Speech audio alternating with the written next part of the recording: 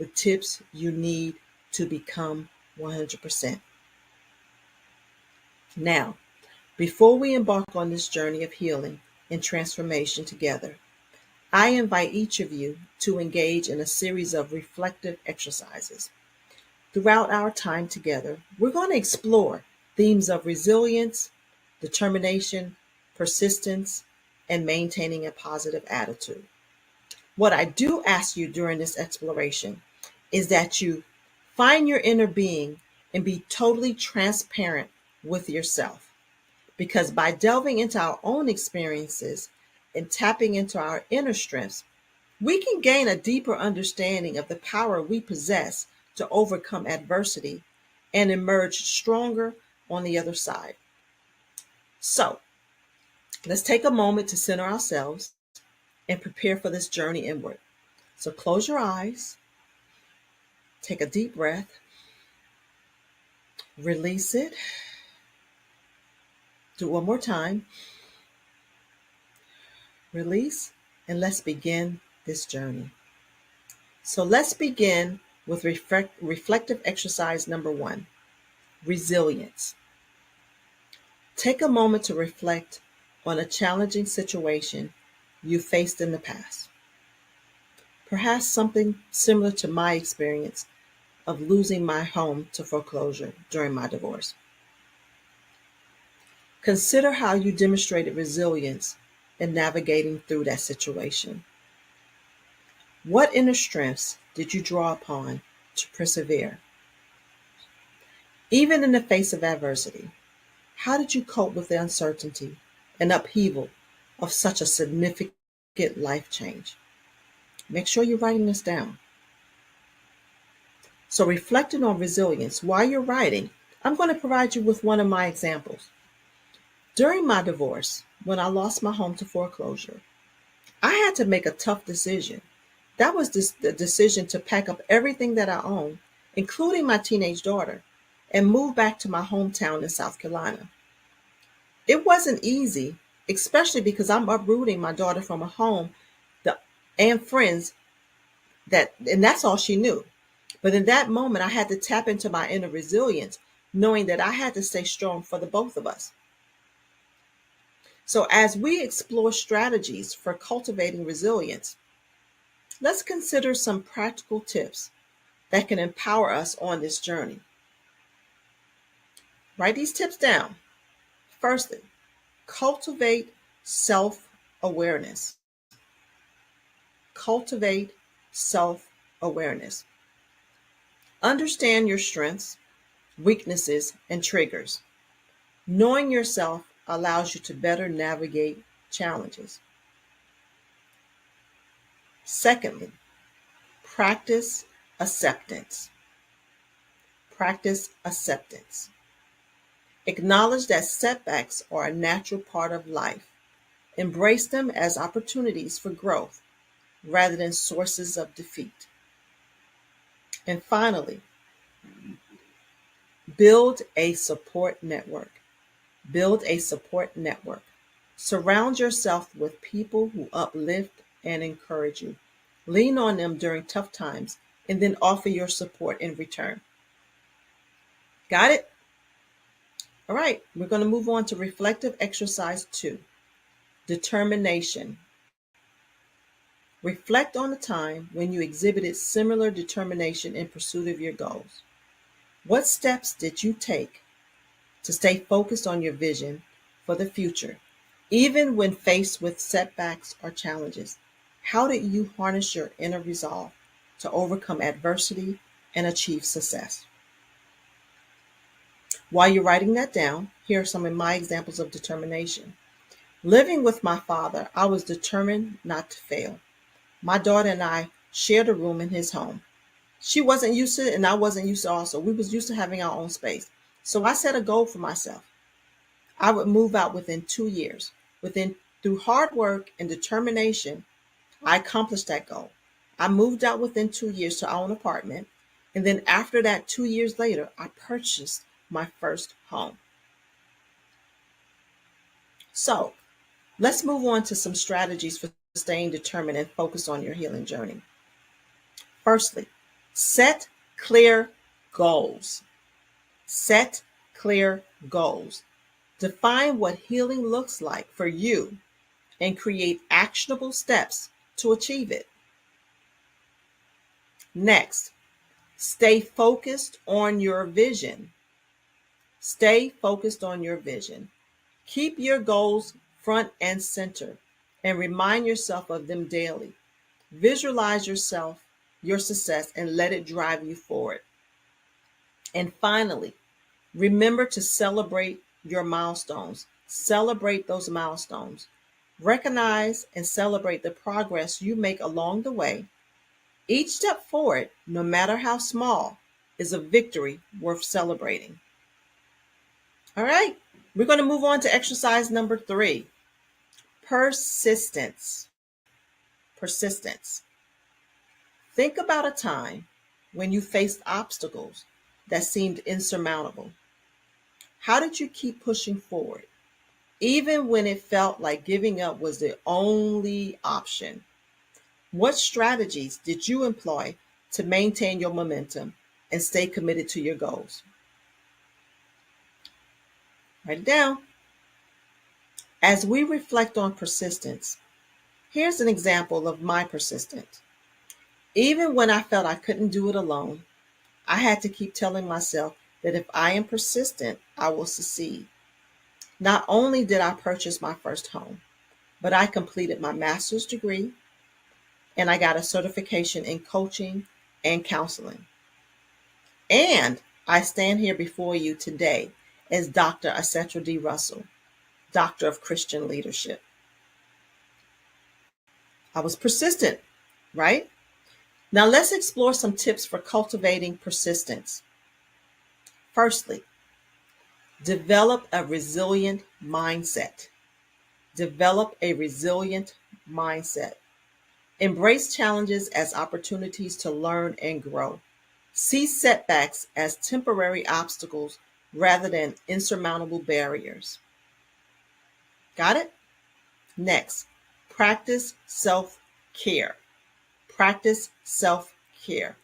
Take care of your physical, emotional, and mental well-being. Prioritize, rejuvenate, and energize. Keep you motivated to persevere.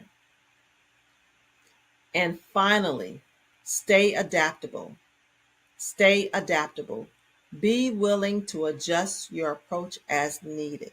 If one strategy isn't working, don't be afraid to try something new. Persistence doesn't mean stubbornly sticking to a failing plan. It means finding alternative routes to success. Okay, let's shift our focus to reflective exercise number 4. This is my favorite. It's positive attitude. Consider how your attitude has influenced your experiences and outcomes in life. When faced with challenges, how do you maintain a positive outlook and keep moving forward? What practices or beliefs help you cultivate optimism and resilience in difficult times? So while you're writing down your positive attitude affirmations, let me share some of mine.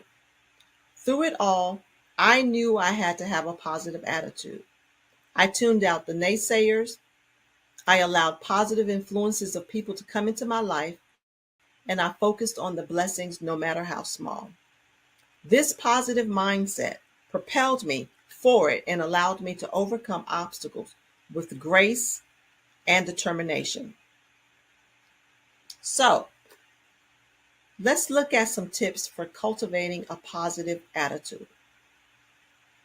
First, we're going to practice gratitude. Practice gratitude. Focus on the blessings in your life, no matter how small. Gratitude shifts your perspective from scarcity to abundance. Next, you're going to surround yourself with positivity.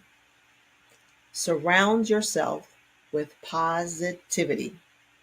Limit exposure to negativity, whether it's negative people, news, or environments. Fill your life with sources of inspiration and joy. Get rid of the negative people in your life It could be family. It could be your friends. Get rid of them. Practice positive self-talk. Practice positive self-talk. Replace self-criticism with self-compassion. Treat yourself with kindness and encouragement, nurturing a mindset of self-belief and optimism. Write some words of affirmation down. Put them on your mirror. Repeat them every morning. You know, my journey has taught me that healing is not just possible, it's inevitable when we embrace resilience, determination, persistence, and a positive attitude. So I encourage each and every one of you to take these lessons to heart, to apply them to your own lives, and to remember that no matter what challenges you may face, you have within you the power to heal, to grow, and to move mountains. We're coming to the end, y'all. Thank you so much for joining me on this journey of healing and transformation. You know, whether you're facing a personal challenge, seeking to overcome past trauma, or simply striving to live a more fulfilling life, know that you are not alone. You see, here at Moving Mountains Ministries, we are committed to walking alongside you every step of the way, offering support, guidance, and encouragement as you continue on your own journey toward wholeness. If you would like to learn more about our courses, programs, or schedule a session with me, please visit my webpage at acetrarussell.com or connect with me on Facebook at Acetra D. Russell or Instagram at Acetra Russell. Together, let's continue to uplift and inspire one another on the path to healing and wholeness. Also, if you would like a copy of my book, 100% Heal, A Mother's Journey of Moving Mountains to Heal the Heart After Death and Divorce, you can search me on Amazon, you can search Acetra Russell, or you can search by the title, 100% Heal, A Mother's Journey of Moving the Mountains to Heal the Heart After Death and Divorce. You can also receive an autographed copy of my book on acetrarussell.com. You know, the word says, if you have faith as little as a mustard seed, you can tell your mountains to move. So join me with Moving Mountain Ministries on moving those mountains from out of your life. Thank you so much for listening in. I appreciate you all, and I hope to see you soon. I hope you contact me. Thank you.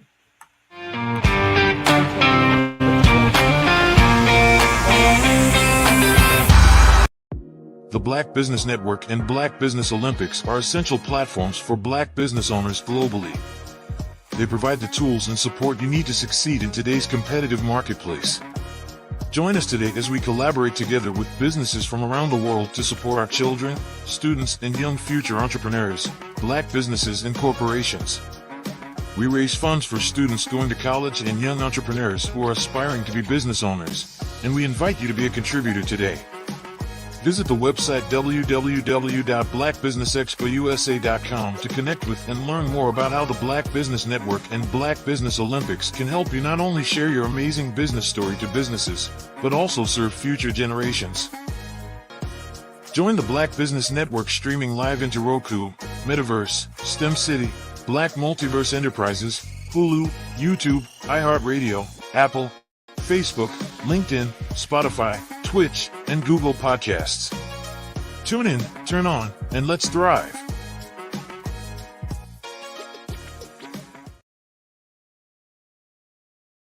Get ready for the Powerful on Purpose Summit, September 28th, 2024 in beautiful Columbia, South Carolina. This is your opportunity to hear incredible speakers who have already conquered adversity and turning their setbacks into monumental triumphs. Prepare to be inspired, motivated, and empowered. Surround yourself with like-minded individuals who share your passion for personal growth and development. Network, connect, and build lifelong relationships with people who support and encourage you on your journey. Don't miss out on an incredible opportunity to change your life, September 28th, 2024.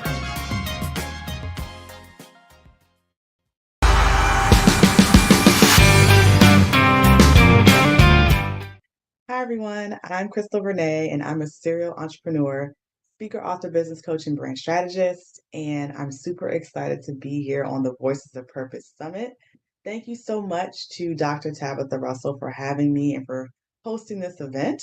I'm going to be talking to you all today about the Brand Builder Blueprint, creating multiple income streams. But before I do that, I want to tell you all a little bit about me, my story, and how I got here. So let's dive in. Entrepreneurship has always been in my blood. I actually started my first business at the age of 16. I started an eBay store where I was selling vintage and designer handbags. And that went really well. My first month in business, I made $16,000. Yes, I always think about myself as being like the little sister to Jeff Bezos back in the day. But seeing as how I started this eBay store without my mom's permission, she was furious.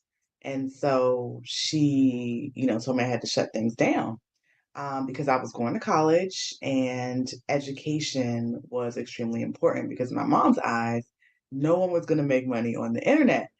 Um, so, I come from a very long line of educators, and so college education was more important. And so I did. I went ahead and I shut down my eBay store, went to college, went to an Ivy League school, went to Cornell University.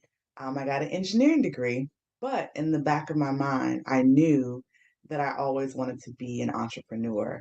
And so I got another shot when I graduated. I actually went into sales, working 100% commission. And the big promise was that I would own my own office or my own business once I built a team and then moved out from that office. So there was that opportunity for entrepreneurship. And for those of you who've never worked 100% commission, that means you do not get a paycheck every 2 weeks. But I did work really hard and I eventually became the number one sales rep in the country for a few weeks in a row. But at the same time that I was doing this, I was also dating my high school sweetheart, who, like my mother, was very traditional. And so he gave me an ultimatum. He said if I didn't get a 9 to 5, then he would not marry me. And, I come from a traditional family. And so, when I was raised, it was thought that I would, go to school, get a good job, get married, have 2.5 kids, live in a big house with a white picket fence. Y'all know what I'm talking about. So because I thought that what I was supposed to do, and I did what I was told, I let go of that opportunity. I got myself a 9 to 5. I became a government contractor, and I worked my way up. So I worked my way up all the way to the C-suite. But in the back of my mind, I always wanted to be an entrepreneur. And I really truly believe that, what's meant for you is meant for you, and no one can take what God has promised. So I got another opportunity to start a business. I actually opened a pole dancing studio that's actually still open today, right here in Maryland, where I live in Temple Hills, Maryland. And so this time I jumped both feet in to entrepreneurship. So now I had a full-time job and I had a full-time business. I was building my business on the side. And, with any business, things don't go as planned the first few years as you're trying to build, as you're trying to generate more income. So I wasn't making nearly as much money as I wanted to make. And my now husband was less than supportive. He just told me I had a very expensive hobby, business wasn't going to work. Nobody cared about the business. Nobody cared about me. He, in fact, would team up with my mom a lot of the times, who, would tell me I need to focus on having kids, having a family, and that why was I spending all this time, spending all this money in something that wasn't profitable. But I did believe in myself, and I believe that if I could find the right strategy, that I would be successful. And so then I became obsessed with trying to find the right strategy. How could I be successful? And then one day I got an email to attend a studio owners conference. And, it kind of scared me a little bit because I had never spoken to anyone about my business, about how it was doing, but there was just something in me that knew that I had to go. And my husband, he was like, you shouldn't go to that. You're spending more money. Why spend more money on something that isn't making money? But there was something inside of me that said, you need to be in the room. So I made the provisions and I went to the conference, and I'm so glad I did. Do you guys know what I found? I found people who were just like me, trying to figure things out, people who, had kind of had some success. And then there were some really successful owners in the room, 7-figure, 8-figure owners with multiple locations. And from seeing that, I knew what was possible. And if it was possible for them, then it was most certainly possible for me. So after that point, I made it, I made effort to go back to that conference every single year. I hired coaches, I hired mentors, I invested in myself. And with just a few short years, I had a multiple six-figure business. So I had a multiple six-figure business, but I had a multiple six-figure business in secret because my husband and I often fought about the business. So it was a point of tension in our marriage, and we didn't talk about it really. The only time that I would talk to him about the business was if I was either going to the studio or coming back home. That was really it. We didn't talk about anything. Um, and he didn't see my success, but a lot of other people started to see my success. His friends saw it, my friends saw it, family members saw it, and soon I started to get calls and texts and emails and inquiries about how can I help them get their business started, or start something similar to what I had, or just a whole influx of business questions starts to come.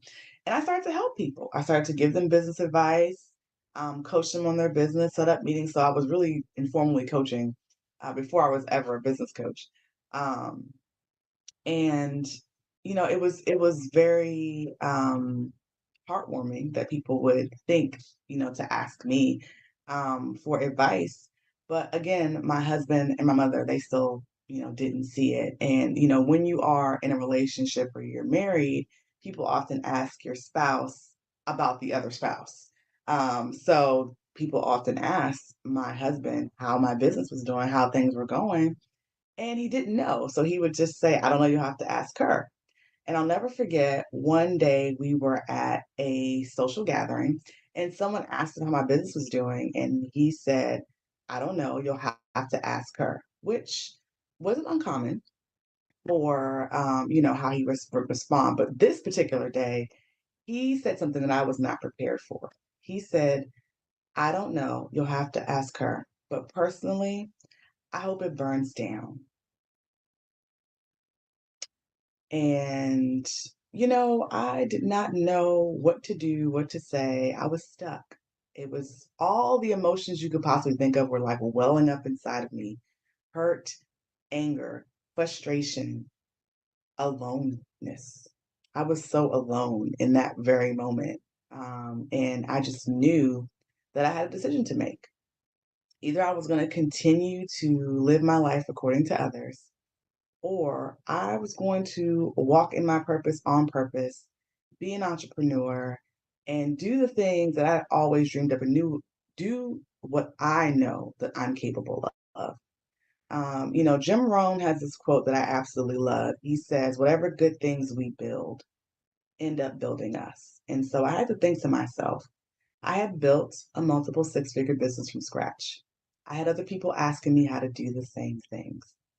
And so it was with that clarity that I moved to divorce my husband, and I started two more businesses, including my business coaching and brand strategy firm, Simply She, or Simply Slay Hard Every Day, where I teach entrepreneurs how to monetize their expertise and create multiple income streams, which is what I want to share with you all today: the importance of having multiple income streams and how to do that using my framework, the Brand Builder Blueprint. So let's get into it. All right, so what I want to talk to you all about is the Brand Builder Blueprint, how to create multiple income streams. That's me, my company, Simply She, Simply Slay Hard Every Day. And I'm passionate about helping entrepreneurs to build their brands. So I like to start everything off that I teach with a quote, and this is one of my favorite ones. If you're not willing to risk the unusual, you'll have to settle for the ordinary. And I believe that those of us who are called and we have a purpose in this world, we are anything short of ordinary. And so that's what you have to be in order to really build your business, build a brand. So I want to talk to you guys about the Brand Builder Blueprint, my 5-part framework for creating multiple income streams. So I'm going to talk about creating multiple income streams, why you should monetize your expertise, and how the Brand Builder Blueprint can positively impact your business. So let's talk for a second about why focus on building a brand. Now, the online marketplace is crowded and competitive, and you need to find ways to make your business stand out. You need to stay at the top of your ideal client's mind. And you also need to clearly communicate often what it is that you really want to be known for. So I like to think about branding and in relation to your business as if your business is the body, your brand is the soul. It is the essence of what makes your business what it is. And your business has a specific product or service that it provides. It's something that you do better or unique than anyone else, and that's going to be your zone of genius. And the people you can serve with this is going to be your target market. Now let's talk about why multiple income streams. When building a business from scratch, it's important to have a strong foundation. And the stronger your foundation, the stronger your business will be. No business today can survive on one income stream. Now, if we think about our business as legs on a stool, right? If your stool has one leg and that leg gets chopped off, what happens to your business?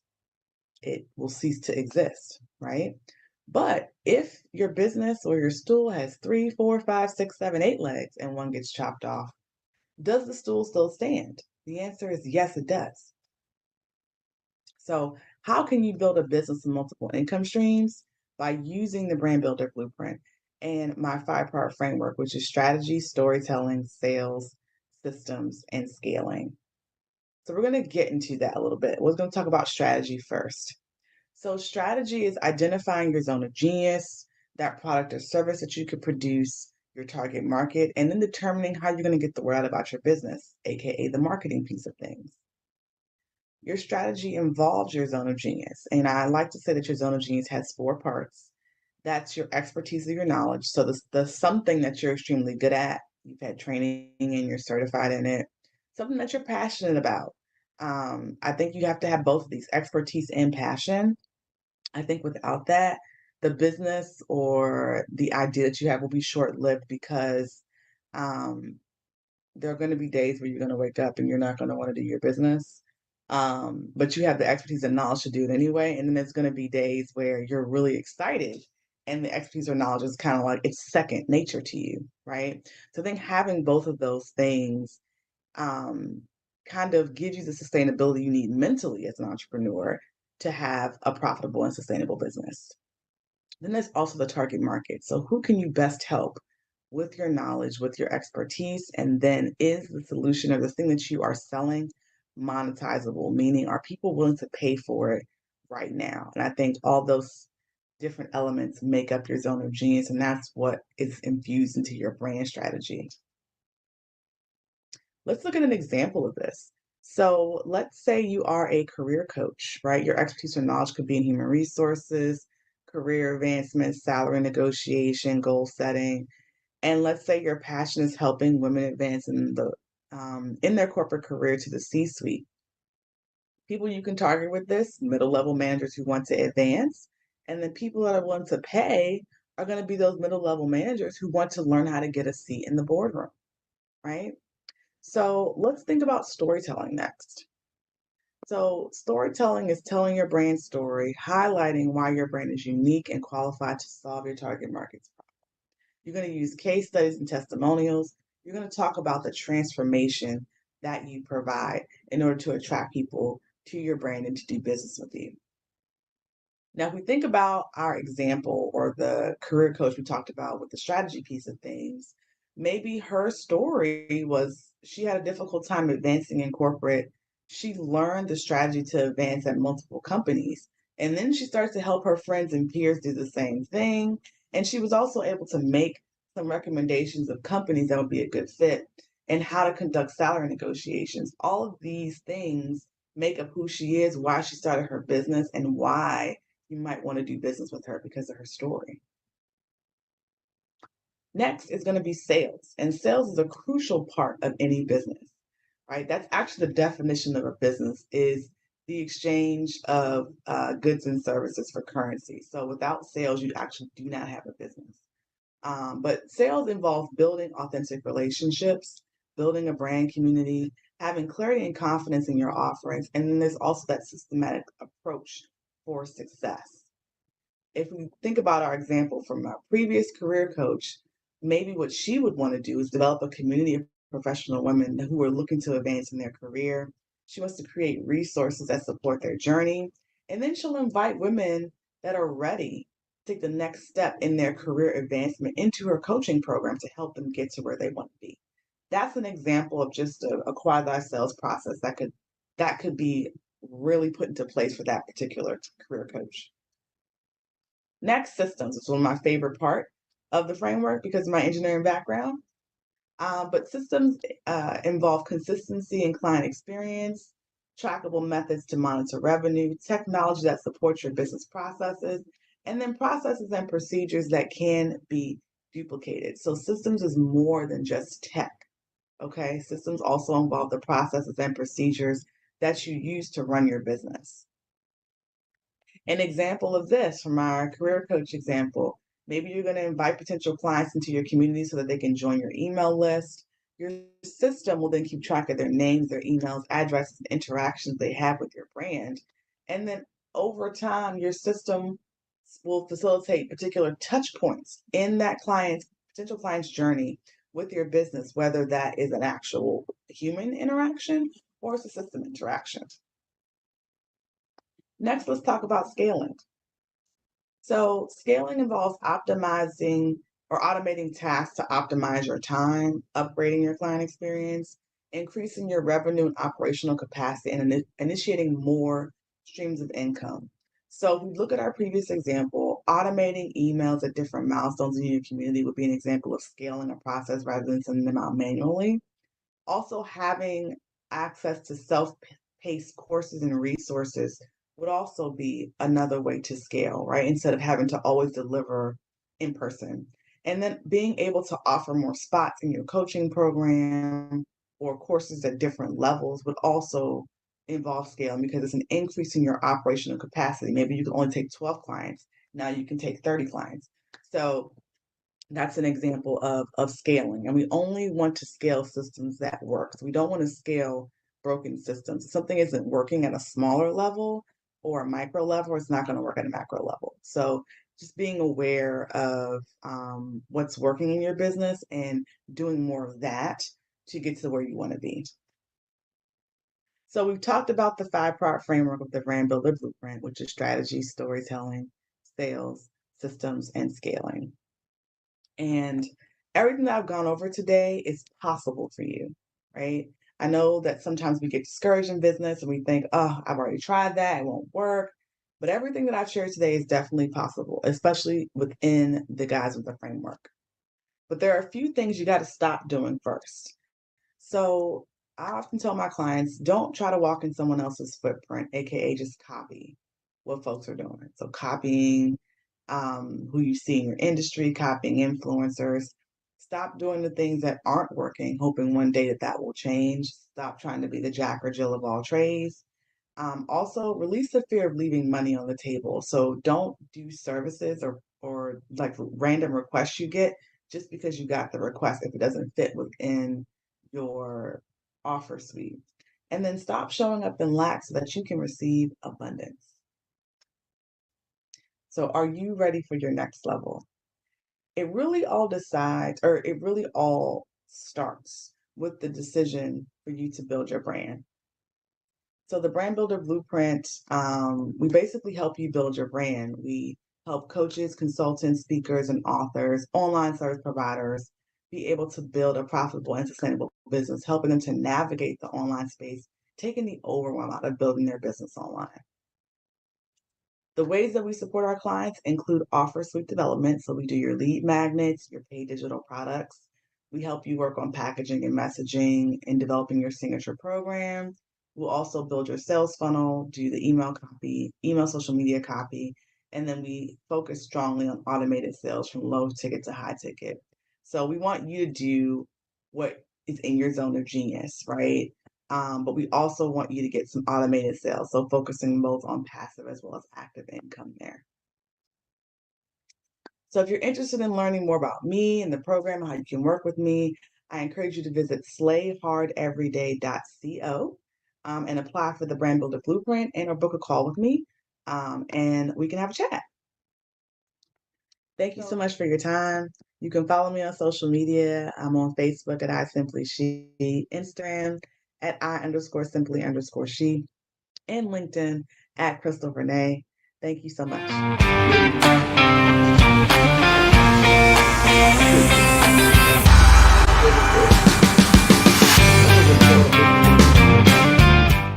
Hi, I am Marquette L. Walker, and I am the CEO of Marquette L. Walker Ministries, Marquette's Closet, and also Winning Women.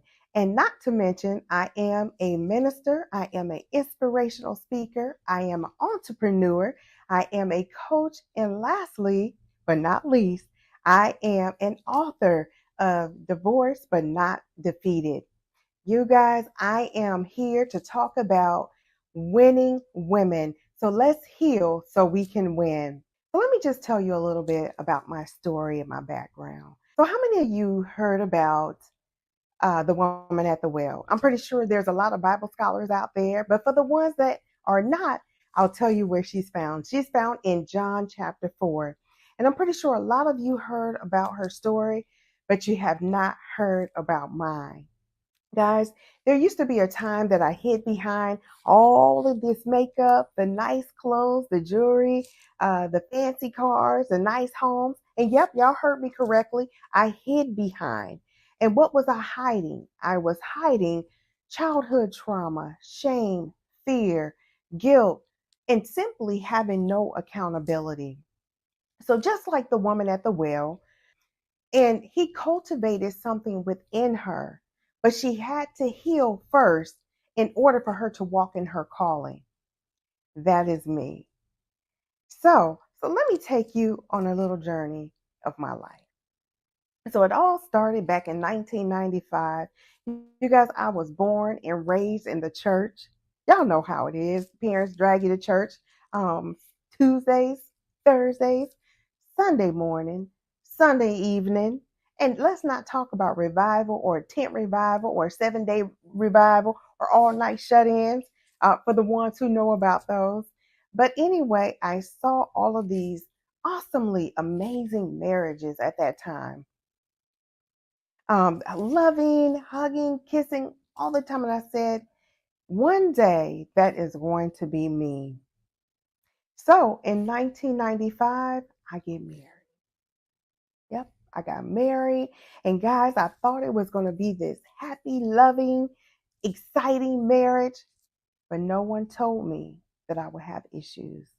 No one told me that you deal with things behind the scenes. So it ended up in a divorce. Yeah, that's right.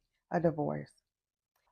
I started to name these. I had so many marriages, I had to name them. The first one, I was just simply naive. So I named that naive. Now we're moving on to 2000. This one is shame on me. No one told me, still, no one told me all the struggles and issues that you will have. I ended up getting married again because all I knew is that I wanted to be happily married, just like the people in church. Well, I get married. The struggles are still there. And guess what, y'all? It ends up in another divorce. So relationship number 2 was shame on me. And the reason why I say that is because I ended up with the same guy. My mother told me, number 1, not it. My mother told me, number 2, that is not it. And I end up with the same exact guy, but in a different body. Just met them at two different locations, but the same atmosphere. Shame on me. Now we're going into marriage number 3. So I'm gonna tell y'all a little bit about this. This happened during grief as I was grieving the loss of my mother. So I will tell anyone, never make a life-changing decision when you're going through grief. Well, marriage number 3 wouldn't have been anyone that would have been on my radar or anyone that I would have talked to.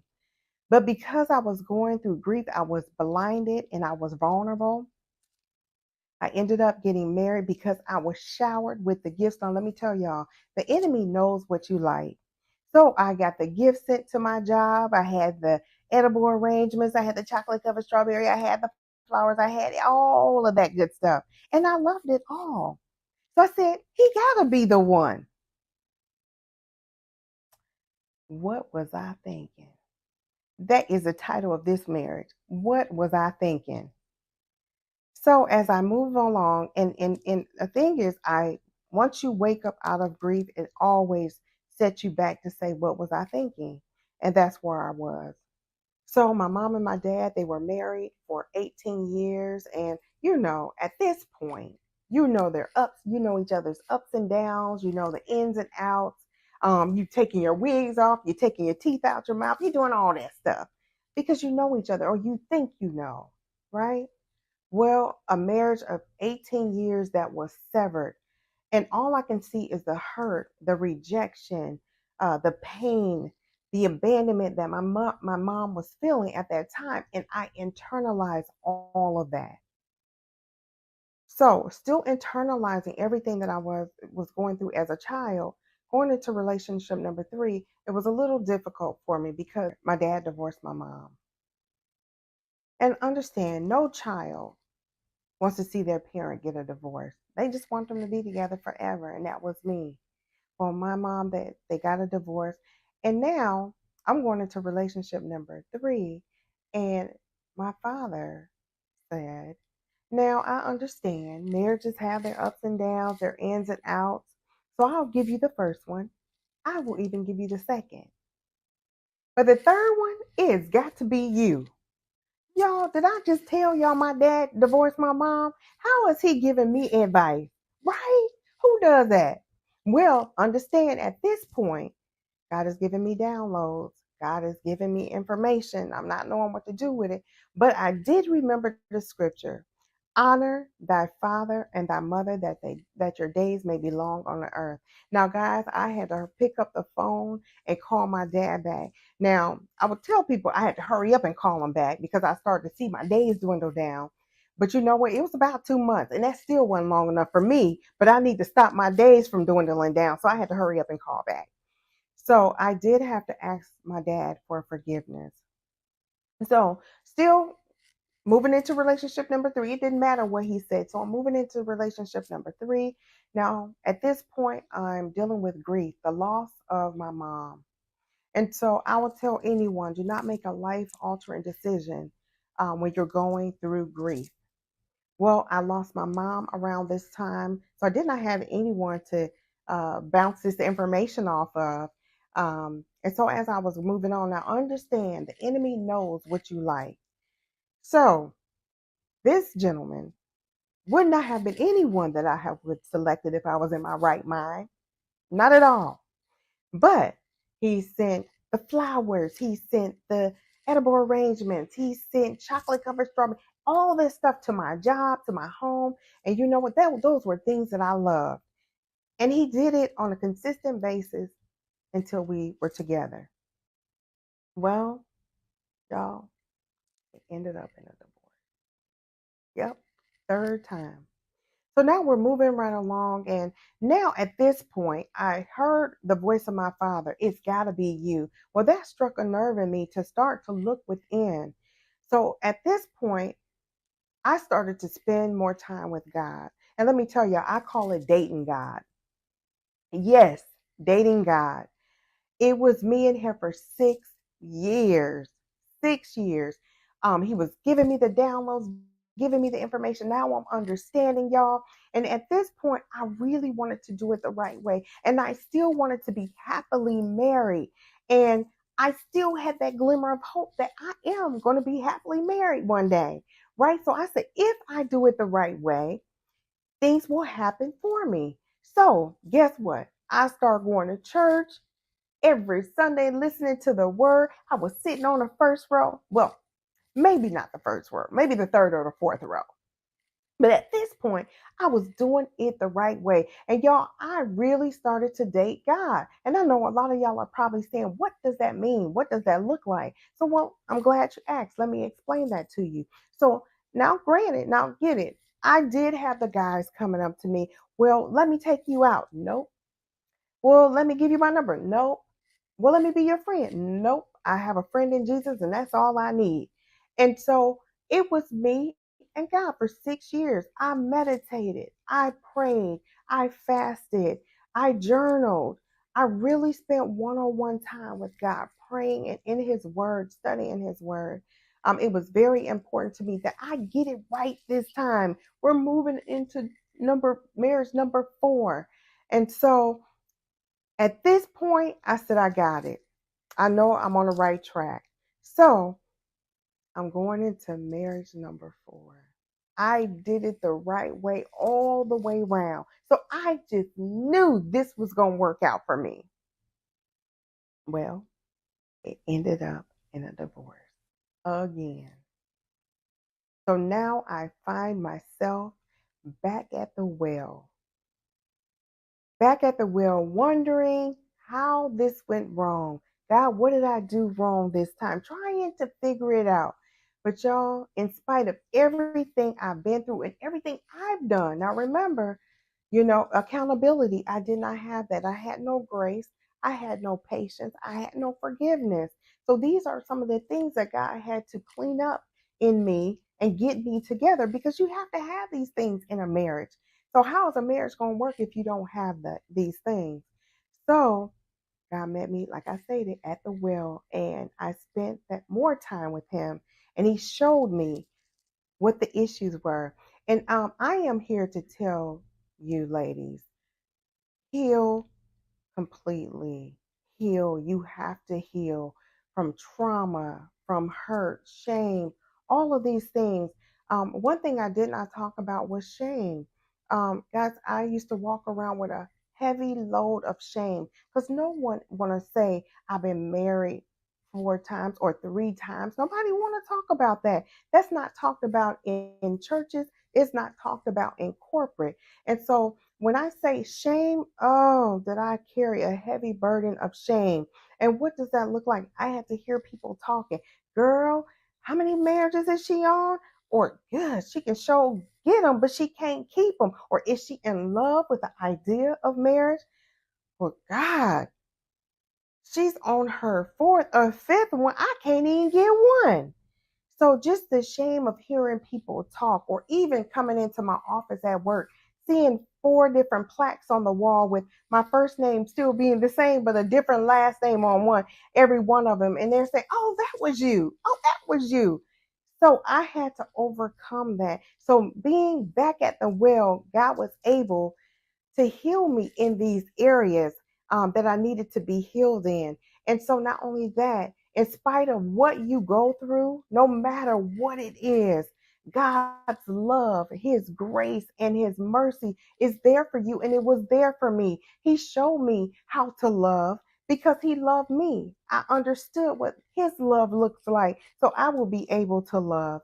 And so now, going into marriage number 5. Now I've learned that you have your ups and downs, you have your ins and outs, but now you have to tap into that grace. You have to tap into that forgiveness. You have to tap into that to help thrive in your marriage. So God has blessed me with another mate where we're able to lock arms and walk this thing out together. The reason why I tell my story is because this is not talked about in churches or corporate. And I know there's a ton of women out there that is going through this same thing that I've been through. And I am here to help women like myself to overcome multiple marriages and divorces. I am no longer that woman at the well, but I am a winning woman, and I want you to win too. So let's all come together and heal so we can win. And so that takes me into my coaching program that I have called Winning Women. And let me tell you just a little bit about that, the purpose of it. And the purpose of Winning Women is to empower women to discover their true potential, embrace their unique strengths, and live fulfilling lives. When we aim to provide women with the necessary tools, resources, and support to overcome challenges, pursue their passions, make a positive impact in their communities and the world. It is a 6-week course, and we talk about forgiveness, healing, self-care, time management, self-awareness, and things like that. For a free discovery call, please contact me at 984-232-3860. Again, that number is 984-232-3860, or you can visit me on my website at marquettelwalkerministries.com. So now that leads me into just giving you a background of Marquette L. Walker Ministries, and actually the purpose of it. And so the purpose of Marquette L. Walker Ministries is to create a space where individuals can find guidance, support, and spiritual teaching to help them discover their true purpose in life. We aim to empower individuals to live fulfilling lives and make a positive impact in their communities. Also, our purpose is to inspire personal growth, transformation, and the development of a strong relationship with God. And so the reason why I wanted to go over the purpose of Marquette L. Walker Ministries, because that is the house of everything else that I do.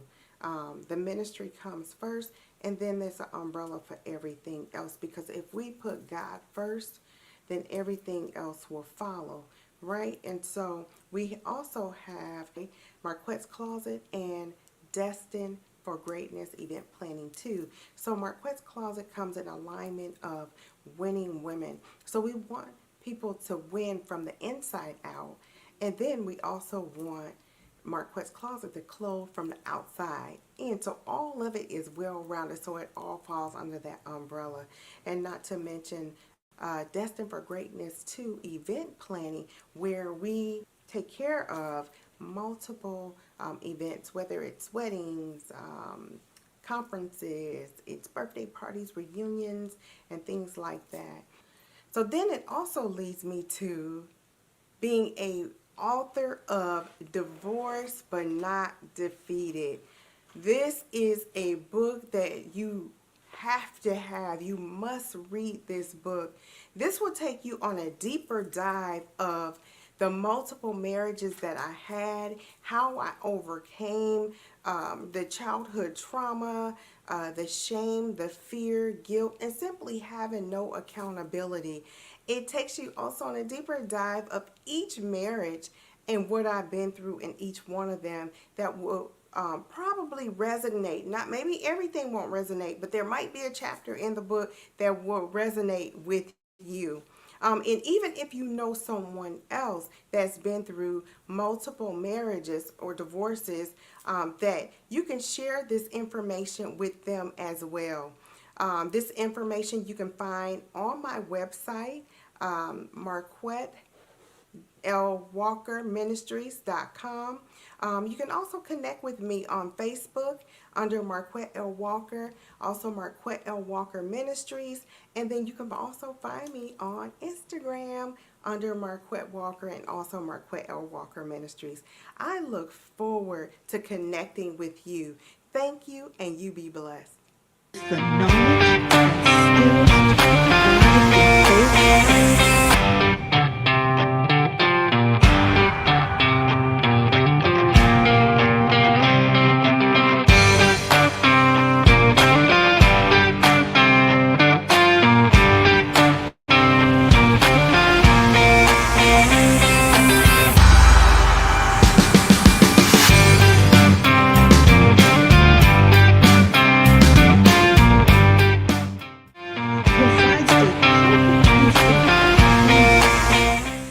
Greetings, and welcome. Listen, I'm so excited to be here in this virtual summit. I'm so excited about having the privilege and the opportunity to introduce myself to you and present the platform that I lead, Act Accordingly. We're going to get to the Act Accordingly, but first, let me introduce myself to you. Get to know me a little bit, all right? My name is Daniel J. Williams, and I'm going to talk with my hands a little bit, or maybe a lot through this presentation. It's not that I'm nervous or anything, it's just that I'm an expressive person. I like to move around, I like to move about when I talk. So if you're a person of movement like I am, if you're very expressive, then you understand. All right, so okay. On with the presentation. Introduction. My name's Daniel J. Williams, as I said before. I'm a man of God. I'm a men's mindset and performance coach. I'm a published author. I'm a podcast personality and keynote speaker. I'm also the father of 4 daughters, 2 sons, 2 granddaughters, and 1 grandson. I'm newly remarried, so that means I've been through a divorce. Yes, we're going to circle back around to that because that's going to be the story coming later. But a little bit more about me and Act Accordingly. What got me into mindset and performance coaching was actually personal training. It was fitness. Fitness got me into it, and personal training. I didn't realize in the beginning what a personal trainer really was. It wasn't just about bringing physical body transformation and helping people with their fitness and their performance, but it was about helping people overcome mental and emotional barriers too. Because a lot of my clients started off excited about their weight loss journey, about their body transformation, but it would fizzle out. And they would usually come for the usual things. I want to look this way for my vacation. I want to look this way for this event that's coming up. Or, you know what, I just want to build my physique, or I just want to tone my arms and flatten my belly, shake my hips and legs, all of those different things. And they'd be excited about it in the beginning. But as we continue through whatever time period it may be, 90 days, 6 months, the motivation would come down. And when I ask about the inconsistency in the eating habits or the inconsistency, the halfway efforts into their workouts, their training, then they start to pour out private things. So I had to sit with them through emotional and mental barriers in order to be able to get them to a point to where they could be consistent in reaching those fitness and transformational body changes. And after we would sit down with these things and they would still come in with kind of that half effort or little lack of motivation, I'd have to bring back to their attention. Okay, now we've discussed this. We said we're going to do this. You want to reach this. Act accordingly. What's wrong with you? All of the excuses should be gone. I'm no longer accepting what we've already discussed as being valid for you not doing this. And it became a mantra. It became the words. It became the phrase or the command that I would use throughout my training facility. Act accordingly. Whenever they were half performing, all I'd have to do is look at, I know, act accordingly. So what is act accordingly? Well, I'll tell you what act accordingly is not. Act accordingly is not just a catchy phrase. I know it sounds good to say it. Act accordingly. Act accordingly. Act accordingly. It does sound good, right? But act accordingly is not a catchy phrase, although it sounds good. But act accordingly really is a call to action. Act accordingly is a call to action. It's a command to do an about face, to do a 180-degree turn from whatever incorrect pattern that you were following or whatever you did not know. Now you know it, so make a 180, do an about face. Act accordingly is a reminder for you to do the right thing. Act accordingly is that voice in the back of your mind that's telling you, act with integrity. Don't take the path of least resistance just because no one's watching. So by the time I'm done with this presentation, what I want to established with these two words, act accordingly, is that it's going to ring in your ears as a reminder, like a drill sergeant with a platoon, to do the right thing all the time.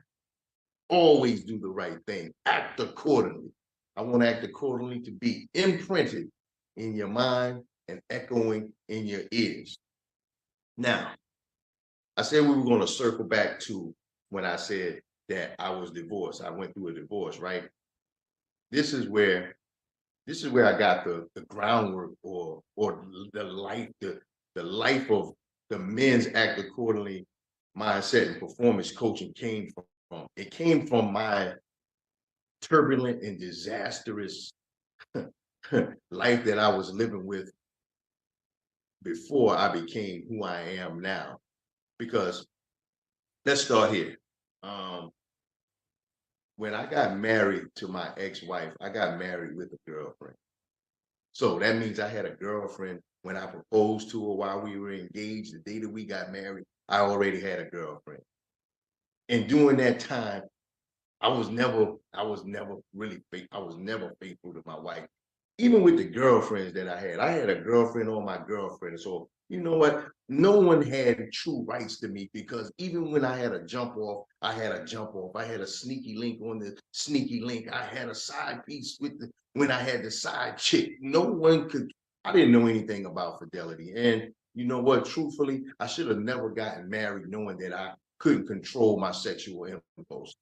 I should have never got married knowing that I couldn't be faithful and that I couldn't be an honorable husband. I should have never gotten married. So that was the first thing, right? That led to me getting divorced. Here's another thing. Second thing, I worked a lot. I worked a full-time job and I always kept a part-time job or I had some type of side hustle. And it wasn't because we were struggling.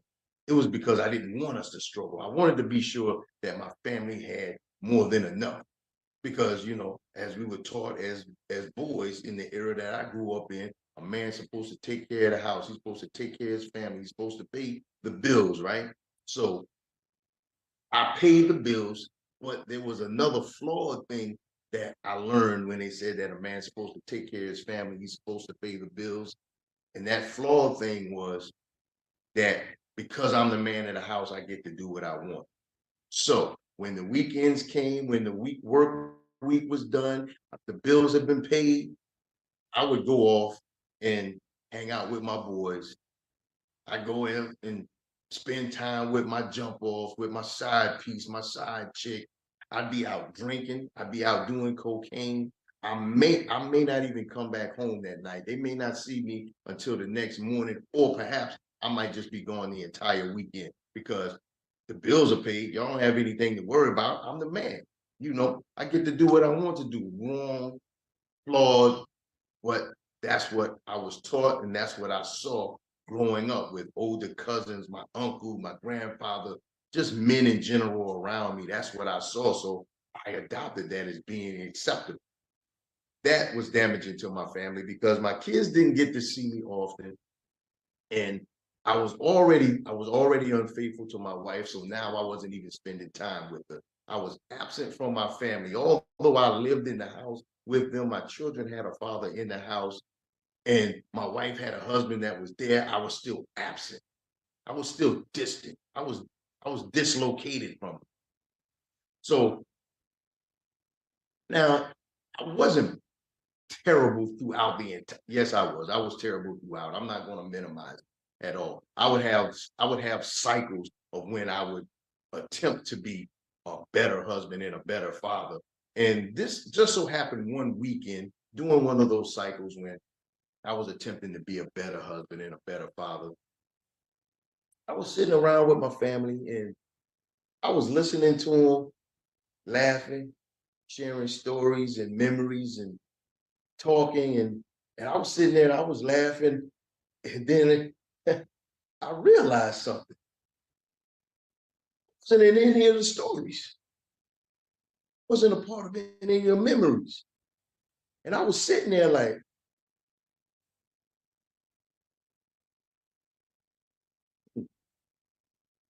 it was that weekend that shook my reality. that it shook me. It brought me to the place of realizing that, you know what? I was head of the house. I'm the man of the house, but I wasn't a member of the family. I wasn't a participant in being in the family. Here I was sitting in the middle of all of this laughter and sharing jokes and talking about memories, and we did this and we did this. Oh, that was so funny. And I couldn't contribute anything because I wasn't there. I wasn't part of making the memories.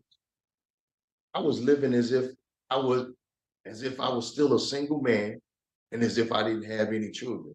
Because if you met me out on the weekends anywhere, you wouldn't believe that I was married or that I had children because I'm hanging out all night. I don't go home. Despicable guy. And you know what? Because of that weekend, I would love to tell you that I did an about face. I did a 180-degree change, but I didn't. I went through cycles still of trying to be a better husband and trying to be a better father until it just came to a head. And then I was just like, you know, my obviously because I got divorced, the marriage had gone too far and it was too damaged for it to be recovered. As much as I apologized, as much as I said I was sorry, it didn't work. It wasn't enough. I damaged the marriage beyond repair. God bless, I didn't damage the relationship with my children beyond repair. Although I was negligent to them, I didn't think that I was being abusive to them, but I was. I was being abusive to them because emotionally there was no connection. So eventually I came to a point of saying, you know, man, enough is enough. You're gonna lose. You're gonna lose your marriage. You're gonna lose your kids, and they're not gonna love you. You're gonna be alone. So I sobered up. Not so much as sobered up from the drinking, because I did a lot of drinking. So I did a lot of drinking. I did a lot of cocaine. I did a lot of running around with women.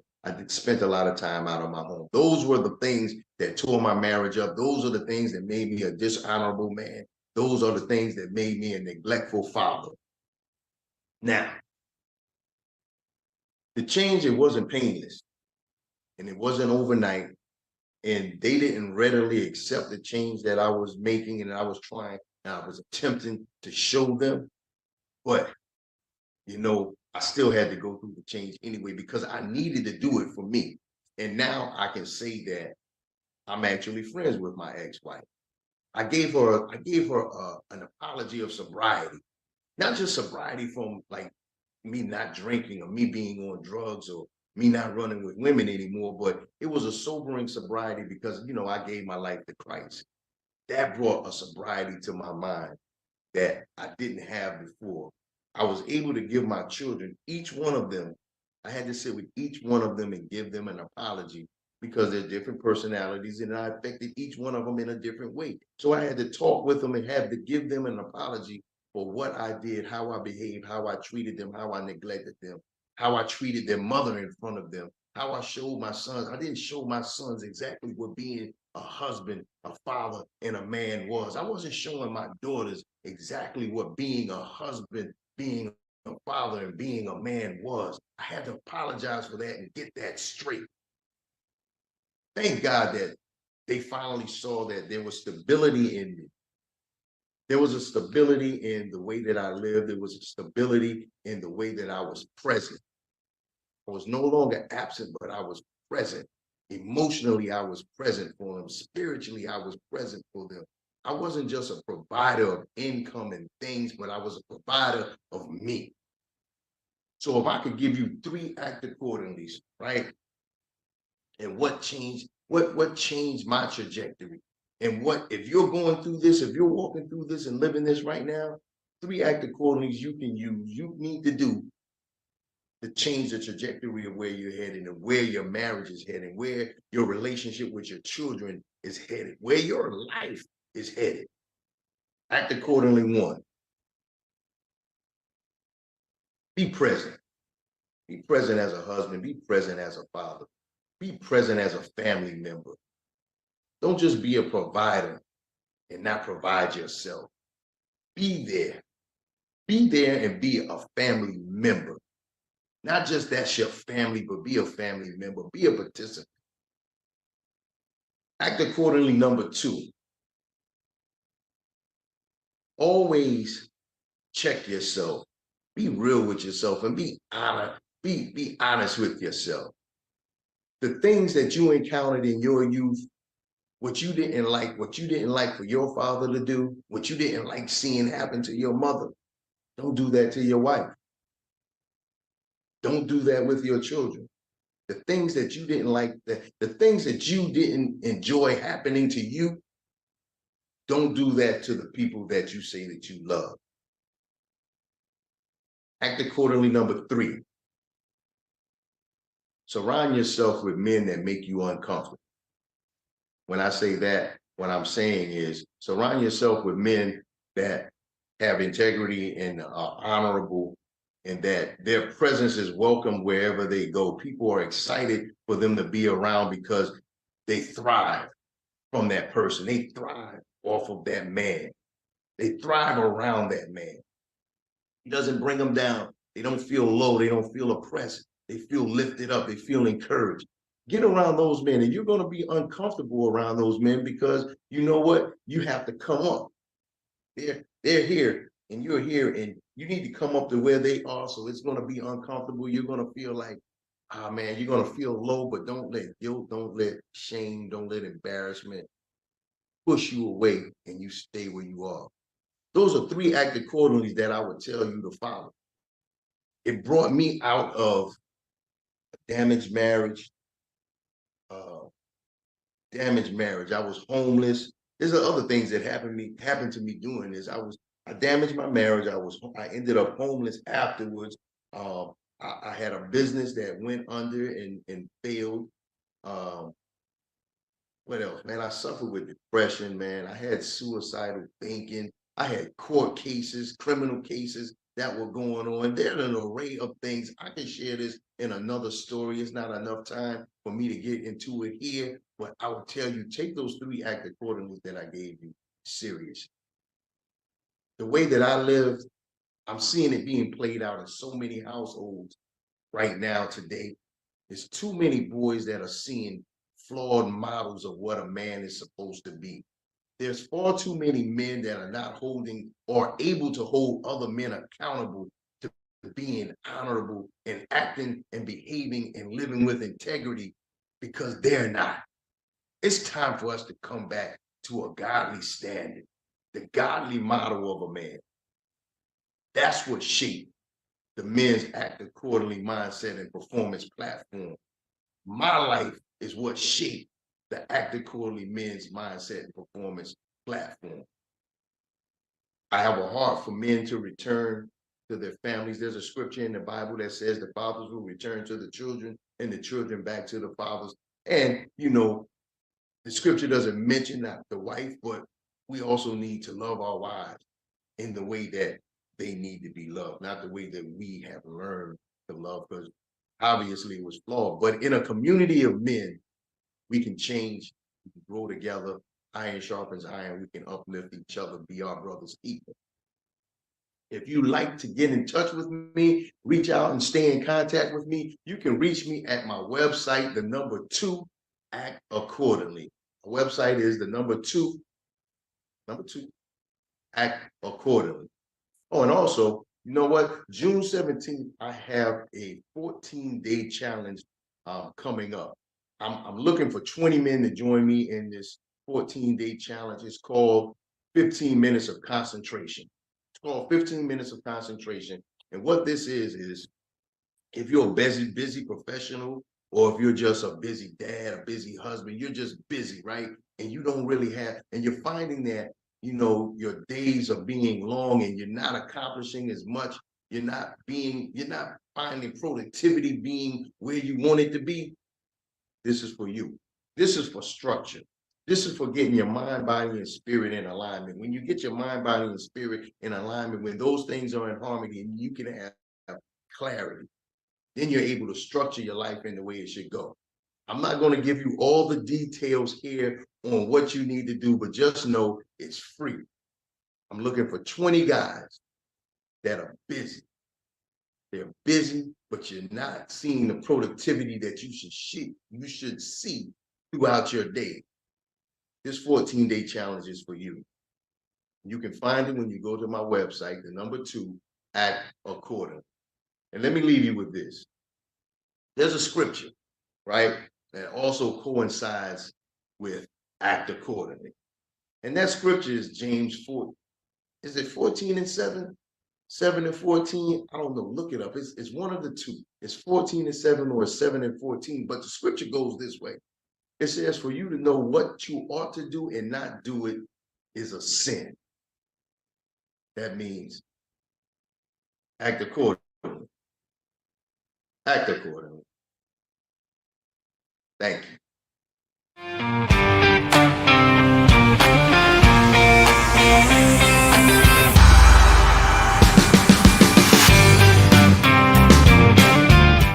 I discovered the keys to maintaining vitality in health and finance in the back of a speeding vehicle, sirens blaring, red lights flashing. And before I go on with my story, let me introduce myself. I am Sharon Armstrong, holistic life and vitality coach. Originally from the island of Jamaica, I now live in Glenview, Illinois.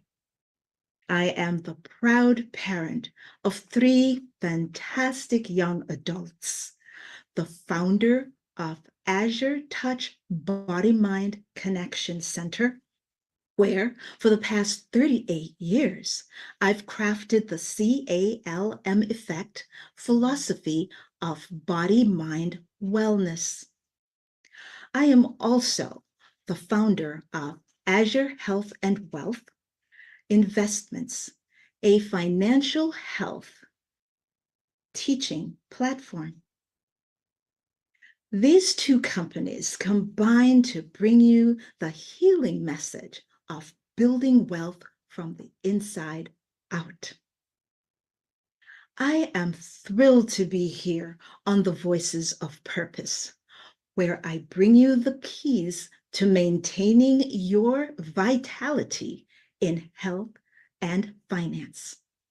And before we begin, let's do a little housekeeping. Have pen and paper or whatever digital writing device you use. Also, have water close by. Stay hydrated.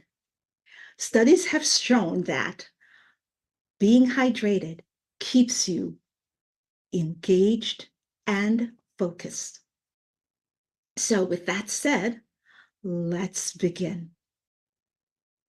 What are the keys to maintaining vitality in health and finance?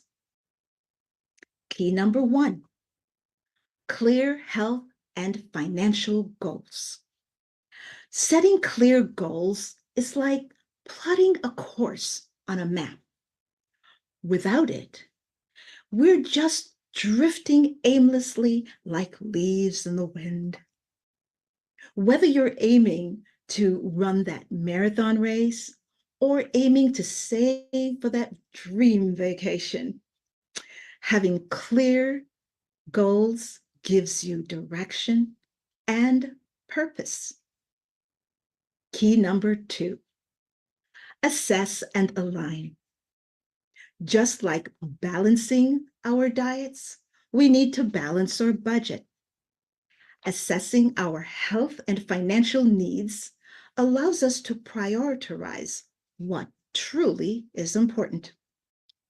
Besides, what good is having a healthy bank account if you're too sick to enjoy it, right? Key number 3, learning and leveraging our skills and mindset. It's not just knowing what to do. It's about having the mindset to actually do it. Whether you're learning new workout routines or learning to budget, it's all about empowering ourselves with the knowledge and skills to succeed. Key number 4, move into action. You've set your goals, aligned your needs, and armed yourself with knowledge. To implement your plan, now it's time to move into action with confidence and peace of mind. These 4 keys form the acronym CALM in the Calm Effect philosophy. Now, let me share with you how this all began. It was October 8th, 1987. Payphones were still a thing back then. I am 6 weeks pregnant, and all I wanted to do was make a quick phone call to my husband. Morning sickness, you know. Now, as I exited my car, out of nowhere, a stranger blocks the door. He said he had a gun and demanded for me to move over. I refused, and he fired a single shot and walked away. Needless to say, I was in shock. The next thing I knew, I'm in a speeding vehicle, sirens blaring, red lights flashing, and as I felt the searing pain across my abdomen and thought my life was in the balance, a miraculous thing happened. A sense of calm overcame me. And yes, that calmness not only saved my life, but also the life of my unborn baby. Today, my daughter and I are well and in great health 36 years later. That was a real coup for health and resilience. However, I cannot say the same for financial preparedness. My financial preparedness at the time was a whole different story. My initial belief that having a secure job was enough for life was quickly shattered. Personal finance literacy was not something taught in schools or spoken about in most homes, mine included.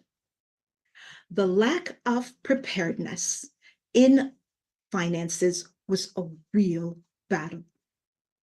Today, financial preparedness is still a struggle for many Americans, with roughly 57% of Americans being financially literate and only 2% being health literate. I realize a significant gap exists. Given these statistics, I've made my mission to make both health and personal finance a common language in everyday life. At Azure Health and Wealth Investments, I am dedicated to empowering individuals with the knowledge and skills to thrive in both health and finance.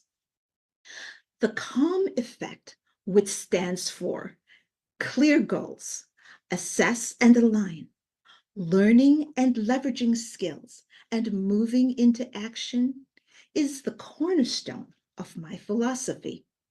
This approach, inspired by nature and the ancient Chinese 5-element theory, provides a comprehensive framework for achieving vitality and prosperity.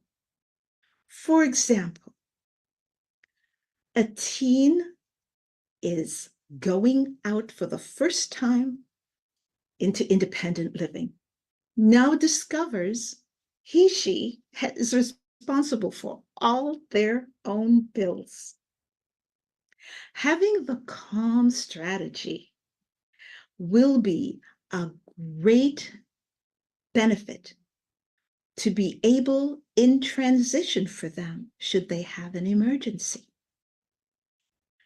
Or you find yourself as an adult in a tween situation where you have children still in school and now having to take care of sick parents. That can be a very stressful situation. I was in that situation at one point. And having the calm philosophy at hand really helped me to weather that time. So through my journey, I have learned that life can shake us up in umpteens of ways, giving us wake-up calls when we least expect them. These moments are opportunities to realign our lives and embrace the principles of calm and organized chaos, just like nature does. At Azure Health and Wealth Investments, we strive to help you achieve a balanced and vibrant life.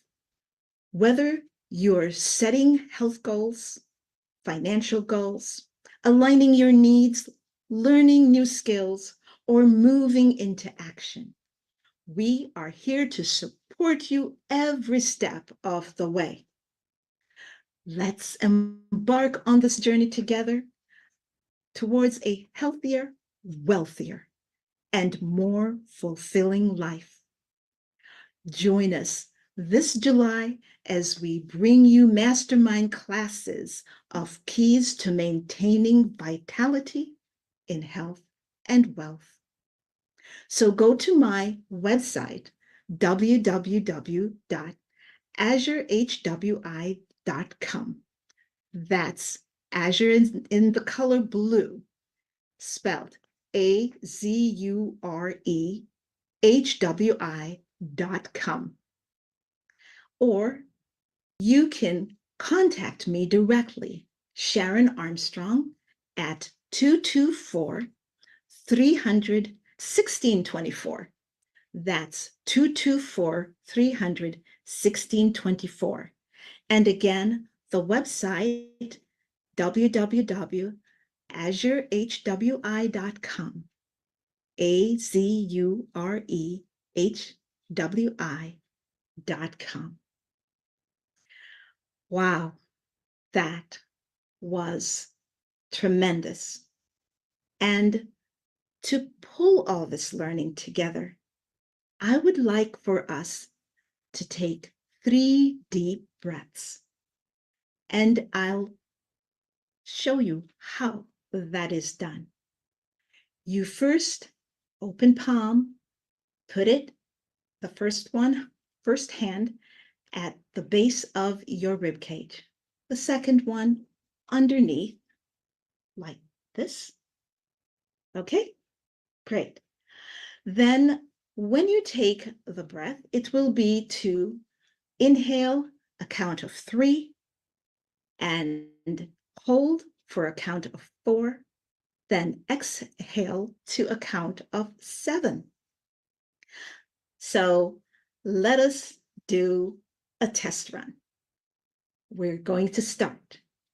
Inhale, 2, 3, hold, 2, 3, 4, exhale, 2, 3, 4, 5, 6, 7.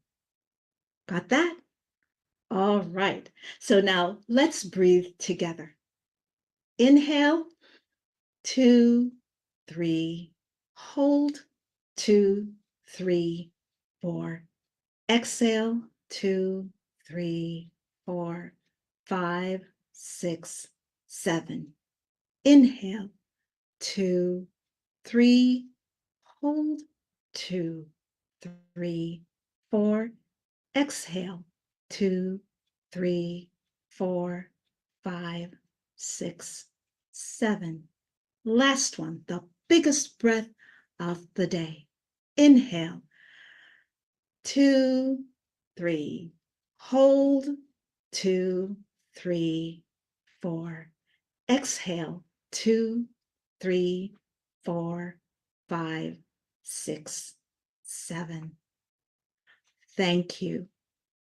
Again, I'm Sharon Armstrong, Azure Health and Wealth Investments.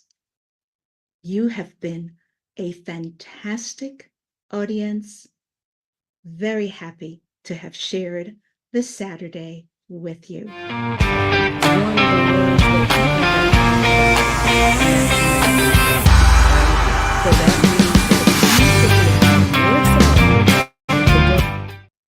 What's up? What's up? It's your girl, Angie Fox, Coach Angie Fox, that is. Certified life coach, certified mental health coach, equipped and ready and willing to help you on the journey of healing.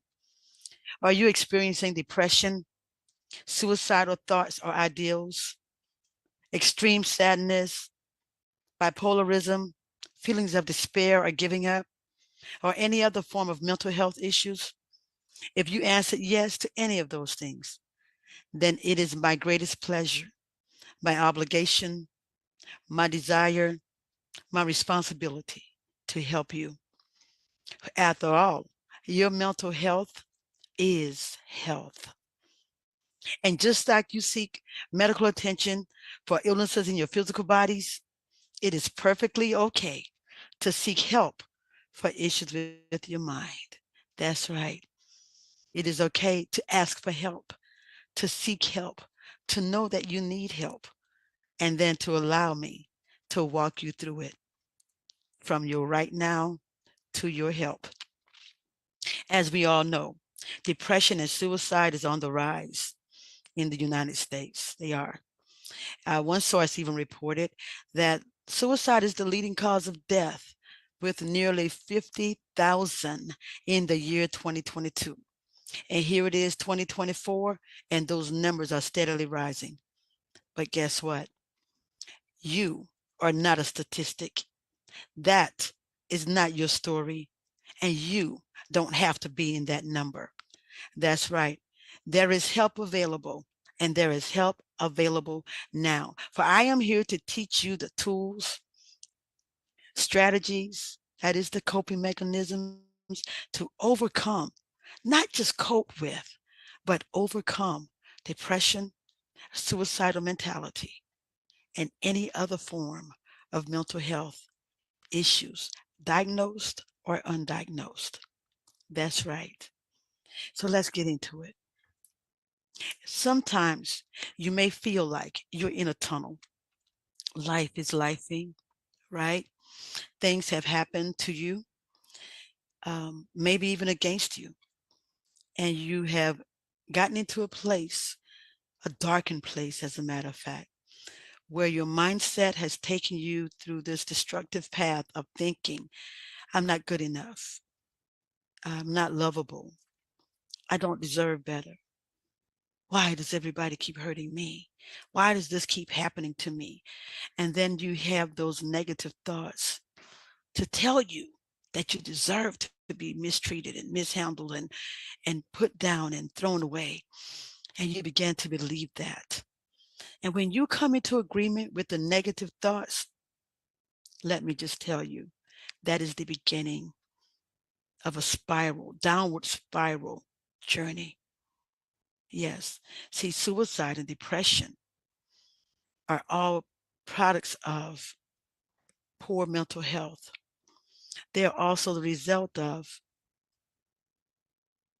a bad mindset, a poor mindset, a negative mindset. So see, what I've done, what I've learned, and what I'm here to do is to teach you how to transform your mindset, change what comes out of your mouth, thus changing your actions.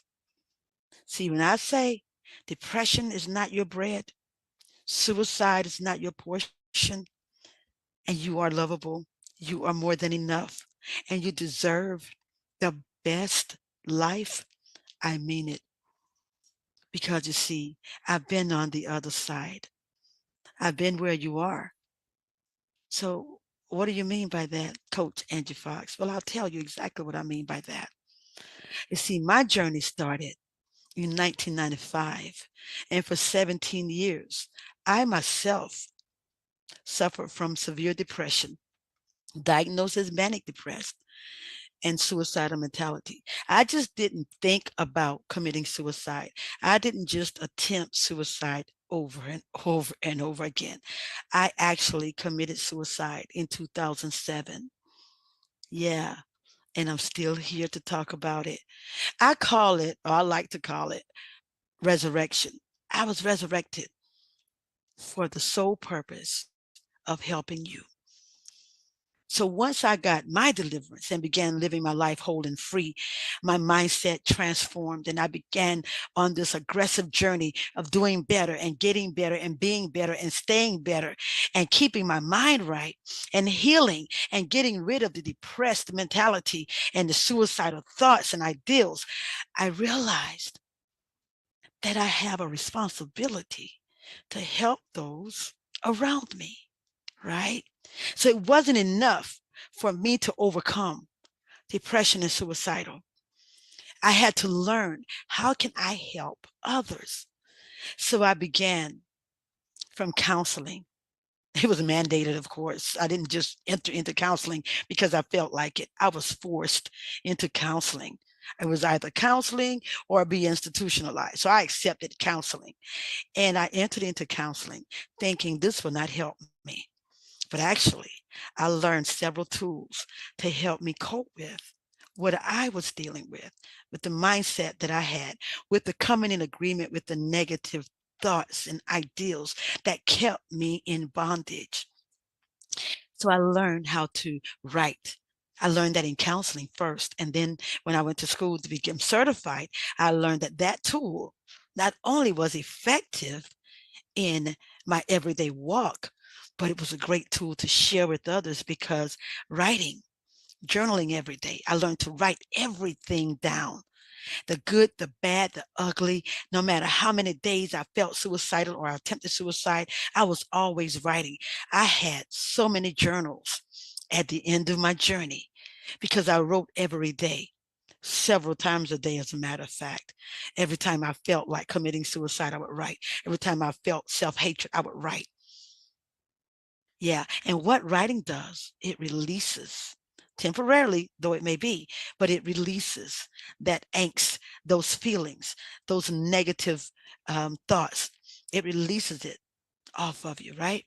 So I began writing using that tool to help me to cope when I felt depressed and suicidal.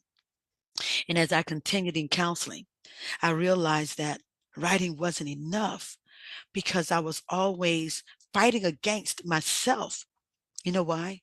Because I didn't realize the power that I have within. You have it too, right? So I began then, once I continued with counseling, and then I got into a church where I was taught the word of God. Yes, that is key. Trust and believe. The word of God began to enlighten in me and show me that God loved me and that he wanted better for me, right? And someone loved me besides my 5 children. Oh, yes, I had 5 young children while I was going through this. So I realized that I had to join together, if you will.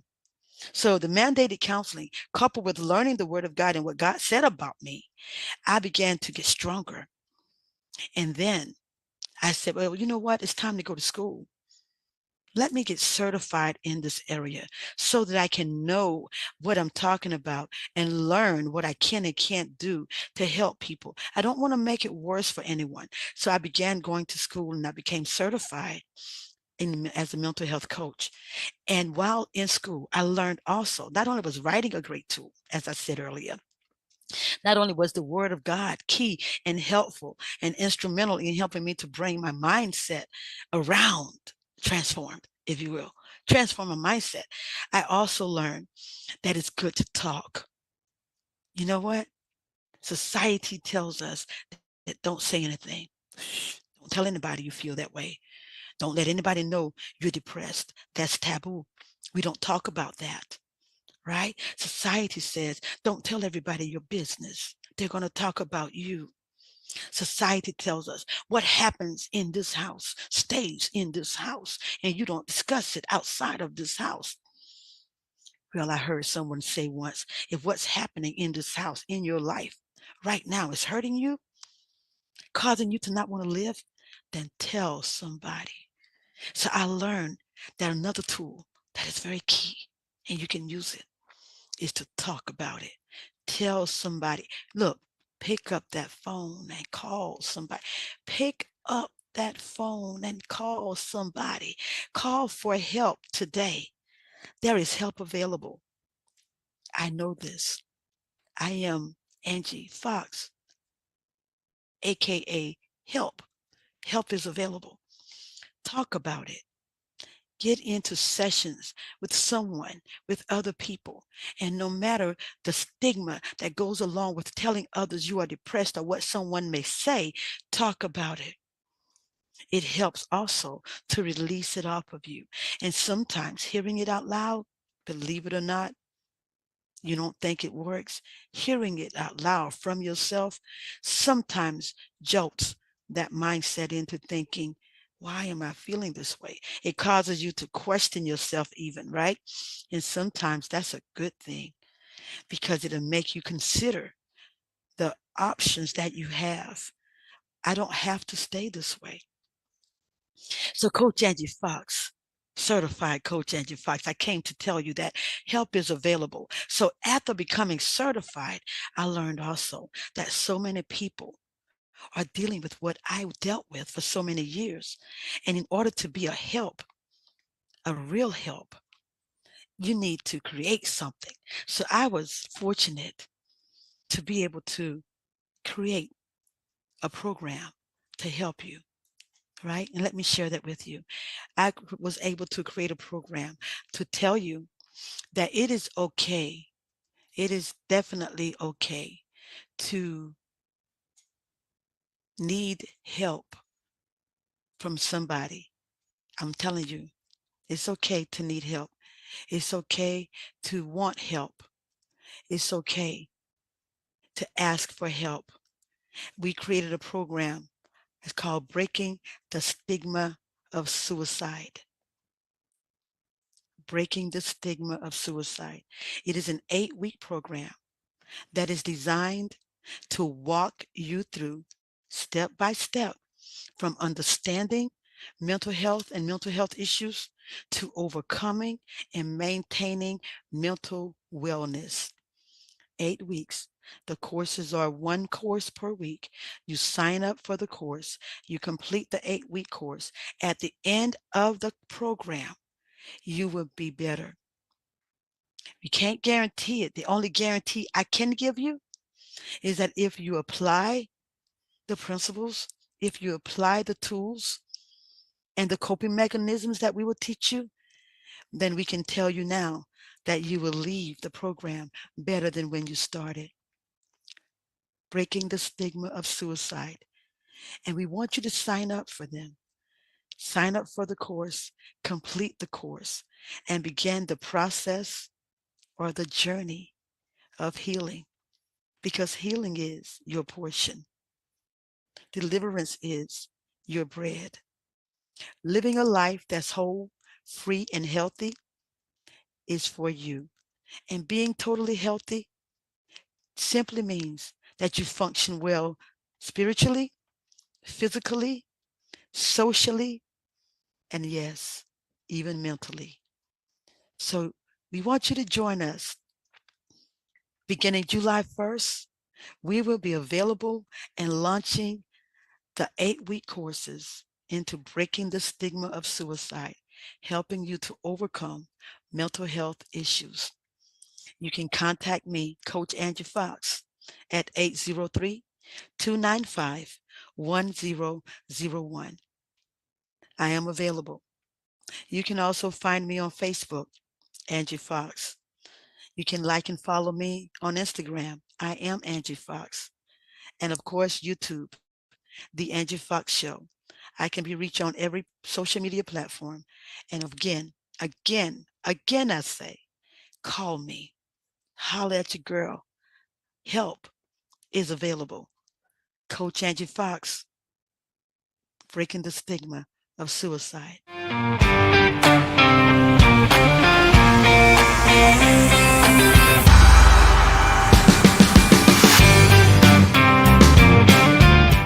Hello, and welcome to the Voices of Purpose Summit. I have the distinct pleasure of interviewing the most amazing Miss Marie R. Pringle on today. My name is Dr. Tabitha Russell, and I am the CEO and the founder of the Voices of Purpose Virtual Summit. And today we're going to talk about such an amazing topic that is going to help so many people when we talk about mental illness, or we'll call it mental wellness, right? Because we want people to be in a state of mind that helps them to navigate sometimes some of the challenges that they have.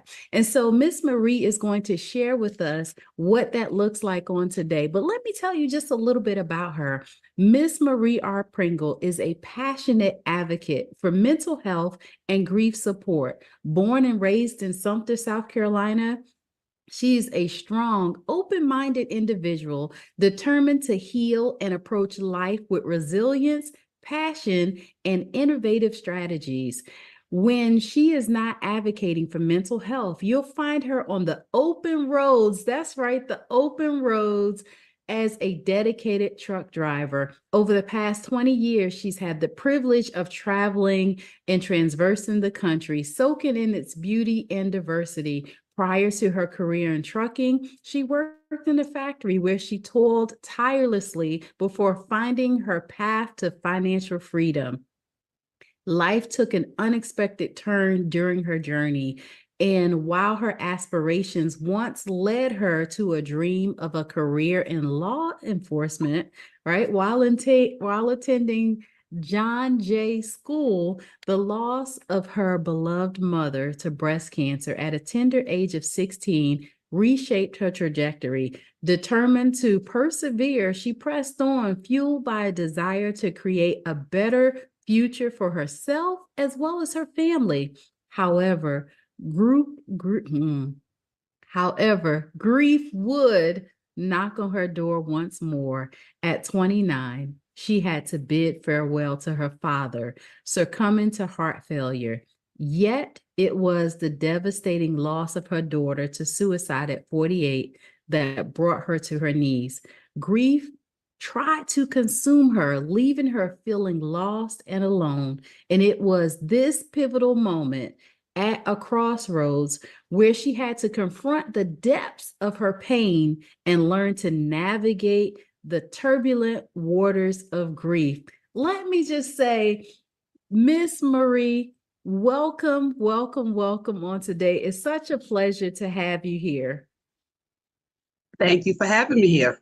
Yes, absolutely. Look, I can't wait to jump into this because just reading the snippets of your bio is just super amazing. So start by telling me, how did you get into where you now want to help people to navigate the pathway of mental wellness, is what we're going to call it for today. But we know that it's mental health and grief support. How did you get into that?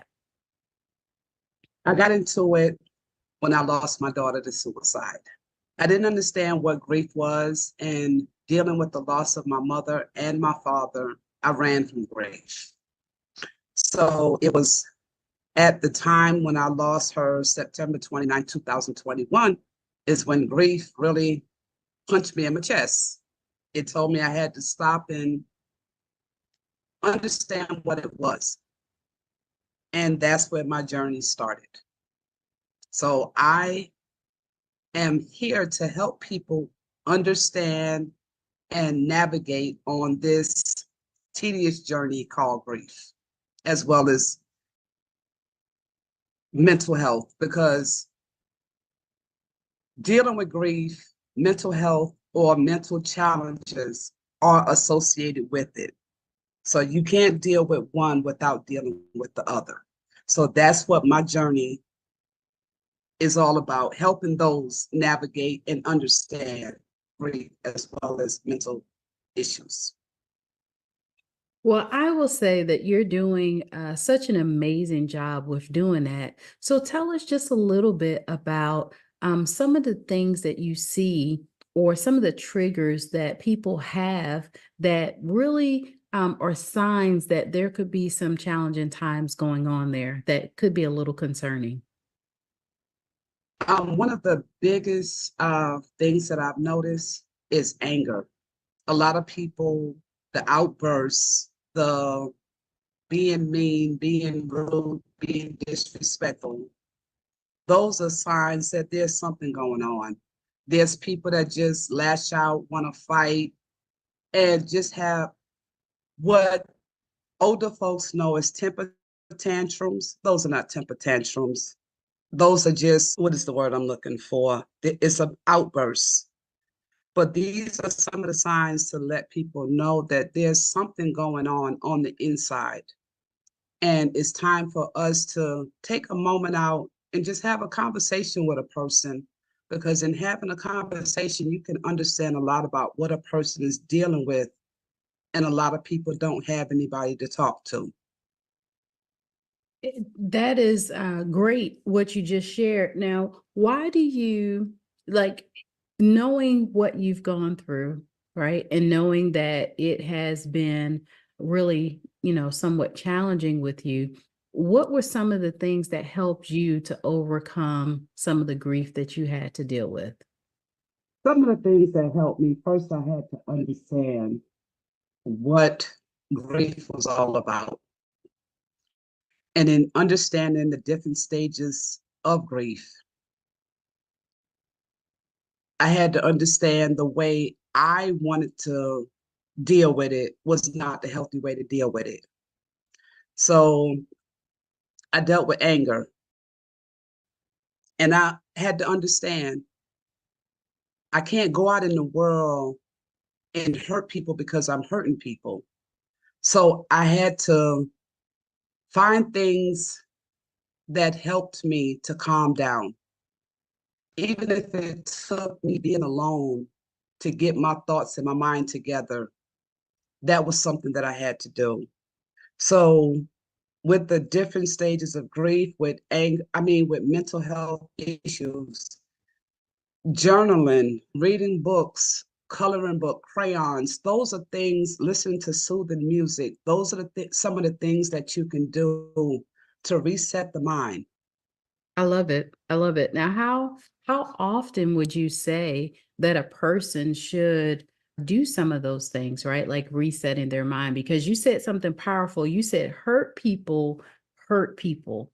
And the first time I heard that, it made me sit back and really think about that, because I do know that when you're in a place of anger, a lot of times you're not thinking rationally. So the first thing that you want to do is have others to hurt along with you, right? To maybe they might understand how you feel and what's going on. So I will say, when you are going through something like that, how often should you pull on those things where you're journaling, where you're listening to the music, where you're coloring? How often should you do that?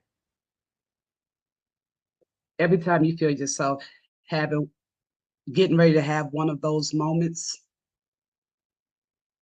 So everybody deal with the grief and the mental health at different times. So I know with me, it was quite often.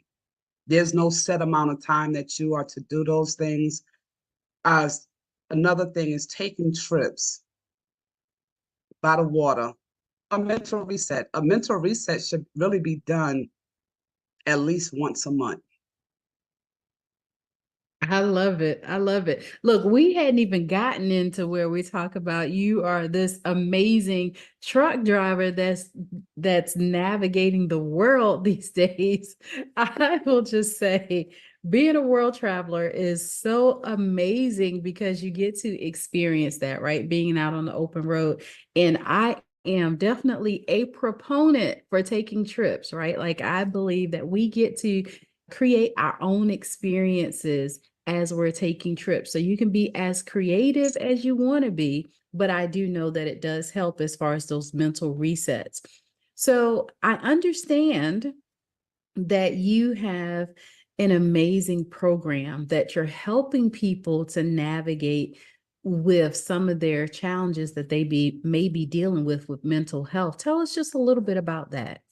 The name of my business is Breakthrough Coaching, and my business is set in place to help those that are dealing with mental health issues, help those to identify the different types of mental health issues that's going on.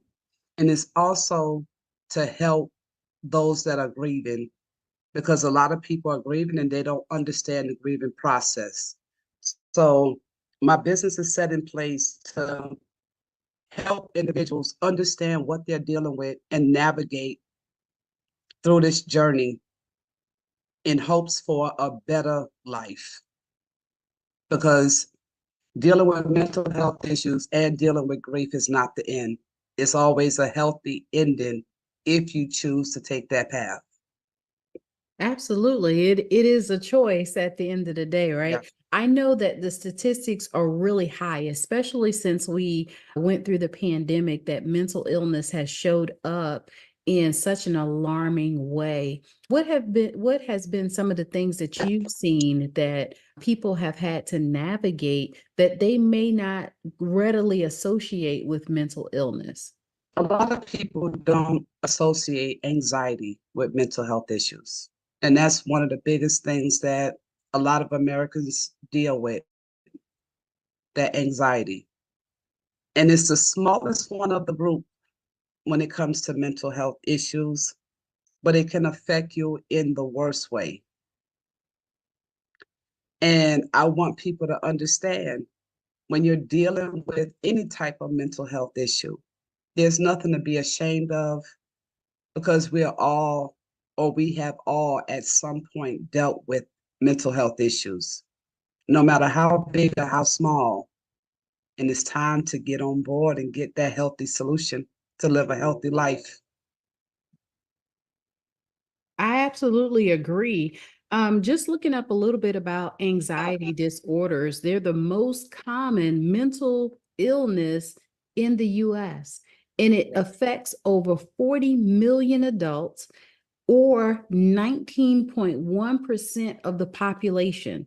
So I would say that that in itself is an alarming rate, right? That means Yes. that we can look around and in a group of 10 people, there's probably 3 or 4 that's dealing with anxiety. Now, I know that anxiety takes on so many different forms of, sometimes some people are nervous, some people can't think straight, and different things like that. What are some of the things that you would give a person that could be potentially dealing with an anxiety attack?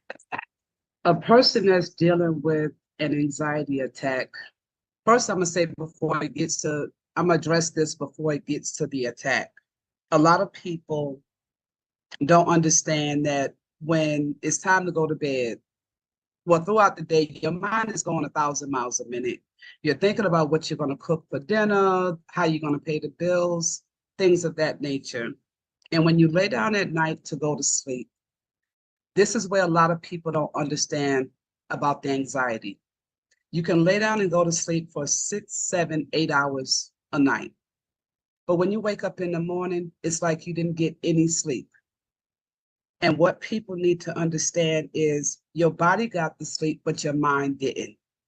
So until your mind is at rest before you go to sleep, you're never going to get a peaceful night's sleep. And that's the first sign where I understood that I had anxiety. And that's what I want people to understand. So that's where the mental health start, with the anxiety. Now, I have had anxiety attacks. I had to go into a quiet place because it felt like I was having a heart attack. And I had to go into a quiet place and I had to sit down, but it got to the point where I was prescribed medication. I don't take it anymore because I don't have anxiety attacks anymore. But those are some of the things that people need to understand. That is really good. You said one of the words that people don't talk about a lot, and that's medication, right? Yeah. So that Mhm. means that you took it upon yourself to go and seek a professional that could help you with whatever the challenges are. And what we don't hear a lot in let's just say in our group, right? In our culture is that we don't hear therapists, we don't hear psychologists, we definitely don't hear medication a lot. Why do you think that that is? Because of the households we were raised in. We were raised that mental health didn't exist, medication wasn't needed. I was born in the 70s, and growing up back then, there was only one word for it, and it was mental retardation. The different types of mental health issues that exist now didn't back then. So as we grew up, a lot of people still had that mindset that those things don't exist. But mental health is real. Medication is very well needed. And until people get to the point where they can understand that, it's a sad world we're going to continue to live in. When it comes to medication because of mental health issues, a lot of people need to understand talking to a person is not going to fix the problem because it's a chemical imbalance. And until that chemical imbalance is balanced out, there's nothing that's going to stop that person from acting out and doing whatever they want to do. So it's time we get on board and understand the world has changed, people have changed, and we need to adapt to the change as being older people. I love it. I love it.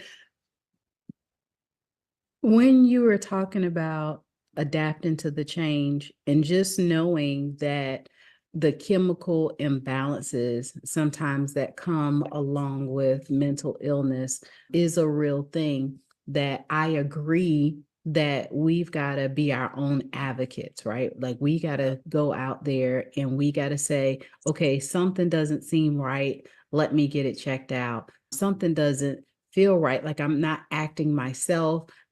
People are saying that they're noticing the difference. So it definitely does take on a different perspective. So let's talk about the course of action that people should do for their own advocacy, because I know that you advocate a lot for people with mental illness.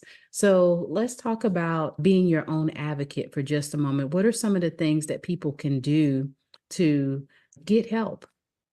Some of the things people can do when it comes to mental health issues, learn how to open up and share the things that's going before you even seek professional help. It's okay to understand that there's something going on inside of you because everybody knows themselves. And we know when things are off with us. So first you have to admit that there's an issue. Then you have to seek the proper help. A lot of people start off by talking to their family doctor, explaining the issues there, and then going from there to see if the doctor can prescribe something or you need further treatment, seeking a therapist. Because with taking medication, you're going to need that sounding board. And those are some of the things that I had to do as well. So if me sharing that, I hope it will help somebody because we all need to get on this healthy train.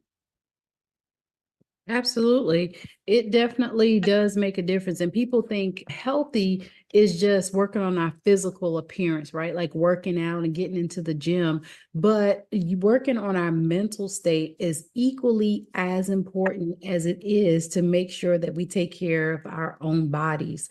So I love how you are using your experiences to now help others and really putting yourself in position to help them, because I see where you talked about how you have partnered with folks like, or individuals like the Street Poet, and participating in events like the Powerful on Purpose Summit, where you had the opportunity to share your message and you amplify the importance of mental health awareness, particularly within the Black community. Let's talk about that for just a moment, because I did say in our culture, but even in our communities, we seemingly are a little bit more closed niched. So talk about why it's so important for us to make sure that mental health is a topic of conversation in the Black community.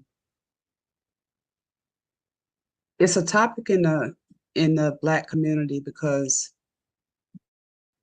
for so long we've strayed away from those conversations. And like you mentioned, when the mind is not balanced, it throws your whole everything about you off. So having those conversations first with me lets me know that people take mental health serious. It's something they're not embarrassed of. Because when you can openly have and freely have those conversations, it lets me know that you take the people around you, their mental health serious. And like I said, a lot of people are dealing with mental health. So there's nothing to be ashamed of. It's time we have those one-on-one conversations with our kids, with our loved ones, to see exactly where their mental state of mind is. Because a lot of people suffer in silence because they're afraid, if I share what's going on with me mentally, people are going to judge me. People are going to talk about me. But there's nothing to be ashamed or embarrassed of. So it's time we, as the African American people, our culture, take it serious. We have to love on each other, support each other, and understand a person and their battles does not define them. It's all about the love and support. Absolutely. And talking about the support, I see where you're an Eastern Star, and you mentioned how unity is ingrained in your excellence and how you possess the qualities of empathy, resilience, and self-awareness. And those are attributes that you've worked on throughout the years of advocating for grieving parents and mental health. How important is it to have a community around you to kind of support you? That support is top tier, because it's a bad feeling when you're battling with any type of issue and you're going through it alone.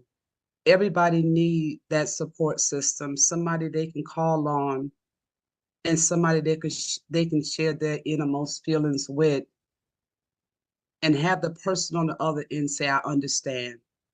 I don't know what you're going through, but I just want to be there for you. It's the simple things, the simple words that means a lot ingrained in a person's heart, and support is it. And it's time we start supporting each other. Absolutely. I do believe that support is everything, especially in our communities. So thank you so much for pointing that out, because in some of the communities I've seen where you mentioned earlier about having a closed mouth, and how a lot of times you don't get help because you're trying to take it on yourself. And I know that having a community of supportive people definitely is one of the things that does take you to that next place of reassurance that you can get the help that you need. Let's just face it, because mental health, it has showed up in the way that it showed up. People are a little bit more aware of it. They're a little bit more in tuned with it, but also knowing that there's a challenge there, you'll be surprised at other people that may have had the same challenges, right? So having that conversation definitely has helped. And you said that you empower others. You glean wisdoms from, some of your mentors, like myself, for example, or Dr. Joel Rimbert. And so you believe in the urgency, though, of equipping our youth and others with the tools to navigate life's challenges authentically and to embrace their emotions without shame. Let's talk about that for a little bit, because the youth, I think that they're sometimes the ones that kind of suffer just a little bit, right? And I'm starting to see a little bit of a correlation with the youth between, let's just say, the ages of 13 to like 25. They kind of get sucked up into an abyss almost a little bit about being able to share their emotions. What are some of the things that they can do to help them to get the help that they need? What the young people can do to get the help that they need is, it first start with the parents. When a child goes to their parents and say that there's something going on mentally or something is not right with them, the parents have to be on board with that support. And if they can't get the support from the parents, get the support from the school, get the support from a loved one. Because like I mentioned, a lot of parents don't take mental health serious. So when these young people come to their parents and say that they're dealing with whatever issue is going on, the parents shun the child away. Nothing is wrong with you. But that's why I always say it starts with the parents. Parents have to understand what mental health is. When the parents understand and take mental health serious, then a child will be more comfortable with sharing these things with them. And a lot of kids they don't want to talk to their parents because all kids are not bad. And this is what parents look at. Oh, there's nothing wrong with you. You just want attention. That's not the case. A lot of kids are dealing with a lot. Peer pressure from school, from social media, things like that. And it's weighing heavy on them. And they should be able to go and sit down and say, Mommy, Daddy, this is what's going on with me and I need help. And the parents should be on board with it to get them the proper help that they need, because suicide is on the rise. Drug and alcohol use is on the rise. So we have to take the control back when it comes to our young kids. I agree. I definitely agree. And us having the openness to be willing to listen and act on what we hear, right? Like if the person said, I need help, that's like, that should perk your ears up. That should stop you in your tracks. That should make you sit straight up in the chair and pay attention. So I will say that all the information that you're sharing here today is invaluable. Definitely thank you for coming on and having this conversation with me on today, because I do know that we're in critical times where we definitely need to pay attention to what's going on. And I know you, as a life coach, you stand ready to guide people on their journey towards healing and self-discovery, whether through one-on-one sessions or engaging on social media platforms. You're committing to supporting every step along the way. So if you had any last words on today to share with our audience, what would you say? I want to say to the audience, it's time that we as a whole, I'm not going to single just nobody out, but as a whole, it's time that we understand that mental health is real. And it's also time that we understand losing loved ones is a real thing. It's time for us to let that stigma go that was ingrained in us as little kids. It's time for us to let that go and understand the world needs us. It's time for us to start living a healthy life. It's time for us to understand that mental health is real. It's not going anywhere. We can't sweep it under the rug and think if we don't talk about it, it's going to disappear. No, we got to face this thing head on and understand. Medication is there, doctors are there, therapists are there, and they're put in place to help us when we can't help ourselves. So it's time that we love ourselves first.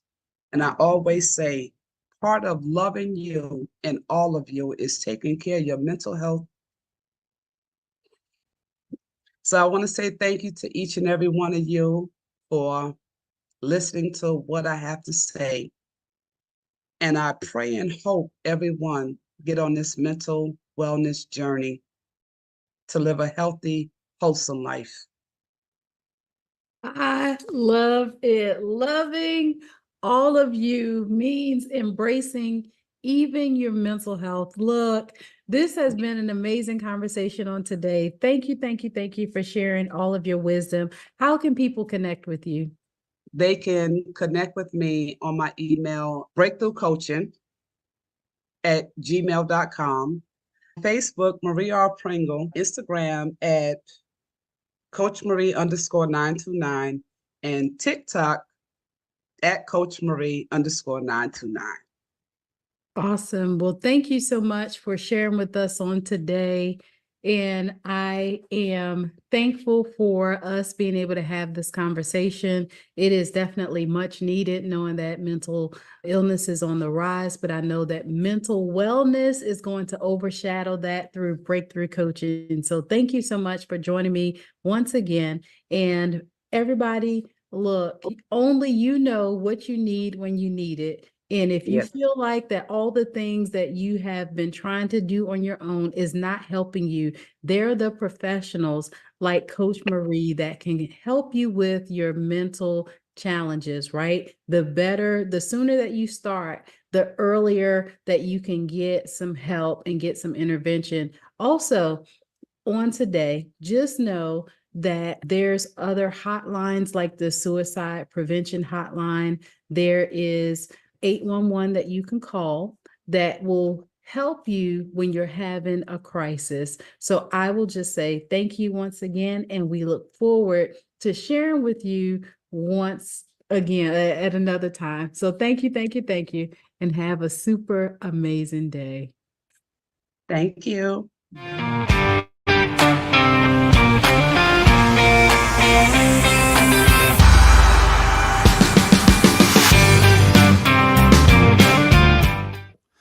Hey, everybody, this is Dr. Pastor Anthony Shannon coming to you live.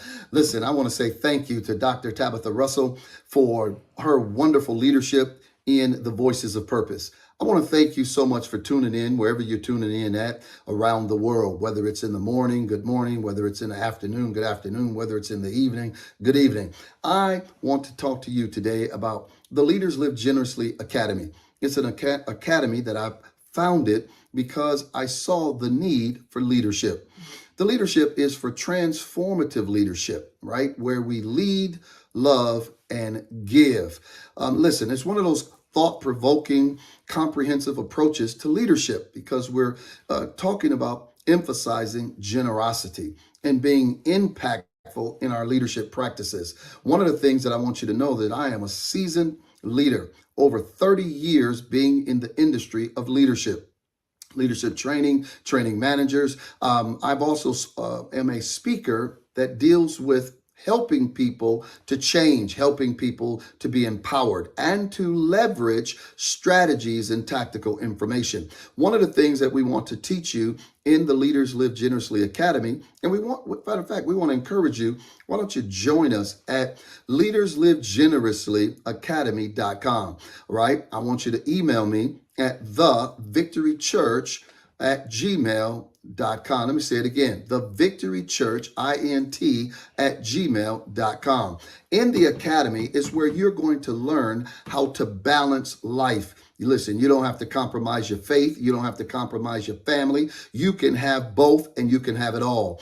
In the Leaders Live Generously Academy, it's going to be motivational, engaging, and infused with humor and practical advice that I believe that you as an attendee can immediately apply all of these principles to your daily life or your career. One of the things about the academy that I believe that's one of our philosophies is centered on the principle of living and leading with generosity.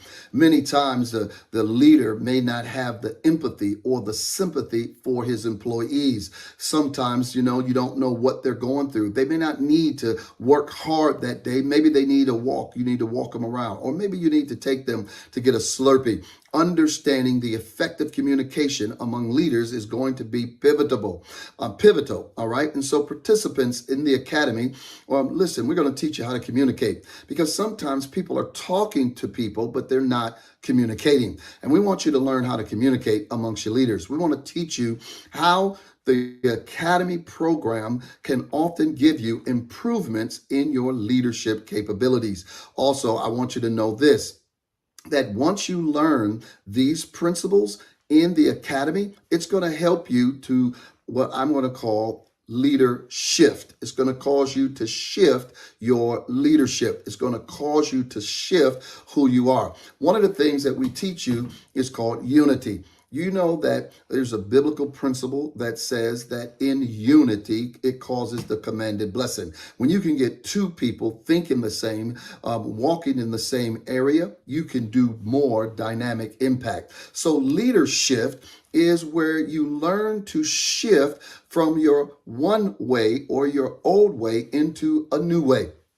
And so I want you to understand this, that the first thing I want you to learn in leadership is shift your mindset from a solo to a conductor. That's right. I want you to be able to conduct. I want you to be able to embrace collaboration over the solo efforts. Many people love to do it alone. They say, oh, I could do it. I could do it all by myself. But when I say or tell you to train somebody, oh, I can't train nobody. I got to do it myself. Well, I want you to leave that mentality to embrace collaboration, embrace unity. See, the solo efforts understand this, that the sum is greater than its parts. And if you can understand that the sum is greater than its parts, then you will begin to foster an environment where team contributions are valued over individual heroics. Michael Jordan found that out because he was an individual, a solo, and he began to do all by himself. But guess what he found out? He couldn't win championships. So he had to cultivate diversity. He had to cultivate inclusion. He had to get a Scottie Pippen.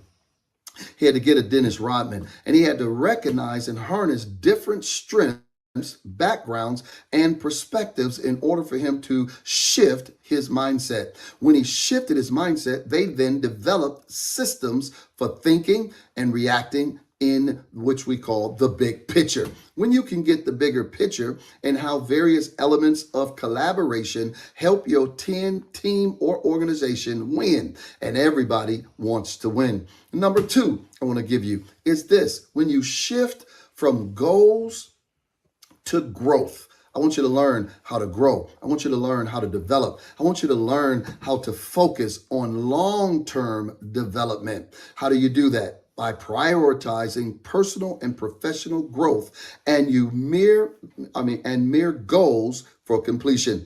I want you to know this, that when you enable your learning by changing your mindset, then you develop growth, because growth opportunities happen every day. There are activities and processes that you'll learn in Leaders Live Generously Academy to help you cultivate a growth mindset. We want to encourage you and others to view challenges not as stopping points, but I want you to look at them as opportunities to learn and to grow. Then I want you to normalize setbacks. I don't want you to get upset throwing the towel on a setback. No, I want you to take a step back and get ready for your comeback. All right, that's what a setback will do, and we'll train you and teach you that. It's a natural part of the learning process. And then we want to put in measurable growth goals and systems dynamically. In other words, I want you to set benchmarks and account for individual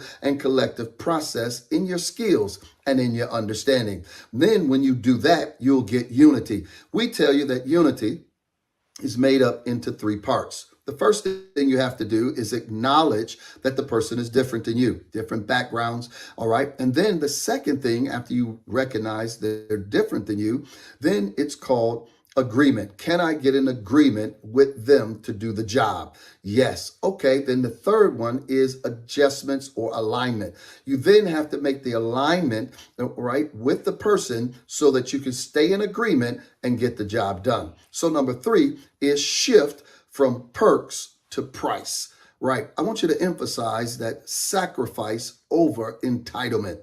Don't think just because you're there, you're entitled. No.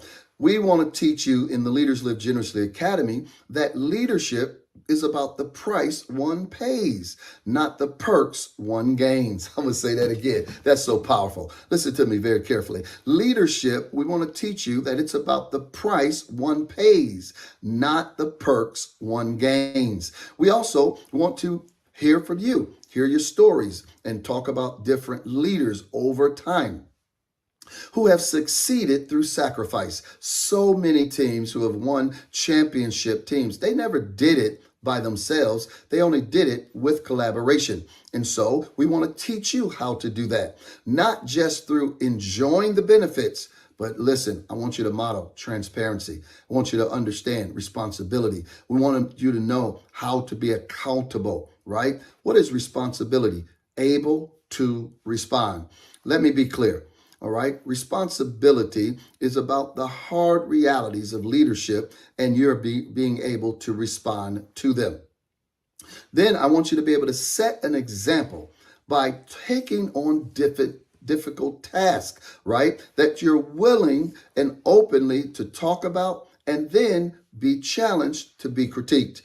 Right? So I want to help leaders prepare for challenges. Do you know the pandemic knocked out 1/3 of all businesses, and those businesses will not return because the leadership was not able to shift. They were not able to matriculate into the crisis that was happening, and they just shut down. But I don't want you to shut down. I want you to be able to matriculate. I want you to be able to shift. And I want you to be able to be equipped for upcoming challenges that may come in the future. See, so we need leaders with tools and a mindset to handle the pressures that come with setbacks. That's right. Stress, I want you to not have stress, but I want you to overcome stress. And I want to stress the importance of resilience and ethical decision making. Right. Listen, let's go to number 4. I want you to develop the shift from maintaining to creating. Many people in jobs, they just get comfortable. They get in a comfort zone. They don't want to shift. They don't want to create anymore. They just, well, it's the same old, same old. No, I want to encourage innovative, continuously. I want to encourage creativity. I want to encourage you thinking outside the box. That's right. So I want to encourage you to break away from the status just maintaining. I want you to begin to be a leader equipped for the future. See, I don't want you to say, maintain, this is how we've done it. We've been doing it for the last 15 years.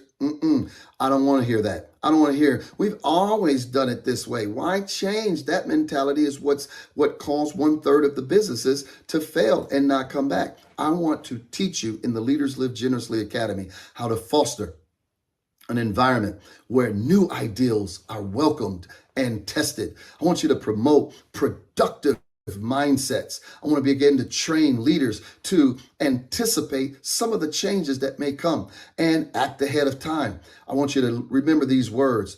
Either you manage the changes or the changes will manage you.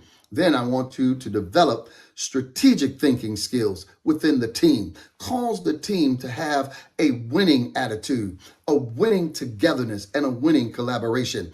How do we do that? By balancing stability with the changes. Don't just cause a change abruptly and everybody change. No. We want to ease them in. All right? We want to have stability with the change. Well, since y'all clapping, why don't you just start clapping for yourself? Amen.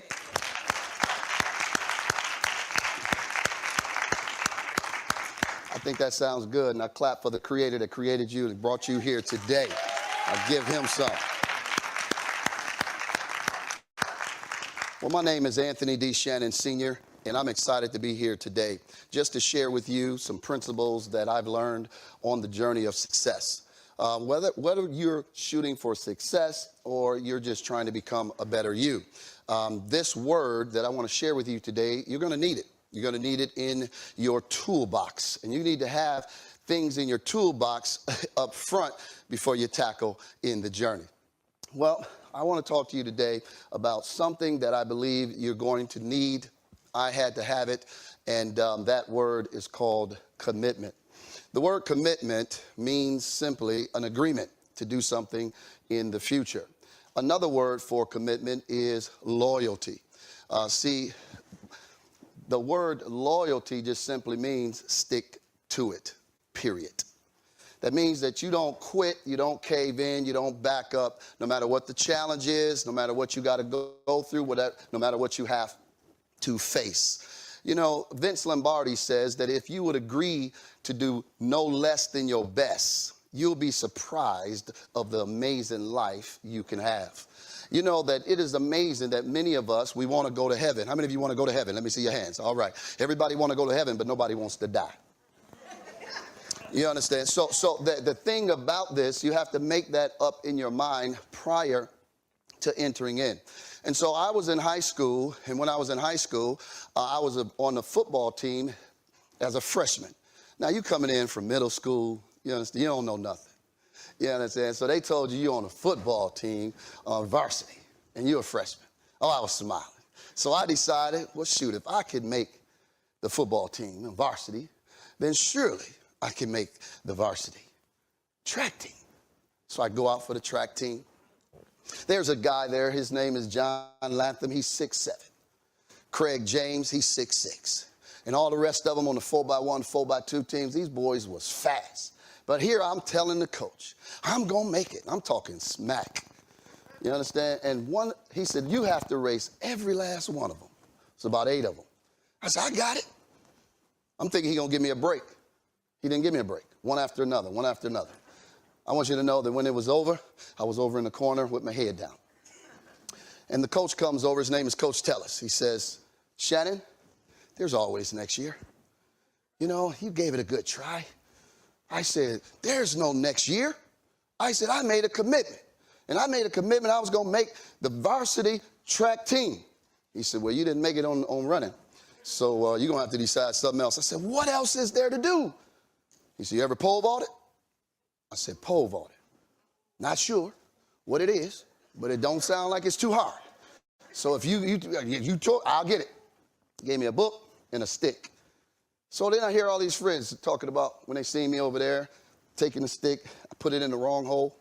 I took the stick, wrapped around me. They were like, you ain't gonna do this.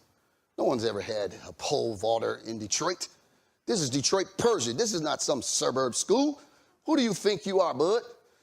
Then I remember this quote. It says, never let somebody else's doubts of you or your dream turn into doubts into your own head.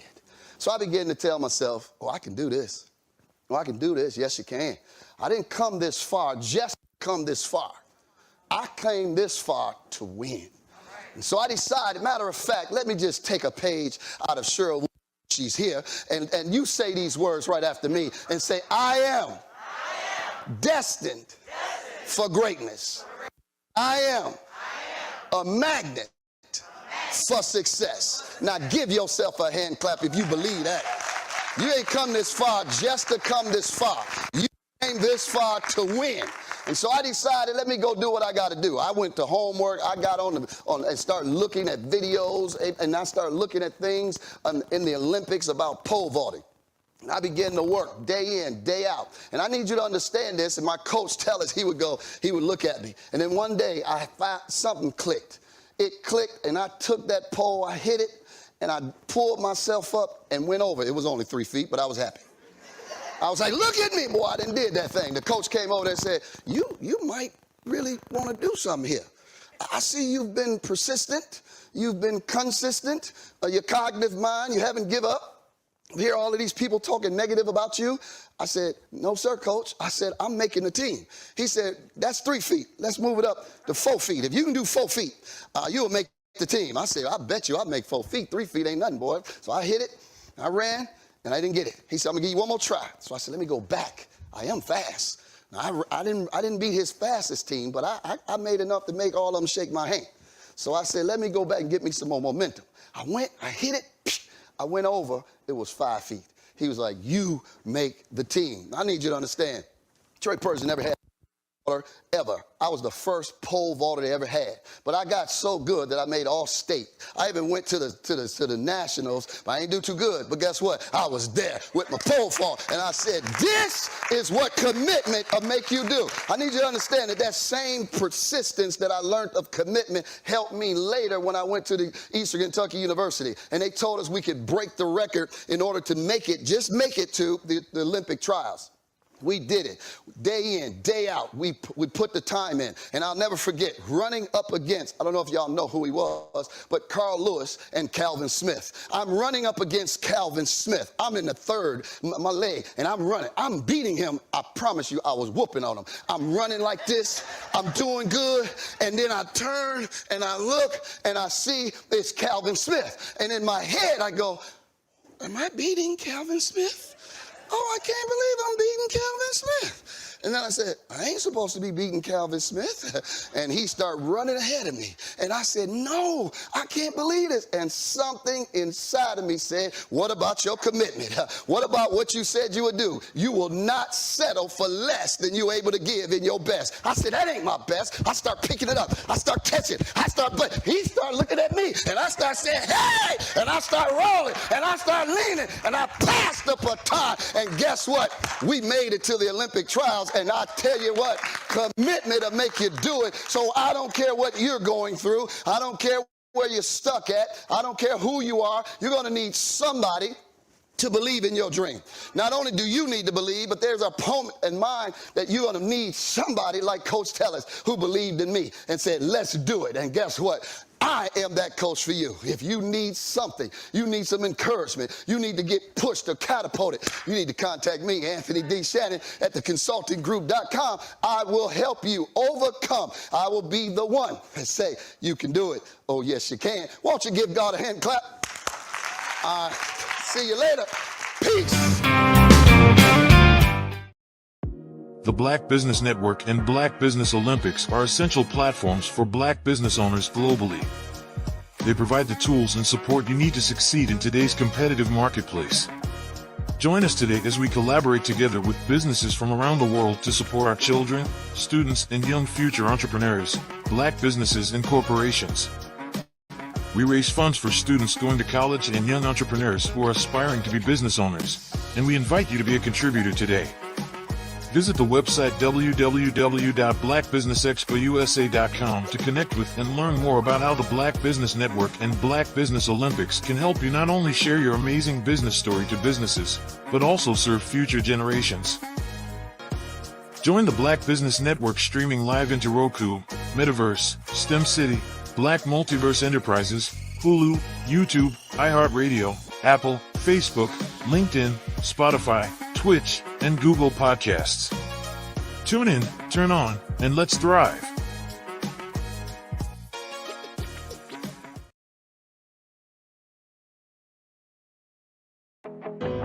I am Black Business. From the moment I wake until the time I sleep, I am Black Business. I am Black Business. Are you Black Business? I am Black Business. Do you support Black businesses? I support Black business because I am Black Business. Black Business Expo, one of the largest business showcases in the history of Black business in the world. Sign up today at www.blackbusinessexpousa.com or call 919-308-9090. I am Black Business. Hello, I am Dr. Eric Kelly III, the visionary strategist and founder of the Black Business Olympics. I invite you to showcase your Black-owned businesses on the Black Business Network global stage. The Black Business Olympics is a global Black Business Network platform that propels Black-owned businesses into the international spotlight. By showcasing your business on the Black Business Olympics platform, you can reach a worldwide audience of potential customers, partners, and investors. You can also establish yourself as a thought leader and expert in your field, attract lucrative partnerships, and more speaking engagements. In addition, the Black Business Olympics platform provides a valuable opportunity to connect and collaborate with like-minded entrepreneurs and business professionals from around the world. This can lead to new business opportunities, ideas, and relationships. Finally, by sharing your story and expertise on the Black Business Olympics platform, you can inspire and empower others. This is a powerful way to make a positive impact on the world and leave a lasting legacy. If you are a Black-owned business owner, I encourage you to seize the opportunity to showcase your business on the Black Business Olympics platform. It is a once-in-a-lifetime opportunity to make an indelible mark on the world. Be one of the 1,000 visionary entrepreneurs who are changing students' lives, shaping industries, and leaving an unforgettable legacy for their families. Unleash your voice on our global stage and watch your business thrive. Black Business Olympics is one of the largest Black business showcases in the history of Black business in the world. Yes, the entire world. Just give me a call today at 919-308-9090.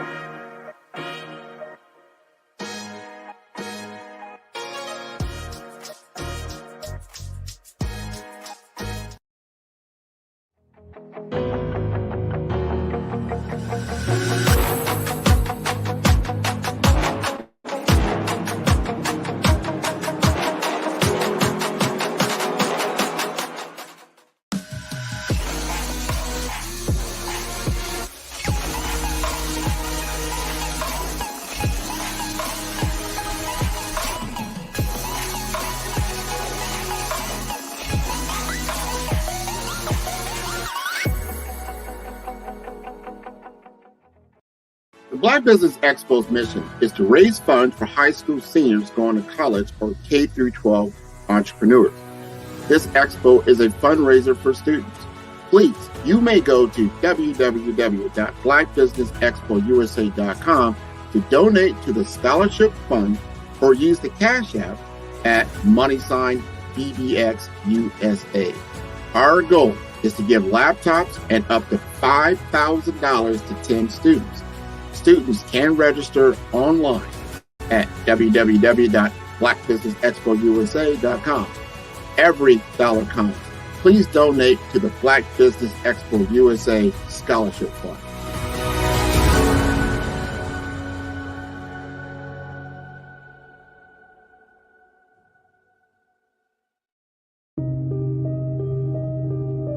The Black Business Expo is changing my life.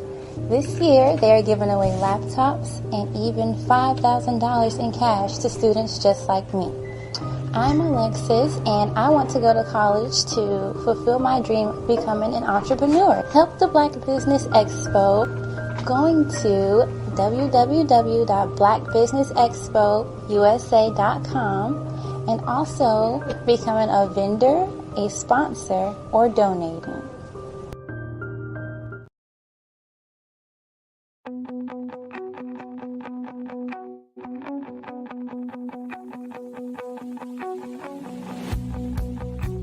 I am Black Business. From the moment I wake until the time I sleep. Yes, I am Black Business. I am Black Business. Tell me, are you Black Business? I am Black Business. Do you support Black businesses? Listen, I support Black business because I am Black Business.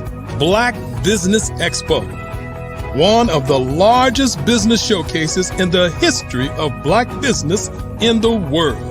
The world!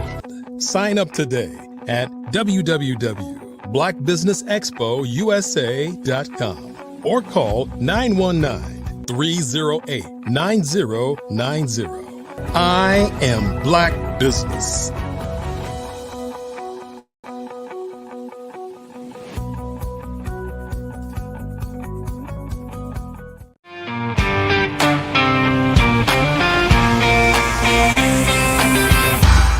Hello, and thank you for joining me for Voices of Purpose.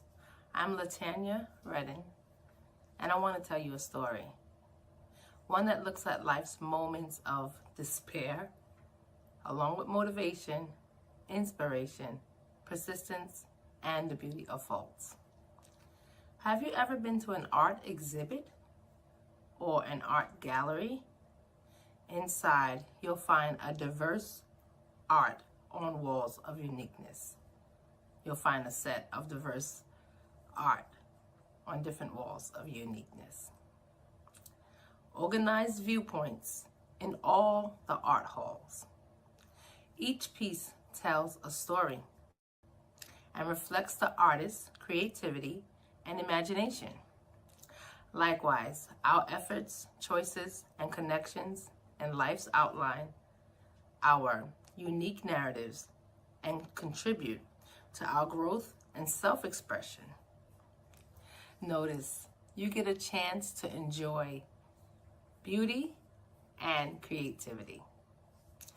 Yet, we all know there's a behind the scenes. Hard work, checklists, inspections for all those who sponsor and arrange such events. So here's my narrative. I positioned the stage for a time in my life when I was persuaded to be involved in the world of authorship and entrepreneurship. However, the gallery I entered was not established for my journey. And after much debate, I decided to seek counsel from a coach. My coach was an amazing, multi-talented, inspirational speaker. She set me ablaze with her techniques, her skills of encouragement, and her love for God, and what God has given as a purpose in life. As weeks of practice and coaching went on, I kept up with a concrete plan, a great system. My desires were alive and ready to birth. Everything I ever desired to see in my art gallery, I now believed. I was inspired and challenged to grow and transform my gallery, to have all the lights on. And now this was possible. I strived to keep a strict, tight schedule, stayed daily motivated, and willing to make it happen. I was introduced to my new self. I was in love. In my mind, I was on a simple wash, rinse, repeat cycle. It felt great.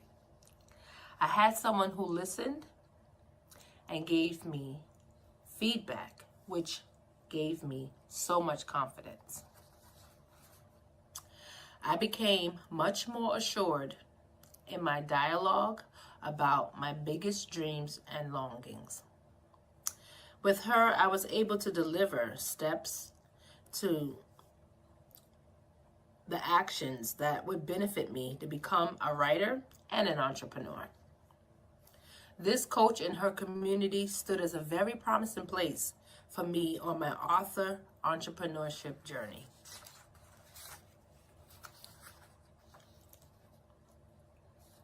I remember accomplishing my very first pop-up. My very first pop-up shop. My yes was yes. It was intimidating, yet so refreshing and magnifying to be amongst other like-minded entrepreneurs. And how sweet and relaxing it was to be able to return to my online community where I would be celebrated and congratulated for accomplishing the task.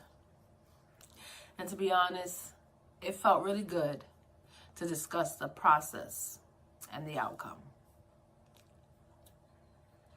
I had completed my first coaching session, which was about 8 weeks, and it felt so fulfilling. Yet there was more, and I wasn't able to go on to the next stage at that time. So with much appreciation and new tools, I said my goodbye.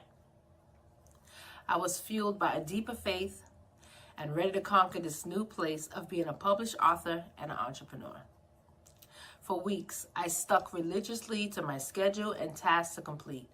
However, as entrepreneurial things lessened, with time, I began to lose my training. As with any long journey, there's a fair share of challenges and obstacles. And yes, I met them. They did come. I was faced with the challenges of seeing my work life shaken up, and once again, my finances slammed. I wasn't able to keep up with the plan that had been established, and I felt defeated. My life shifted so vigorously, so ferociously, like I was riding a horse without a saddle, without the reins, and I fell off. Then one day, in a new season, I found a sticky note in my shoe. That's my coach. I remember reading that note to myself, my future self, and I was upset. I began to think about my faults, my mistakes, and how I fell off. Then that same day, I listened to a sermon that pushed me over the edge. With much discomfort, it was so convicting, and it challenged me once again to start to believe. To believe that God had a great plan placed inside of me. And this was what God wanted to come out of me. This was a pressing time, yet I felt, despite the challenges I face, I still have time left to pursue my ambitions and make a positive impact. I started over. I took my time, which allowed me to reflect on what truly matters and developed a plan of action to move forward again with new purpose and determination. I joined an authors club and I vend at an annual gospel fest. Remember, every moment is an opportunity to make a difference in your own life and in the lives of others.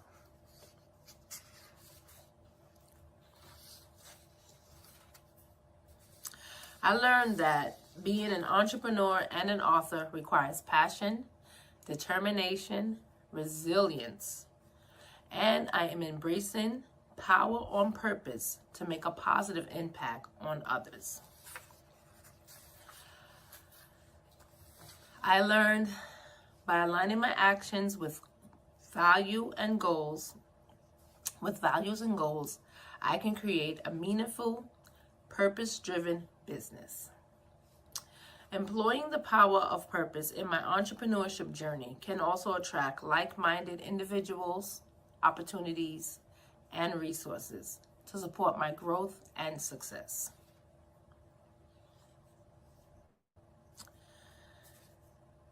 Taking a part in sharing my story with others has had a profound effect on my own healing and growth. By opening up about my own experiences, both my struggles and my triumphs, I can process and make sense of my own emotions and challenges. By seeing how others react to my story and how it can offer hope or inspire, I've seen my own experiences in a new light. This has helped me expand a terrific sense of resilience, self-compassion, and love, and gratitude for the journey that I'm on. Overall, I am grateful for the opportunity to share my story and to contribute to a greater sense of empathy and understanding in this world.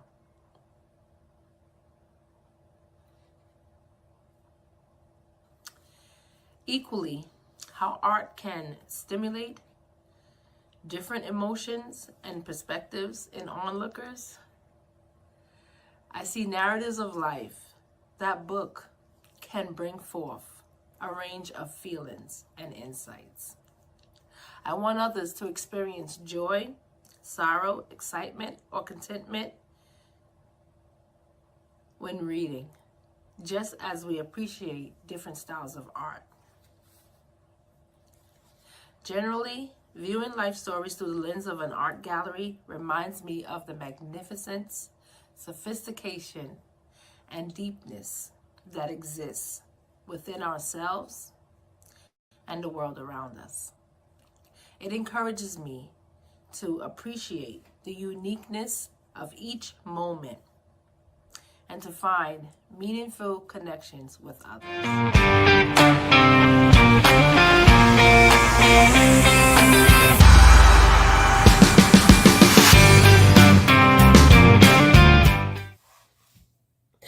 Good morning, good morning, good morning, and welcome to How to Tap Into Your Potential When Life Start Happening.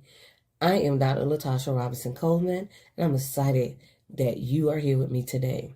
And yes, I did say good morning. I don't care if you're looking at this at night. I don't care if you're looking at, you woke up in the middle of a good sleep and you woke up and see this. Guess what? It's morning, because morning is often defined when the sun rises. I like to define morning as when you rise. That could be when you rise up to tap into your potential, as you are doing right now, or when you rise up to the idea that you can be exceedingly abundantly above all things that you can possibly think of. But the point is, morning is defined when you rise up, when you tap into your potential. So good morning. Good morning, good morning, good morning. So you might be saying, well, what qualified you to tell me when it's morning? I am so glad you asked. My name is Dr. Robinson, all right? Latasha Robinson Coleman. And I'm saying that because it didn't just come overnight. Let me tell you a little bit about me. At the age of 18 months, I was left at DSS and I entered into foster care. And entering into foster care, I had a lot of things that happened that could have sidebarred me. But nevertheless, I was able to survive it. So like so many others, I had this big plans. So in 2019, I had a surgery and I had said, after this, I'm going to just start living my life, living my best life. I had to start looking into cruises and doing all kind of other stuff so that I can live my best life. And then what happened to the world? COVID hit. And then in the midst of COVID hitting on Juneteenth of 2020, I started the journey that ultimately and still changes my life. I started the journey of breast cancer. I woke up and I had blood on my shirt, and I'm sitting up here like, why is blood coming out of my shirt? So upon further investigation, I found out that it was coming from my left breast. And so I called a friend that forced me to call my doctor and let them know what was going on, because I did not. I knew blood wasn't supposed to come out your breast. So I was like, yeah, I don't want to know what's going on, because, that's scary stuff. So I had a friend that made me call my doctor. And upon a series of tests on July the 6th at 11:17 a.m., I was diagnosed with an earlier stage of breast cancer. So life started happening. But one thing I have learned when life happening, time don't stop. And it can be a daunting task to keep going when it's so easy to just lay down, throw the little white flag up and say, woo, woo, woo, come baby up. I can't do it anymore. It's very easy to do that. And during times of my journey, I wanted to do that. And so that's why I developed this course, because we can't stop life from happening. And you might be saying, yeah, that's, you're dealing with cancer, people, your loved ones dying, bills keep piling up, and I'm tapping out on my resources. And all this is happening, but guess what? Time has not stopped. Time has not stood still because you decided to stop. And so I'm glad that you are here today. You are waking up. So good morning once again, because you are waking up to tap into your untapped potential. So on today, I'm going to introduce a course, an e-learning course that I will be developing, and that will initially continue to help you build your confidence up to tap into your untapped potential. So you might be saying, well, how do I tap into my untapped potential? I'm glad you asked. I have five simple steps that's going to help you start with tapping into your untapped potential, okay? So this might seem very minute, but it's so important. You ready? Ready? Come on closer. Come on closer. Come on. Oh, too close. Hey, but on the real, let's talk about step one. Stop acting like nothing ain't happened. Easy. Easier said than done, right? A lot of times when we go through stuff, we look and we don't want to sometimes deal with the fact that something happened. Well, not that happening is a life-changing diagnosis of a disease, losing a loved one, being sexually assaulted. Life happened. Stop acting like it didn't happen. When I was first diagnosed with breast cancer, after I went through the surgery of losing my left breast and everything, I just jumped right back into life pre-diagnosis. And I found myself very frustrated. I found myself coming home aggravated, crying a lot. And I just remember praying one day to God, and I heard God said, stop acting like nothing ain't happened. I was like, but I don't want to let people know what was going on. And he said, it's part of your testimony. So let that be the first part. Stop acting like nothing didn't happen. It's part of your testimony. It's part of the why you're still here. It's part of the how God is going to use you, because guess what? You are still here. Okay? So stop acting like nothing had happened. For me, it also helped me start building my platform. This is one of the reasons why I developed this e-learning course about how to tap into your untapped potential when life starts happening.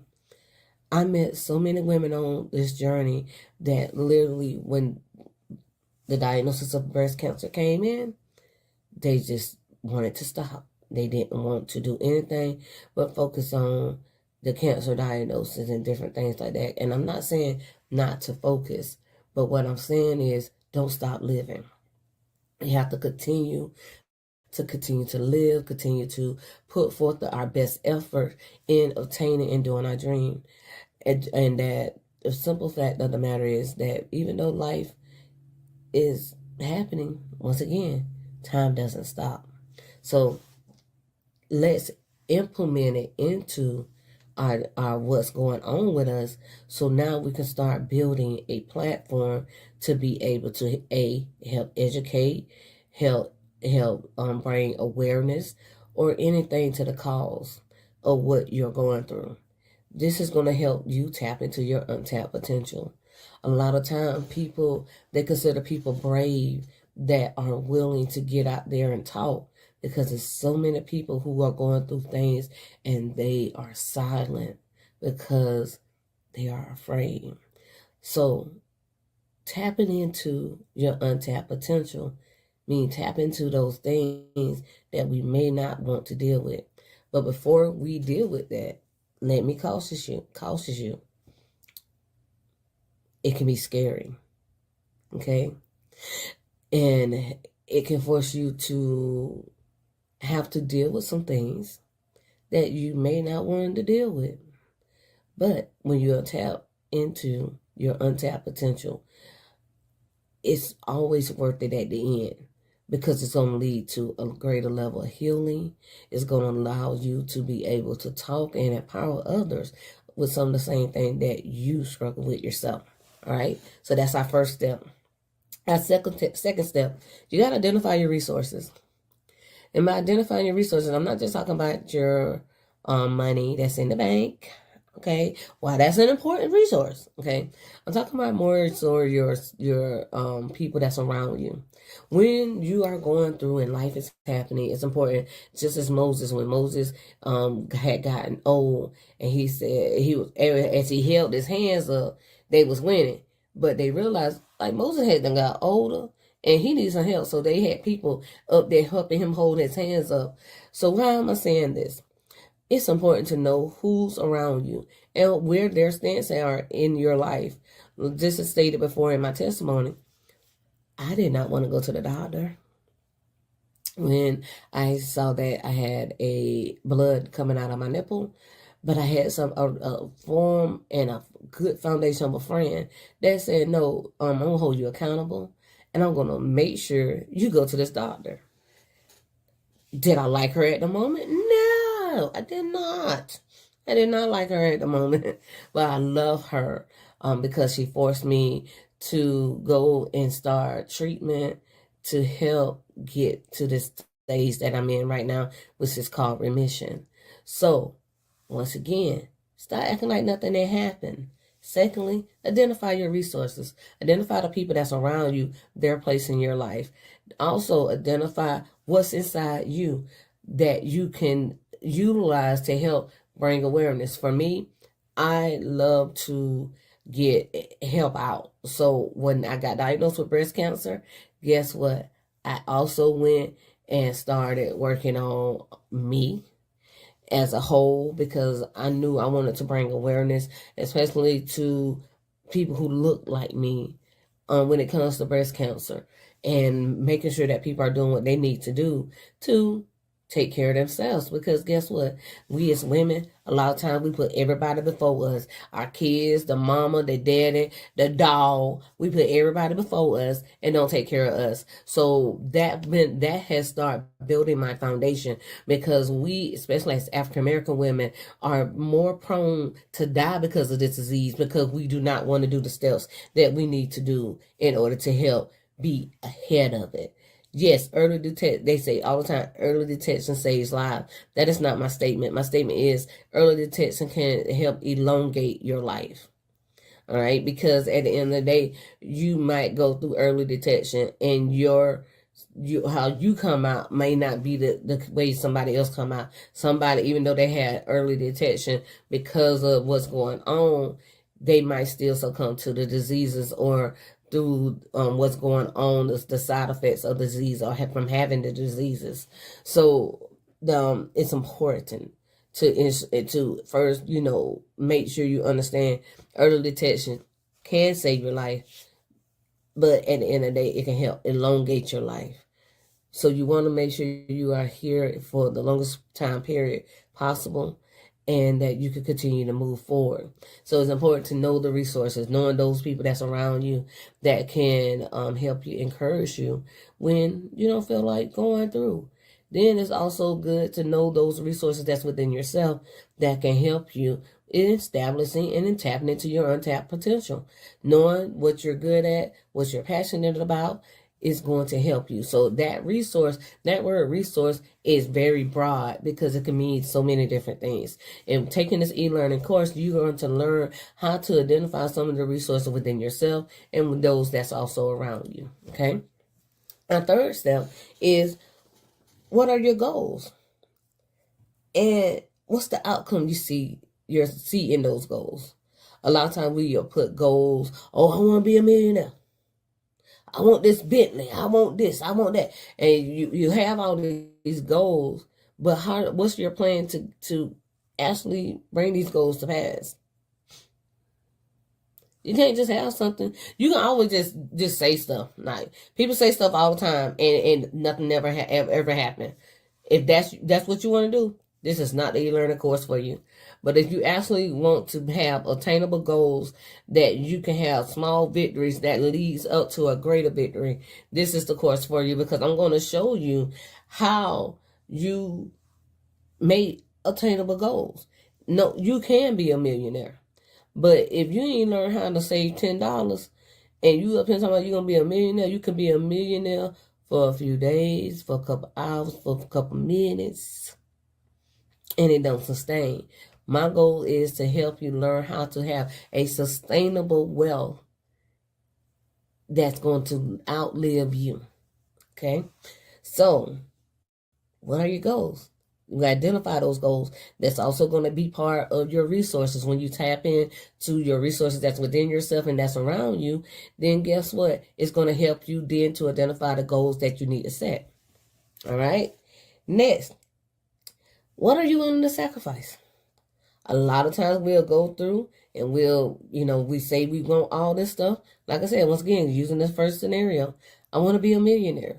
But you ain't willing to sacrifice saving any type of money or, investing your money. How is that going to work? So, it's not. I love God. I love that man. But I also know that faith without works is dead. And without faith, I can't please him. So because I know all this stuff, I know that I have to put some action to it.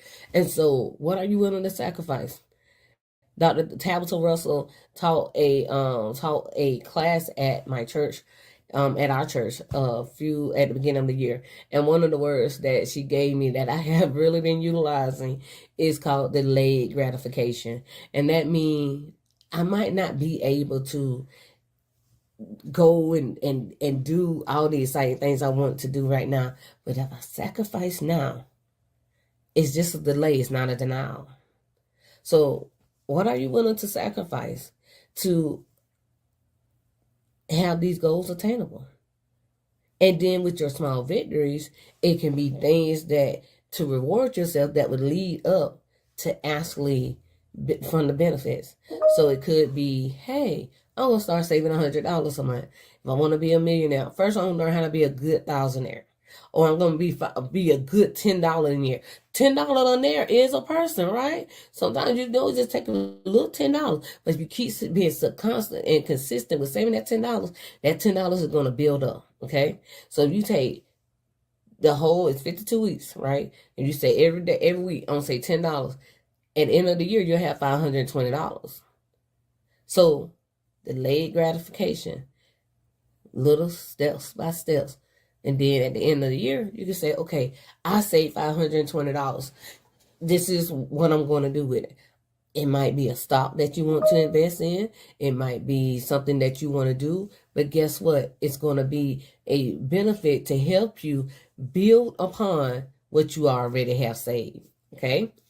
And then my last step, can you see yourself in those goals?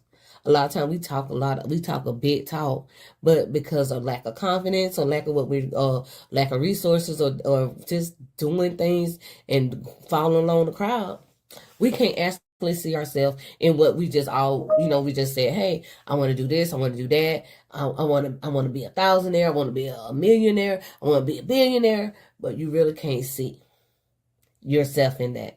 So we want to deal with how you see yourself and making sure you can see yourself on the other side of your goal. And that seeing yourself on the other side of that goal meaning they have been accomplished, okay? So once again, my name is Dr. Latasha Robinson Coleman. I am here today to help you and tap into your potential when life start happening. This is going to be an e-learning course. That's going to be a 10 weeks course that we are going to take our time and go through these 5 foundational steps. And by the end of this course, you can expect to have a clear, identifiable way to get to the outcomes and the goals that you have placed on yourself to be able to accomplish by being able to identify your resources and those things around you that can help you accomplish your goal. So today, good morning, good morning, good morning. Because guess what? You stayed here to the end, and I'm excited that you are now at a point where you're saying, hey, I want to tap into my potential. Whoa, whoa, whoa. And yes, I am this animated. I don't know why. This is how I'm made. All right. So with that, I am excited. I am excited about this course. It's a 10 weeks course. And once again, we will be going in depth on how to tap into your potential. Even when life happening, you can still tap in. Don't stop, because guess what? Time waits for no one. And we want to make sure we are utilizing every bit of time that we have so that we can be accomplished. And at the end of the year, we can look back and at our small victories, it has led to a greater victory. You have a great and wonderful day. And I look forward to seeing you on the first day of our e-learning course on how to tap into your potential when life starts happening. You have a great, wonderful day.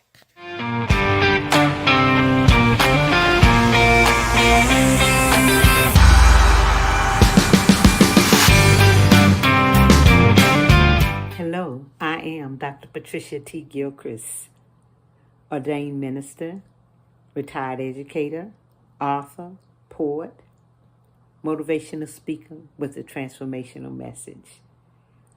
I like to help individuals who have become stuck because of negative words and thoughts that steal their peace and their joy and keep them from becoming their best selves and fulfilling their highest potential.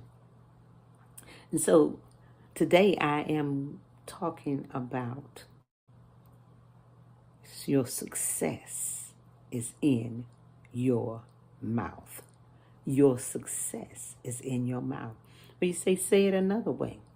What you speak. Your success is dependent upon what you speak. Are you speaking words that support that dream, that vision, that goal? Words of life, that business, your finances, your health, your relationship. Are you speaking life? Are you speaking words of success? You know, I was looking at the word success, and it says success is the accomplishment of one's goals, the attainment of wealth, position, honors, or life, or the like. And some of those synonyms was accomplishment, achievement, benefit, gain, happiness, prosperity, profit, win, get a victory, success. Are your words speaking that you can get a win, a victory, a profit, a gain, bring happiness, prosperity, help you accomplish? Your words of success would be that to support that which you your goals are, your vision. And so I want to talk with you about that. Your success is in your mouth. And as I was thinking about this, I thought about the woman with the issue of blood. And most people have heard that story, whether they're ones, in the church or Bible scholars. They have heard about the woman with the issue of blood for 12 long years. But see, this time when she heard that Jesus was coming, or he was in the area, she said, if I just touch his clothes, or if I just touch the hem of his garments, certain versions say, kind of phrase it different. She said, I shall be made whole.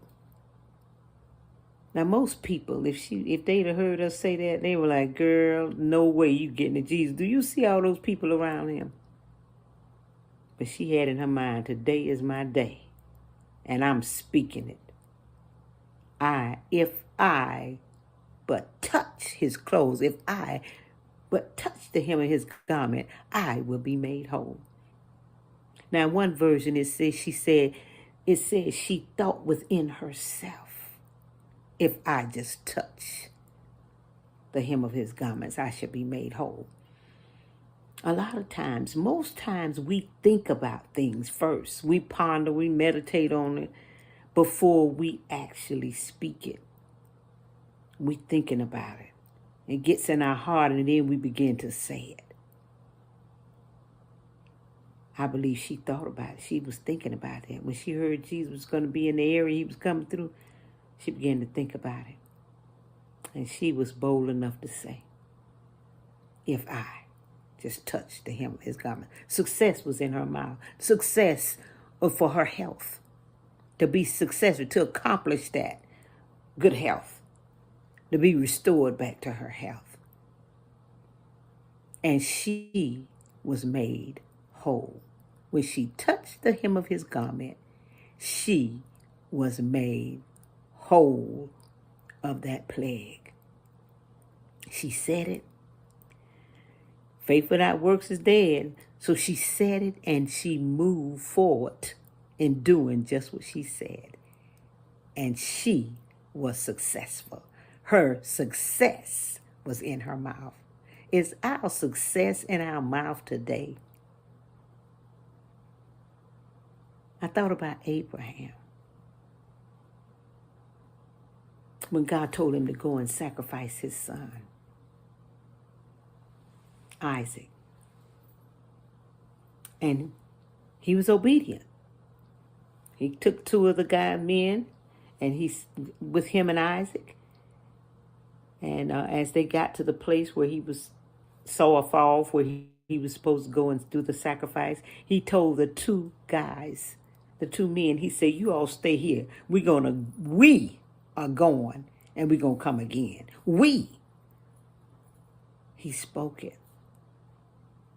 See, if you were thinking, you say like, now he said he going to sacrifice Isaac. So how is we coming back? But I believe that Abraham thought about the promises God had promised him concerning his son. So I believe that's why he spoke what he spoke. And he went. And as they went, Isaac had a question. We got the wood. Where's the sacrifice? And again, Abraham spoke. He said, God will supply the sacrifice. He spoke that which he believed, which he was believing God for. His goal was to go and bring his son back with him. He told Isaac, God will provide the sacrifice. And as he went and got to that place and was getting ready to sacrifice, Isaac had the knife in hand. God stopped him. And when he looked up, he saw the ram caught in the thicket of the bushes. Just as he spoke, success was in his mouth. He got the victory. He got the win in that situation. And guess what? They both returned back to where the two men were. Just as he spoke it. Success was in his mouth. Success, what lined up, his words lined up with what he believed in his heart. What are we believing for? Are we speaking those words that support what we believe in for?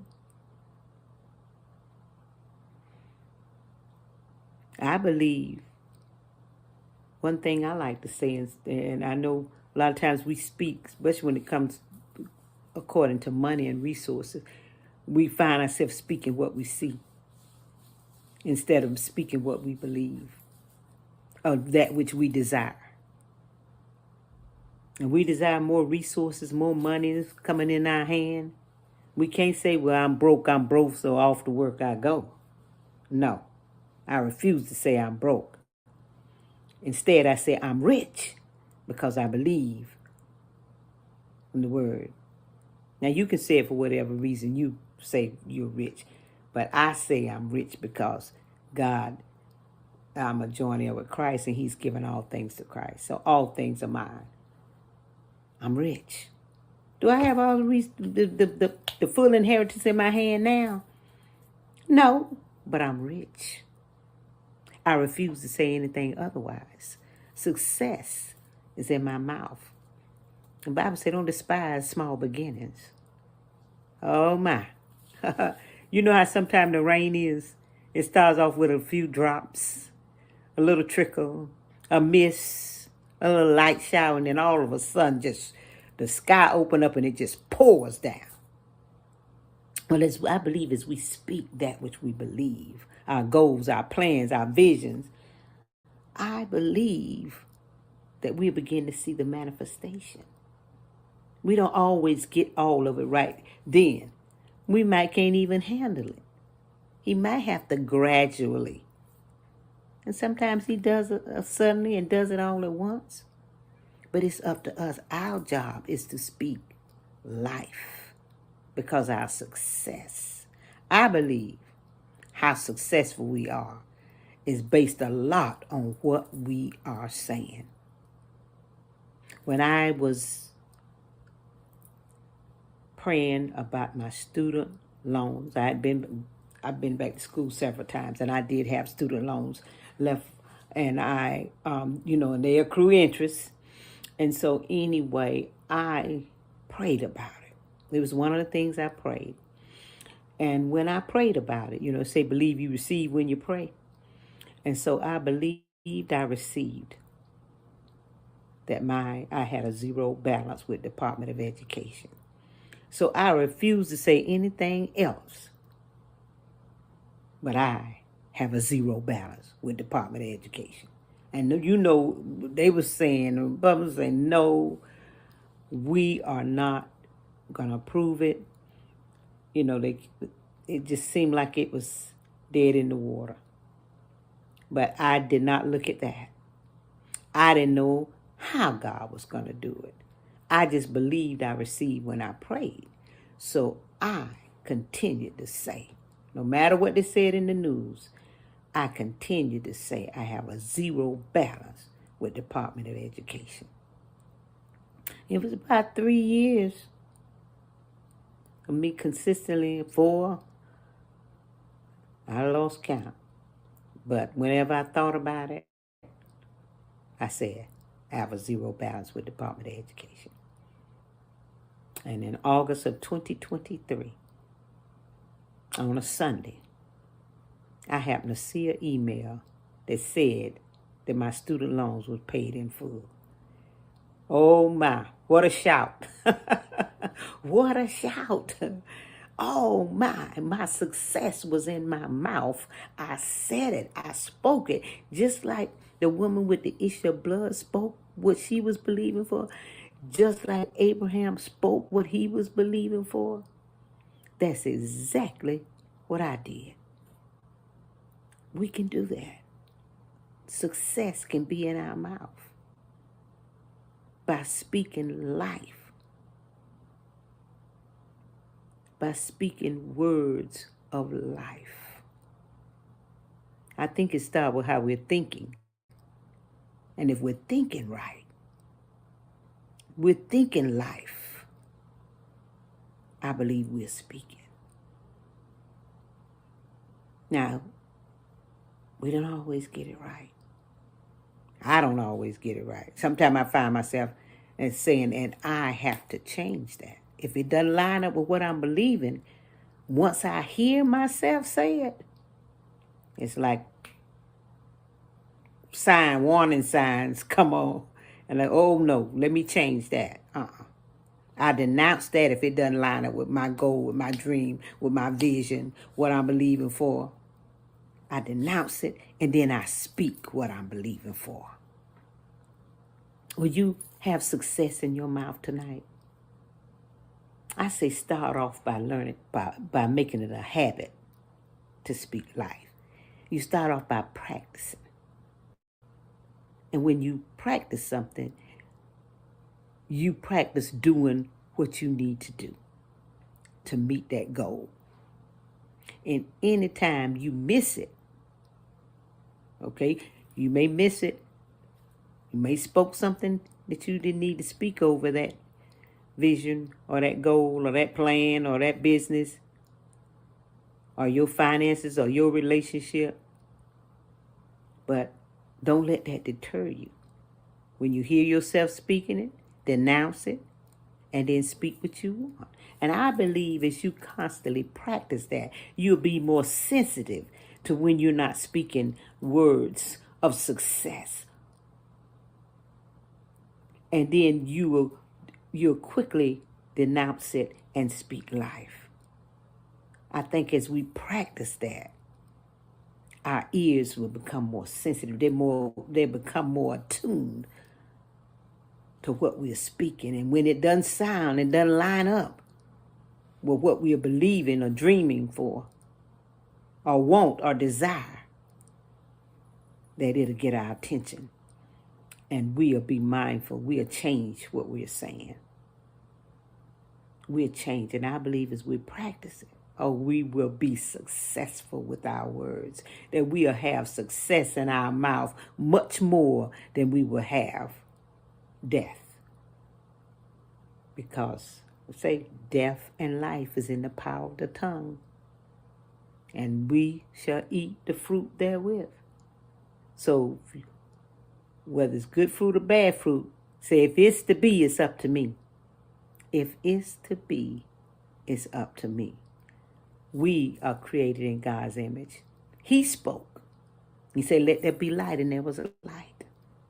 And so we speak, and whatever we speak, that's what comes forth. But we want to speak words. We want to have success in our mouth.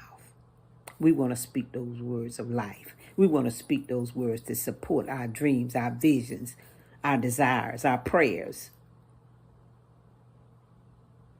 Let the words of my mouth and the meditation of my heart be acceptable in your sight, O Lord. We don't want our words to be acceptable. So I ask you again, do you have success in your mouth? Are you speaking words of life or death? It's okay if you find that you've been speaking death, because we can always change it and begin to speak life. Now, I believe as long as we in this side and in this flesh, that those negative words will come. But guess what? We can change it.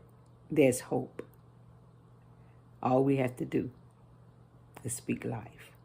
All we have to do is speak those words. That business, let us begin to speak life. Over ourselves, let us begin to speak life. Over our relationships, let us begin to speak life. That success, those words of success. Our finances, no broke and off to work I go. No. I don't even like to read that. That says that if it wasn't for bad luck, I wouldn't have no luck. No. We're not saying that. But anyway, I pray that you receive the individual word for yourself and that you will be enlightened as to what you need to do, because we all are different. We handle things in different ways. What we as individuals will have to do to make sure that we have words of success in our mouth. That we have success in our mouth by speaking words of life. I am Dr. Patricia T. Gilchrist. And if you want to connect with me, you want to know more about how you can manage your thoughts and your words, that you can live a peaceful and joyful life, you can connect with me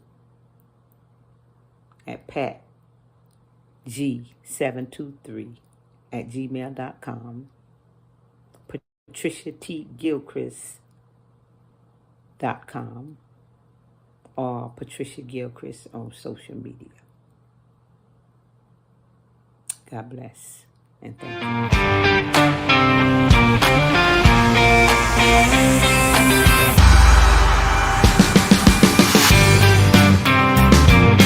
Voice of Purpose Summit, how are you doing? My name is Josiah, this is Jean-Pierre, and I am glad that you are here with us. First and foremost, give yourself a round of applause for saying yes to you. You could do anything else right now, but you say, you know what, I gotta be a part of this summit, the Voice of Purpose. First and foremost, I want you to know Jeremiah 29:11 says, for I know the plans I have for you, says the Lord. Plans to prosper you, not to harm you. Plans to give you hope and a future. One of the biggest questions we ask ourselves when trials and tribulations comes our way is, why me? Why am I going through this? I didn't choose this. Why do I have to face this? I didn't ask for this. Why? And a lot of times in the midst of our mess, in the midst of the trials, the storms of life and tribulations of life, we'll find ourselves speaking destructions in the midst of it all. We'll find ourselves speaking defeat in the midst of it all. We'll find ourselves not believing we could overcome this trial in the midst of it all. But what if I told you that what you go through is not for you? What you go through is for somebody else who's connected to you. What if I told you what you go through is not for you, but what you go through is an opportunity for you to help somebody else get their breakthrough? Josiah, why do you say that? What you're looking at in front of you is an individual who was told by educators since a young kid, 17 years ago, to give up, drop in a towel, throw in a towel. Josiah, you stutter too much. You're in special education. What makes you think it's possible that you become an author? What makes you think it'll be possible that you'll become a motivational speaker? What makes you think it'll be possible that people will listen to you? Josiah, look at you. You can barely enunciate your words.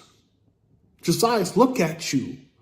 What makes you think it's feasible for you to be on big stages? Josiah, look at you. These are words that came from not just educators and teachers, but also peers. And I had two options. The first option is to allow how things look in my life to determine how it's going to end, or to allow how things look in my life to be the motivation to keep on going. At 13 years old, 17 years ago, I was given a vision. And I see this vision of me traveling around the nation, bringing messages of hope and encouragement to everybody. I see the vision of me writing books, being on big stages, big platforms, and doing speeches all across the world. I see this vision of me changing lives because of my story. And because of the vision that I saw, I choose to believe that God will show me a glimpse of my potential. God will show me a glimpse of my purpose. I chose to believe that God was showing me what's going to happen in the years to come. And as someone who had to go to hospital back and forth for the first 13 years of my life due to the fight of epilepsy, people see the obstacle and says, yeah, will never be you. Yeah, that won't happen for you, Josiah. You're crazy. Stop believing that. And the question that I have to ask myself is, am I going to allow the seeds of others plant a seed over my life? Am I going to allow the words of other people plant a seed over my life? Or am I going to allow this become the motivation to keep on going? And I always say this, if you can see it before you see it, then you will see it. And because of the vision I saw at 13 years old, I chose to hold on firm and strong and believe that what I saw through my sleep was a glimpse of what God has for me. So in the midst of the storm, in the midst of the obstacle, in the midst of the trials, in the midst of tribulations, I kept speaking life over myself. And I always say this, the most dangerous weapon we have as a being is our tongue. There is life and death in the power of the tongue. There is life and death in the power of the tongue, which means that I can kill you with my words. but I can also build you up with my words. And despite of what others are speaking over your life, the question today, the Voice of Purpose Summit, is what do you speak over your life? What do you tell yourself every single day? When you look in the mirror and you see yourself in the mirror, what do you tell yourself? What is it that you see in you every single time when you look yourself in the mirror? When you view yourself in the mirror, what is it that you tell yourself every single day? Because however you view you will determine how you move forward. I just told you earlier that your words have power to bring life and death. There is life and death in the power of the tongue. And we have to be able to speak life even when it looks like it's ugly. Behind every mess of life, there is a message. Behind every test of life, there is a testimony. And behind every misery of life, there is a ministry. Matter of fact, if you think about it this way, when God created the world, he spoke everything to existence. But when it came to mankind, he got his hands dirty. God spoke everything else to existence, but when it came to mankind, he got his hands dirty. Because why? He knew the fact that is we're being created in his own image. And we're being created in his image and his likeness and his beauty. So he had to get his hands dirty because it takes time to make things beautiful. It takes time to have a beautiful reflection.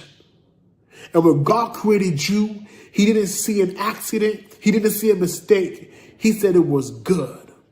When God put you together, he didn't see no accident. He said it was good. Matter of fact, even in the midst of your storm, even in the midst of your trials, the word of God says we are overcomers by the blood of the Lamb and by the word of our testimony. And the Voice of Purpose Summit, I want you to know and understand that when you go through in life and what you face in life is a testimony for somebody else to hear your story and how you made it through, how you overcame, how you came out through boundaries, how you went ahead and moved the walls. I want you to know the Voice of Purpose Summit that you are connected to purpose. Your DNA is attached to purpose. I had a choice to believe what others were saying about my life and the choice to believe different. And I chose to believe different. I had a father wound. At the age of 5, my father said, never call me dad. I'm not your dad. Call me pastor. I grew up so long with a father wound believing that I was fatherless. I had depression. I am a 3-time suicide attempt survivor. I didn't feel like I was fit in this world. But even in the midst of me feeling like I was not fit in this world, a part of me still had a little hope to speak life in the midst of what I was going through. And the Bible says, if you have faith as small as a mustard seed, you can tell this mountain to move from here and there, it shall move. If you have faith as small as a mustard seed, you can tell this mountain to move from here and there, and it shall move. So the little faith that I had, I was speaking life over to the mountain.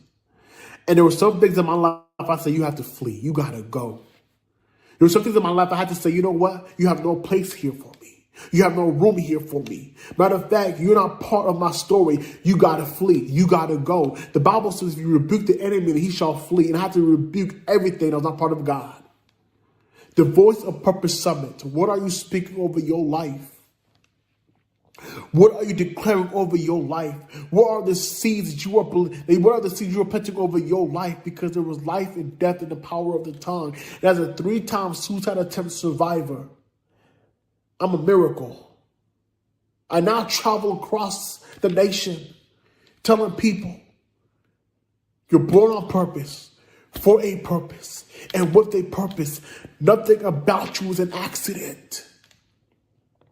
And the enemy will try to make you believe that you are an accident. The enemy will try to make you believe that you don't have a purpose.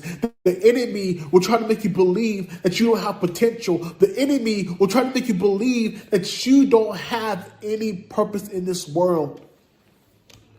And that's why it's very important that we have to understand who we are connected to. What is your power source in difficult times? What are you listening to every single day? What messages are you allowing to come into your ear every single day? What affirmations are you declaring over your life every single day? Because one thing I always say is this: your words before the storm is boot camp and training. See, if you think about military, right? The military, before you go to war and fight in the war and go and combat and respond to combat, there's some boot camp training. There's some deep, intense training you have to go through so you can get ready for war. And it's the same like our words. Before the storm comes, if you tell yourself all the time, you can't, in the midst of the storm, you're going to believe that you can't. It's like our words. If you tell yourself all over and over again, and it's impossible, then when you get to the midst of the storm, you're going to believe that it's impossible. But if we look at the word impossible, what that word means, I am possible. Matter of fact, the word of God says, greater is he that is in me than he that is in the world. I can do great things. I'm connected to a great God. You can do great things. Matter of fact, if you look at the word impossible, if you break it down, means I am possible. And I want you to understand that Voice of Purpose Summit, that you are connected to possibilities. You are possible. It's possible you'll overcome. It's possible you'll come over. It's possible that you will have a breakthrough. It is possible that you will walk over the storm you're going through right now. Matter of fact, in every mess of life, there's a message. Behind every test, there's a testimony. Behind every misery, there's a ministry. I had to stay resilient in the face of adversity. I had to stay resilient in the face of the struggle. I had to stay resilient in the midst of the obstacle. Growing up wasn't easy. I didn't just have a father wound. I had to witness 14 years of domestic violence happening at home. And you might be like, man, what did I do to see this, witness this? How come I'm experiencing this? One thing that I realized in every obstacle, in every trial, in every tribulation that I was facing in my life, one thing that I realized, it positioned me for impact. It positioned me for impact. What God was doing, God was going abundantly above all that I can ask for, even imagine. It went exceedingly abundantly above all that I can ask for, even imagine. The stuff that I witnessed and the stuff that I see, God turned it around for the good. And that's so amazing about God. God can use what we thought was worthless and shows how I had purpose. God can use what we thought had no message at all and create a message out of it. God could use what we thought was nothing and make it something out of what we thought was nothing. And I want you to understand, Voice of Purpose Summit, that there is purpose connected to you.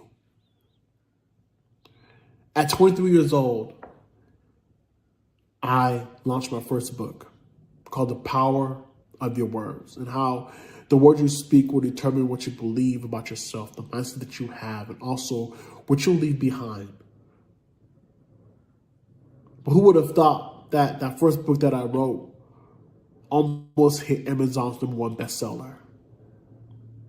The vision that I saw at 13 years old, 10 years prior, of me writing books, people told me, no, never happened, never come true. 10 years later, it hit the marketplace, and it almost hit the Amazon #1 bestseller. The vision I told you that I had of me traveling around, speaking, changing lives throughout the country. The first time I got to a big platform, I was 17 years old. I got asked to speak at a national conference called ASHA, which stands for American School Health Association, out of Kansas City, Missouri. I was one of 4 speakers speaking to lawyers, doctors, educators, teachers, nurses, talking about disparity in education. So let me break it down. I was 13 years old with a vision that I'm called to speak to nations and transform lives throughout the country. Despite of the storm that I had, despite of the obstacle I was facing, despite of the trial tribulations, I stayed resilient in the midst of it all. And 4 years, and at 17, I went national and spoke at a big national conference to adults. And I believe all that was God.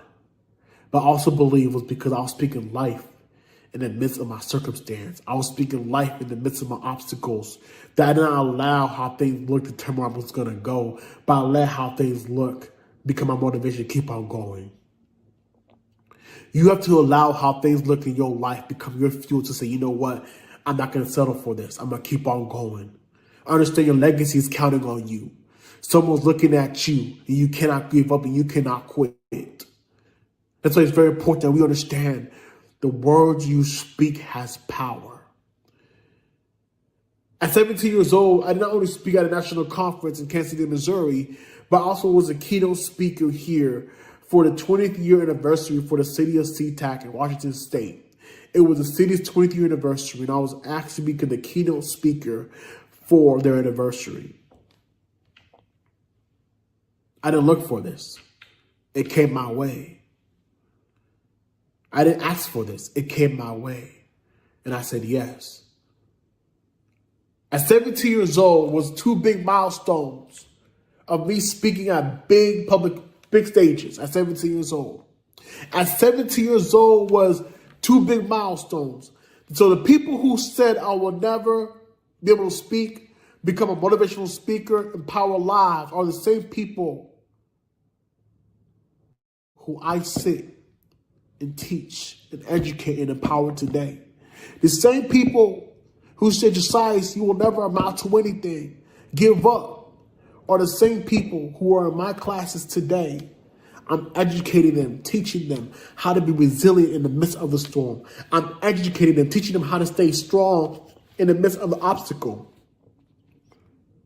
And one of the questions people ask me today, Josiah, is how do you stay resilient? How do you stay strong? How do you stay committed in the midst of the storm? It's because somebody's counting on me to keep on going. And I want you to understand that somebody's counting on you to keep on going. Somebody's counting on you to not give up. Somebody's counting on you to stay, you know what, I gotta stay in the race.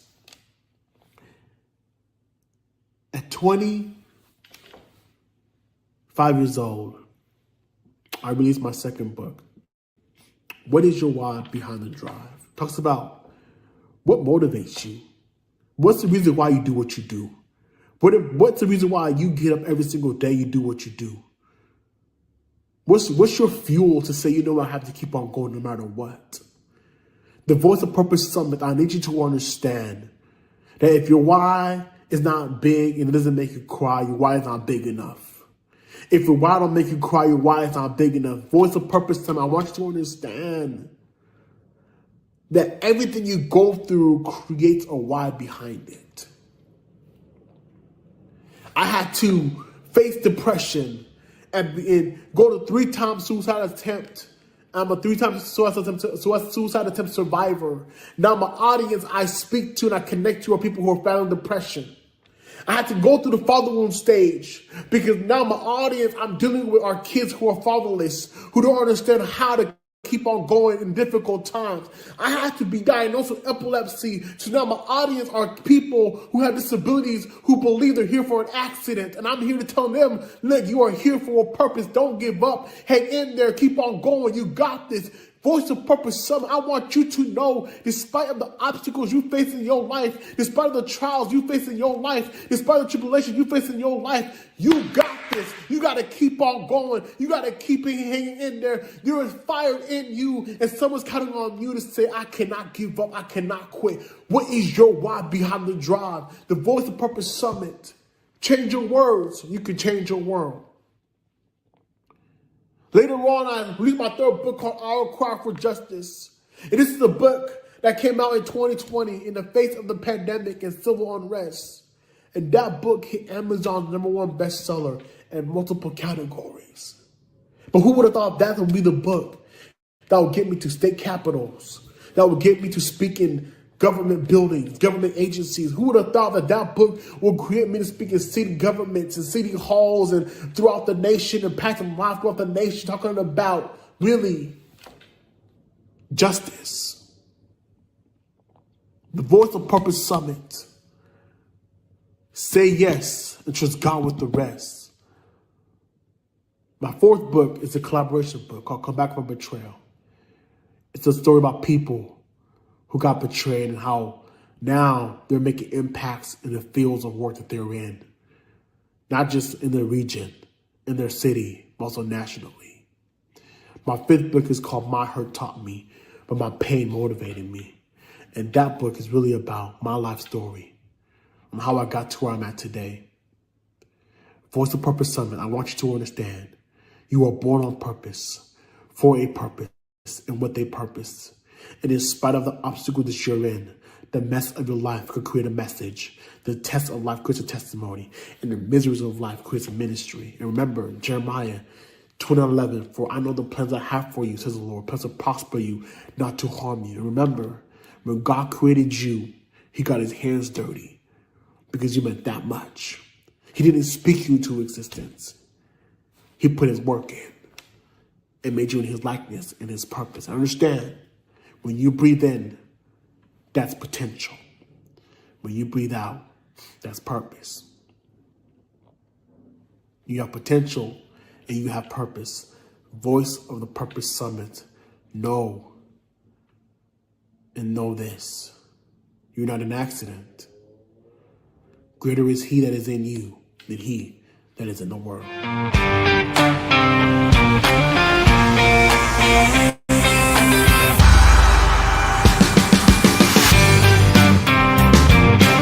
Hi everyone, I'm Candice Ruggiero. I have lived in 3 countries, the Philippines, Australia, and the USA. And I have valuable experiences as an educator, a mentor, leader, former school owner, and a motivational speaker.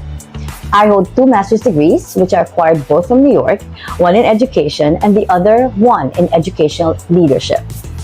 I have devoted 30 years to education, helping students pursue excellence and develop skills necessary for lifelong success. My leadership experiences date back to 1995, when I owned and managed 2 schools in the Philippines. This continued in the US, where I led teams, initiatives, summer schools, and projects in both public and private schools. I have been an administrative intern and part of the assistant principal pool as well, where I acquired more leadership skills through workshops and professional development. I was reading stories to my students and found everyday valuable lessons in them. Suddenly, I realized that everything we need in life, we learned as students. This mindset changed my career path and led me to become a motivational speaker.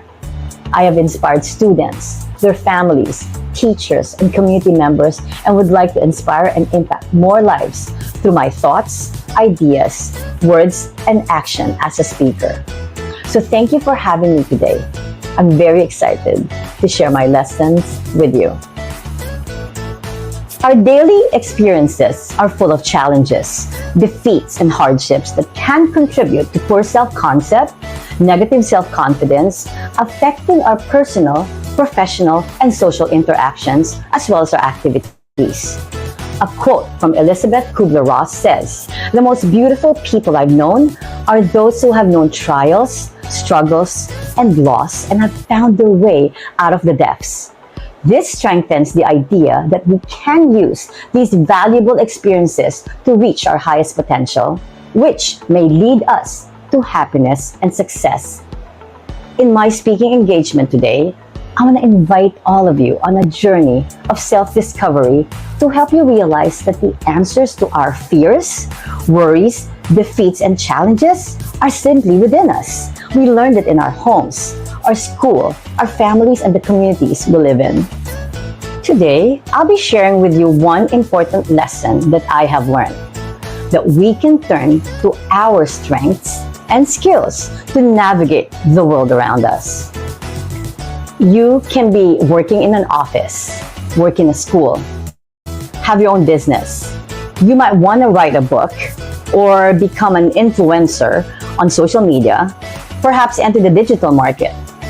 In anything and everything that you want to do, know that you have the tools. Whether to think critically, communicate effectively, or problem solving, these tools and skills that we already have can help us achieve our goals and desires in life. I'll always remember the time in 1995 in the Philippines. I was standing by the entrance door and welcoming students. They looked so cute in their green and yellow school uniforms. There was giggling and excitement, and some were crying. The emotions were felt. It was the grand opening and first day of the learning field, TLF, as I called it. It's a school that I owned and managed in the Philippines. At such a young age, I was fortunate to have the funds to open a school. How did it happen? Okay, so one day I woke up and all my pieces of jewelry were gone. Apparently, at night, a robber came in and had stolen them and left me with nothing. And I needed to replace them.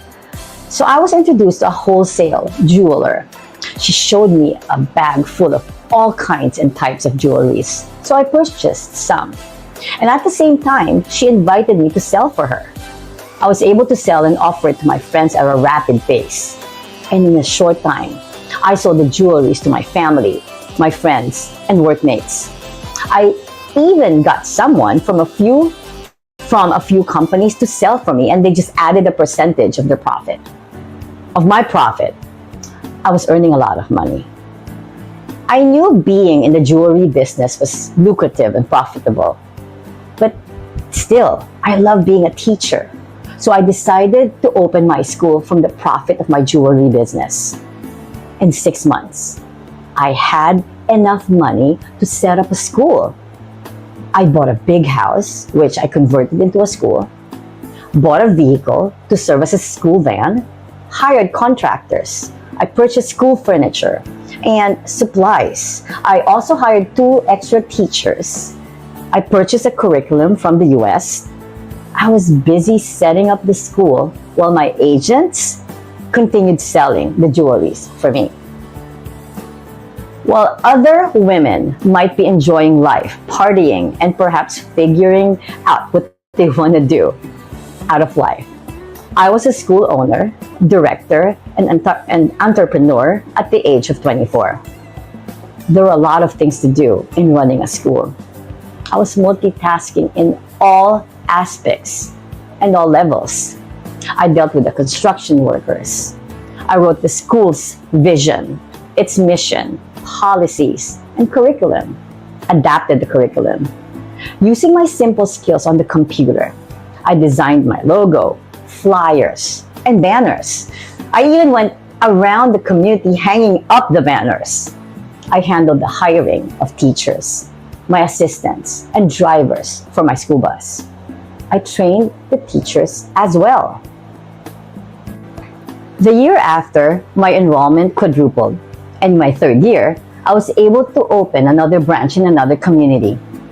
Because of the school's success and being one of the first to use technology in school through live access, I was featured and I appeared on primetime television in the Philippines. Flashbacks of the first day of the learning field will never, ever, ever leave my memory. It will always be in my heart. Why? Because I use my strengths, my talent, and skills to turn them into something tangible and great. And I can still picture these students of mine who walked into my school that first day. So I ended up selling the school to another educator because I moved to Australia. But I can never forget what I built and accomplished 30 years ago. Was it easy doing it all? No, it was a lot of work. Plus sleepless nights because my mind was constantly thinking and my body was busy working. but I overcome it. I overcame it, and I enjoyed it. And all I did was simply harness my skills I knew I had. And if I didn't know how to do things, I would find a way to learn them or even ask somebody to help. I had all these tools I needed to lead a school: a vision, perseverance, hard work, dedication, and the passion to succeed. And I did it. What can we learn from all this? Like, what can we learn from my experience? There are skills and strengths are powerful tools. These words are excellent reminders that we all possess unique abilities that we can utilize to achieve our goals, whether big or small. This can positively impact our lives and those around us. We all have our strengths. What are they? How will I know which ones I have? So right now, I invite you to identify your strengths. So we're gonna write it on a piece of paper. So right now, I'm gonna pause and give you time to get any piece of paper, a bigger one, and find something to write with, okay? Go, find a piece of paper now.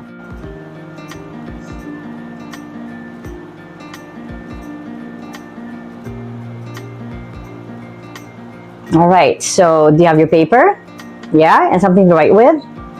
All right, so right now, I will be giving you 2 minutes to jot down what you're good at and use these guiding questions. What are my skills? What am I good at? What are my strengths? Okay, so I'm gonna give you 2 minutes. There's no right or wrong answer here. Try to get to know yourself, write it down, okay? Your strengths.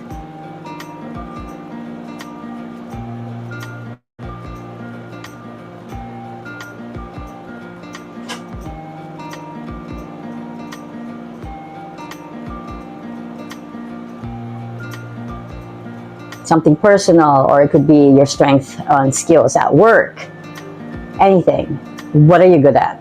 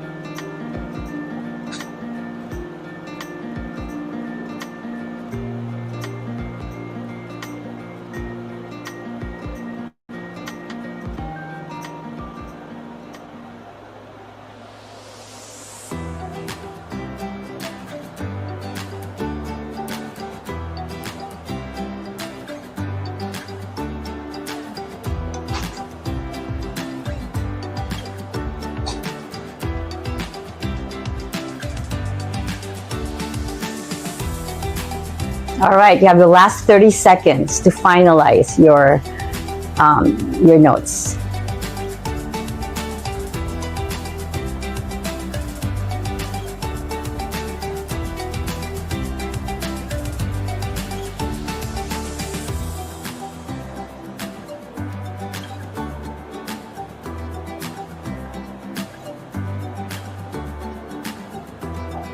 All right, 2, 1, 0. So let me share with you 10 examples of strength that we may possess. And when I mention them or show them on the screen, look at your list and check of yours if it falls under that category. And if you think that the ones I will be sharing describe you and it's not on your list, feel free to add them, okay? It's nice to get to know yourself. Number 1, self-motivation, meaning you take initiative and action to pursue your goals in life. Number 2, personal traits. This may include leadership. You have leadership traits. You have empathy, integrity, confidence, respect. Third, critical thinking and problem solving. Critical thinking is like you're being good at analyzing, assessing sources, or doing research. Whereas in problem solving, you could be a problem solver at work, or you could also be technical savvy, able to deal with technical problems, or also with maybe personal finance. Fourth, strong organizational skills. This could be personal or professional. You're just organized with your thinking, the way you do things. 5, interpersonal and communication skills. Do you interact effectively and harmoniously with others? Do you have empathy, and are you a team player? 6, high emotional intelligence. What does this mean? You have the ability to recognize, understand, and manage your own emotions, allowing you to have self-awareness and enables you to have better relationships with others. Like being emotionally confident, emotionally stable. 7, adaptability and flexibility. Can you adjust to new conditions and changes?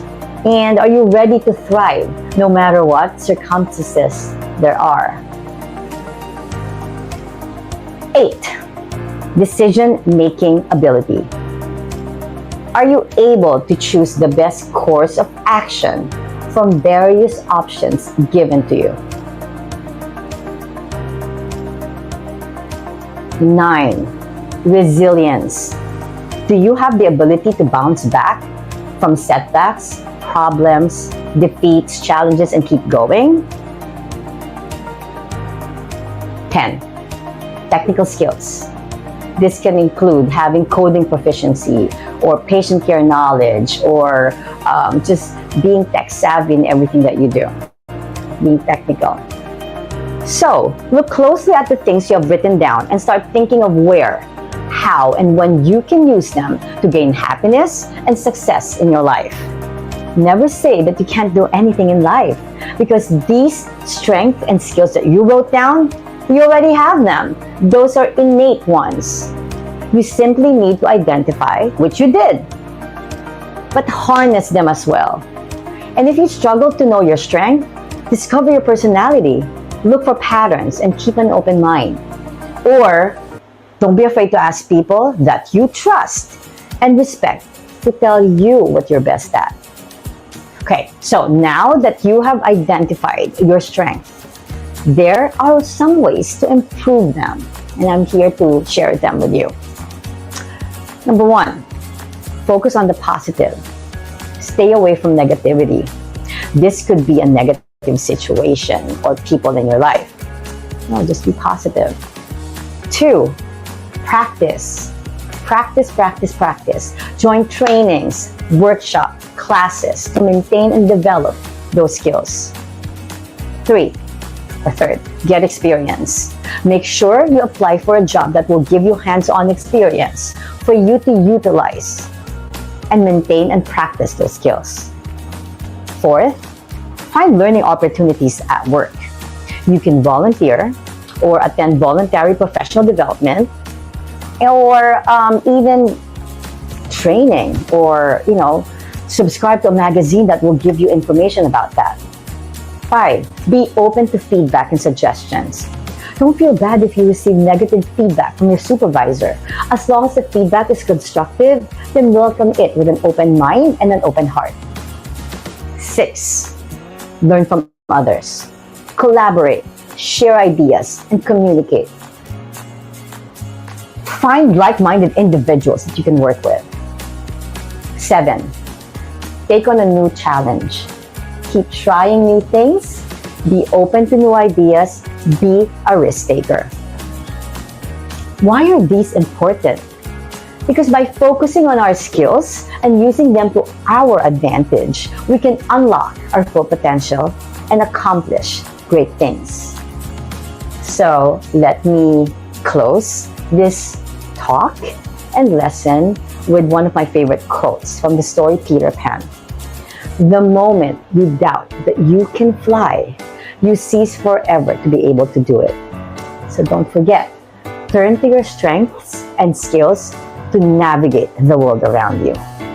So this is your speaker for today, Candice Ruggiero. My website is at www.candiceruggiero.com. Thank you all for being here. Bye. Get ready for the Powerful on Purpose Summit, September 28th, 2024 in beautiful Columbia, South Carolina.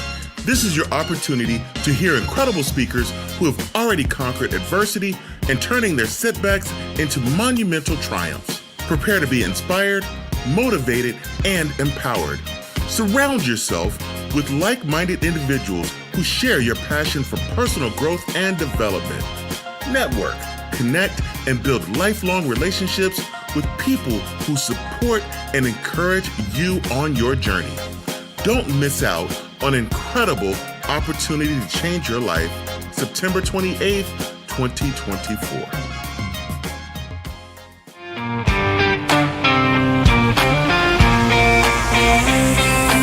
As we draw our time together to a close, I want to extend my heartfelt thanks for each and every one of you joining us for the Voices of Purpose Virtual Summit today.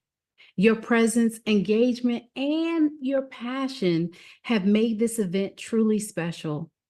It has been an incredible experience to witness the energy, the ideas, and the powerful messages shared throughout our time together. You are the heart and soul of this movement, and your commitment to purpose-driven entrepreneurship is nothing short of inspiring. But our journey doesn't have to stop here today. We have more opportunities to come together to share our stories and to amplify our impact. I am thrilled to invite you to our upcoming event, the Powerful on Purpose Summit, happening live in Columbia, South Carolina on September 28th, 2024. This summit will be a chance for you to continue in sharing your message along with conversations, deepening your connections, and furthering the mission of empowering change. To be a part of this extraordinary gathering, please visit drtabitharussell.com. Simply click on the Events tab to register and secure your place at the Powerful on Purpose Summit. This is your opportunity to bring your voice to a larger stage, to connect with fellow visionaries, and to share your powerful message with the world. Thank you once again for being a part of the Voices of Purpose Summit. Your dedication and enthusiasm are the driving forces behind our shared success. Let's continue to empower each other, to inspire change, and to make a lasting impact. My name is Dr. Tabitha Russell, and I look forward to seeing you here in Columbia, South Carolina. Thank you.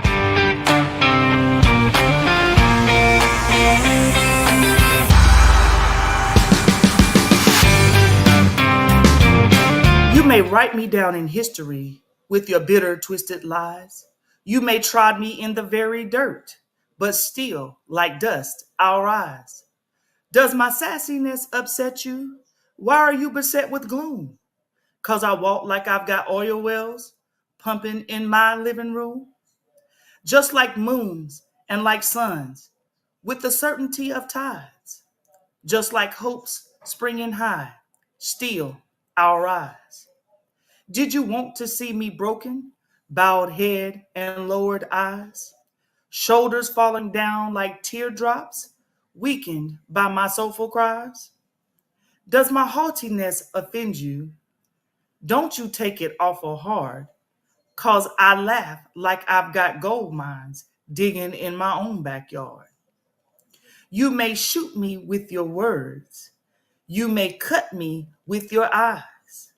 You may kill me with your hatefulness, but still, like air, I'll rise. Does my sexiness upset you? Does it come as a surprise that I dance like I've got diamonds at the meeting of my thighs? Out of the huts of history's shame, I rise. Up from a past that's rooted in pain, I rise. I'm a black ocean leaping and wide, welling and swelling I bear in the tide. Leaving behind nights of terror and fear, I rise into a daybreak that's wondrously clear. I rise, bringing the gifts that my ancestors gave. I am the dream and the hope of the slave. I rise, I rise, I rise. Ladies and gentlemen, thank you for joining the Voices of Purpose Virtual Summit.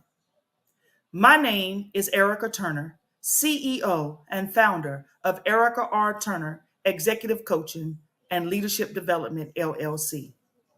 I am here today to embark on a transformative journey, a journey that shines a light on the remarkable and often hidden power of African American women in leadership.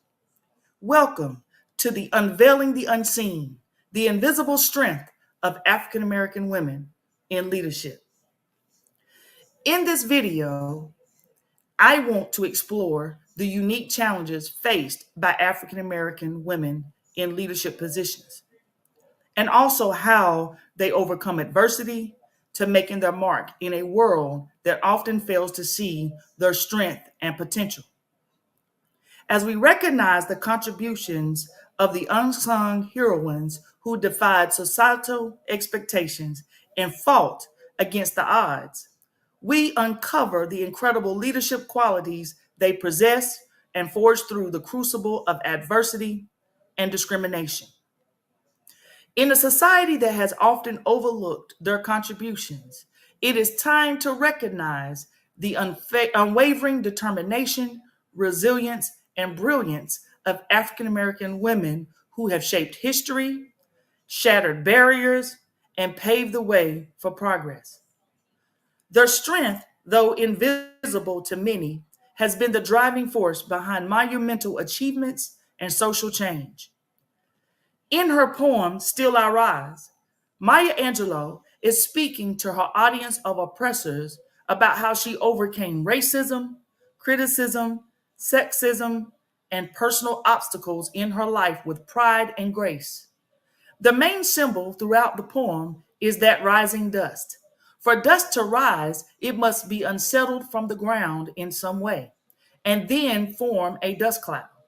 But once the dust has been unsettled from the ground, it can leave and rise up despite all the evils that they faced and continue to face. As we peel back the layers of history, we discover the tapestry of leadership that is rich, diverse, and inspiring. For centuries, African American women have devoted their talents to academia, business, civil rights, and politics, each in their own way affirming that the American dream is not only for African Americans, but for men and women of all ethnicities. There were many Black women leaders who served as touchstones for the present generation. For example, Maya Angelou, a celebrated poet, author, activist, and educator who remained at the forefront of politics and empowerment by sharing her stories of struggles and discrimination. Madam C.J. Walker, who became America's first Black self-made millionaire. Shirley Chisholm, the first Black woman to be elected to Congress. Rosa Parks, a leader in the civil rights movement. Other prominent African American women includes Ida B. Wells, Mary McLeod Bethune, Janetta Cole, Condoleezza Rice, and Mae Jemison, just to name a few. There are key legacies that most of these Black women share: the legacy of perseverance, service, and leadership. Now, this is not just a tribute to the past, it is also a call to action for the present and future. I believe that it is important for culturally competent leaders to understand their cultural history and contemporary status. I also believe that it is important for me as an African American woman to know my past, understand my present, and move toward my future.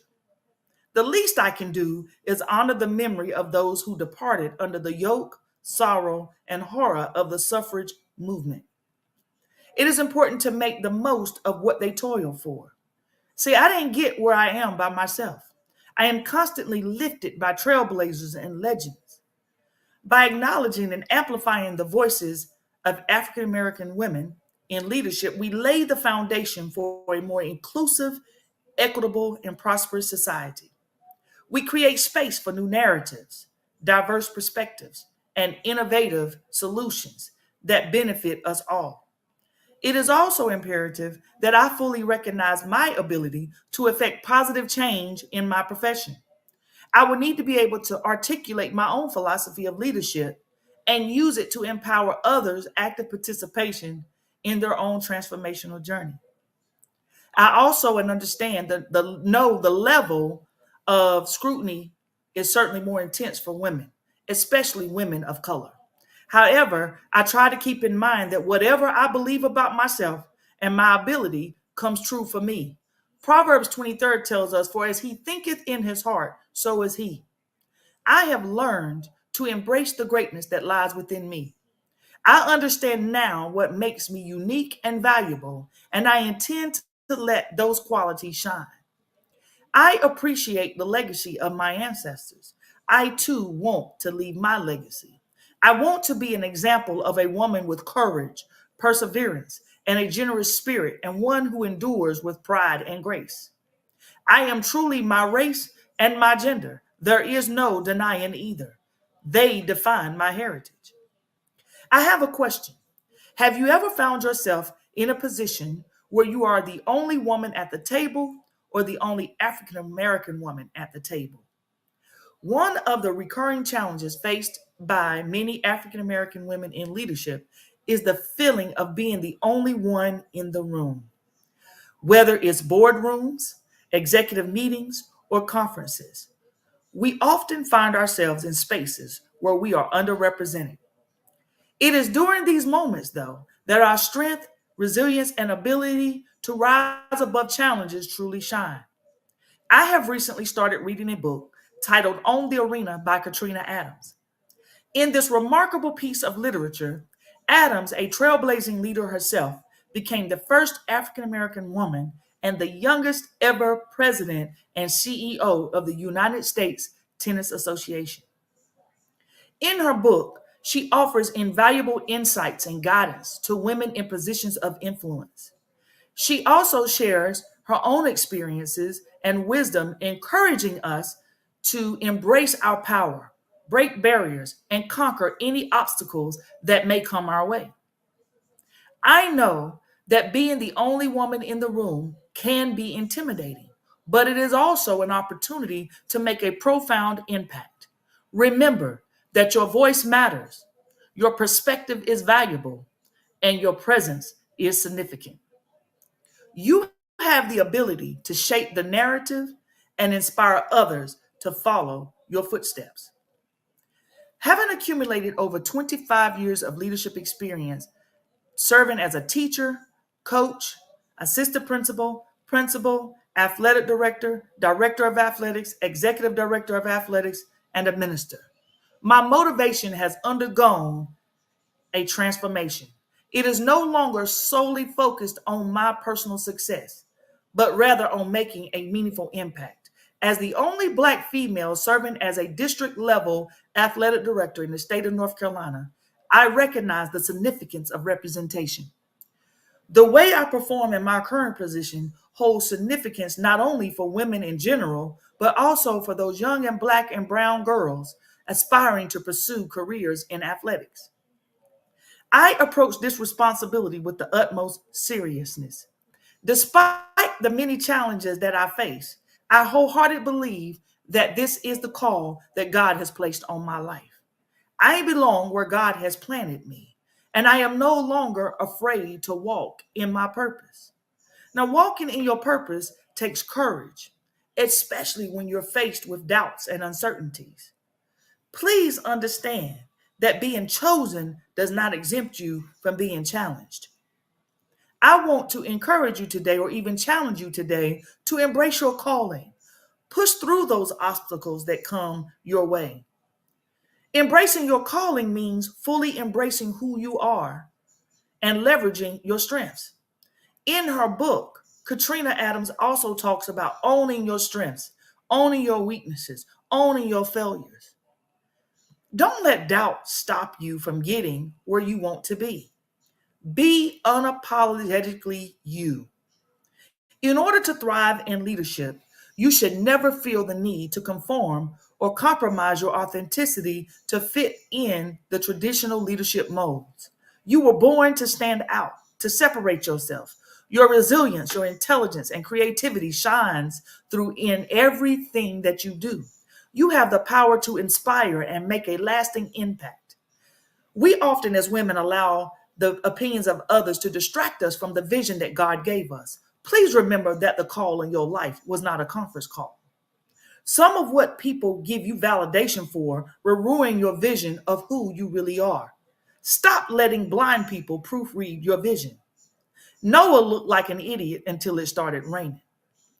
Elevation sometimes requires separation because everybody can't go where God is trying to take you.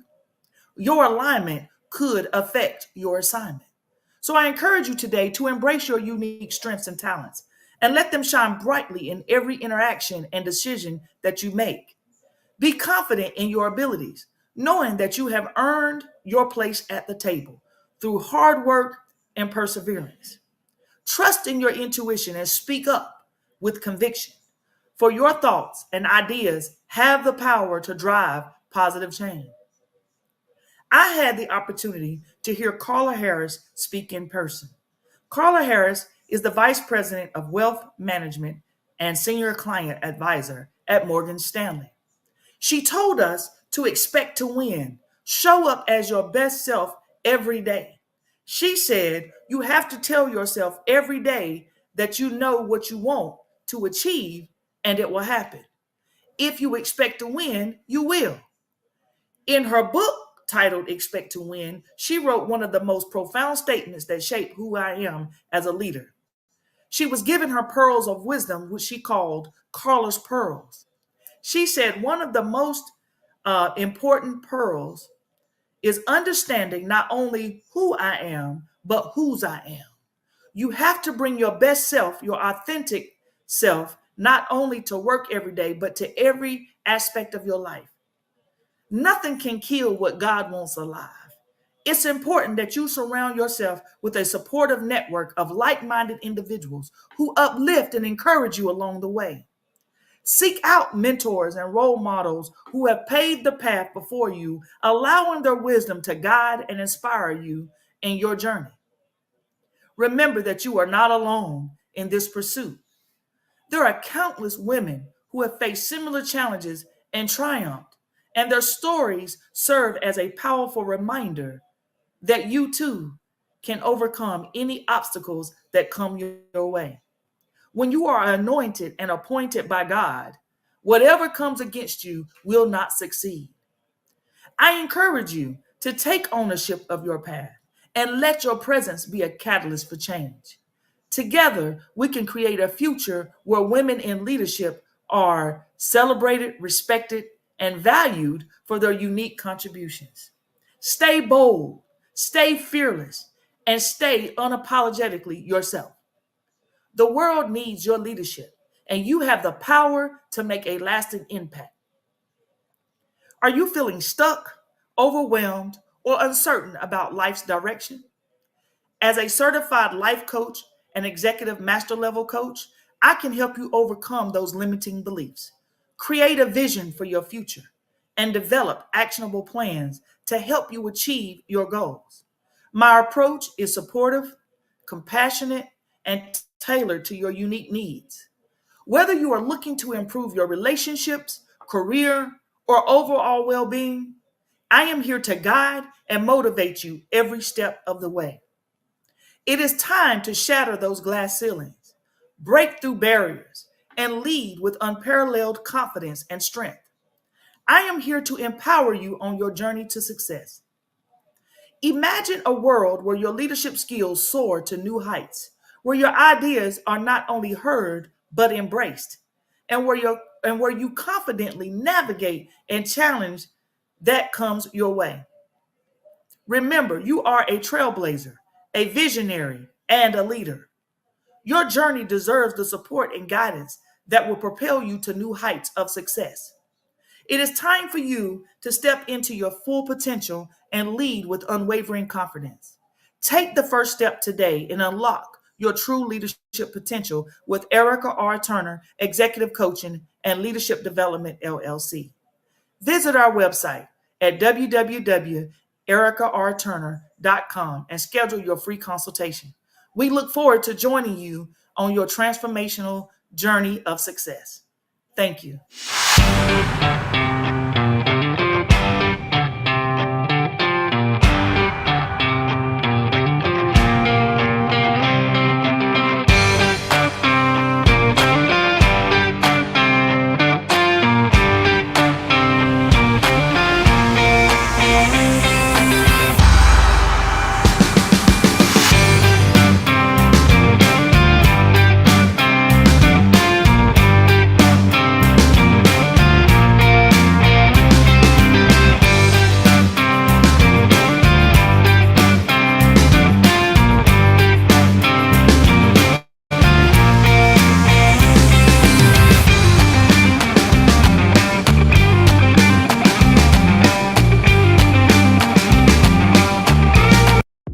The Black Business Network and Black Business Olympics are essential platforms for Black business owners globally. They provide the tools and support you need to succeed in today's competitive marketplace. Join us today as we collaborate together with businesses from around the world to support our children, students, and young future entrepreneurs, Black businesses and corporations. We raise funds for students going to college and young entrepreneurs who are aspiring to be business owners, and we invite you to be a contributor today.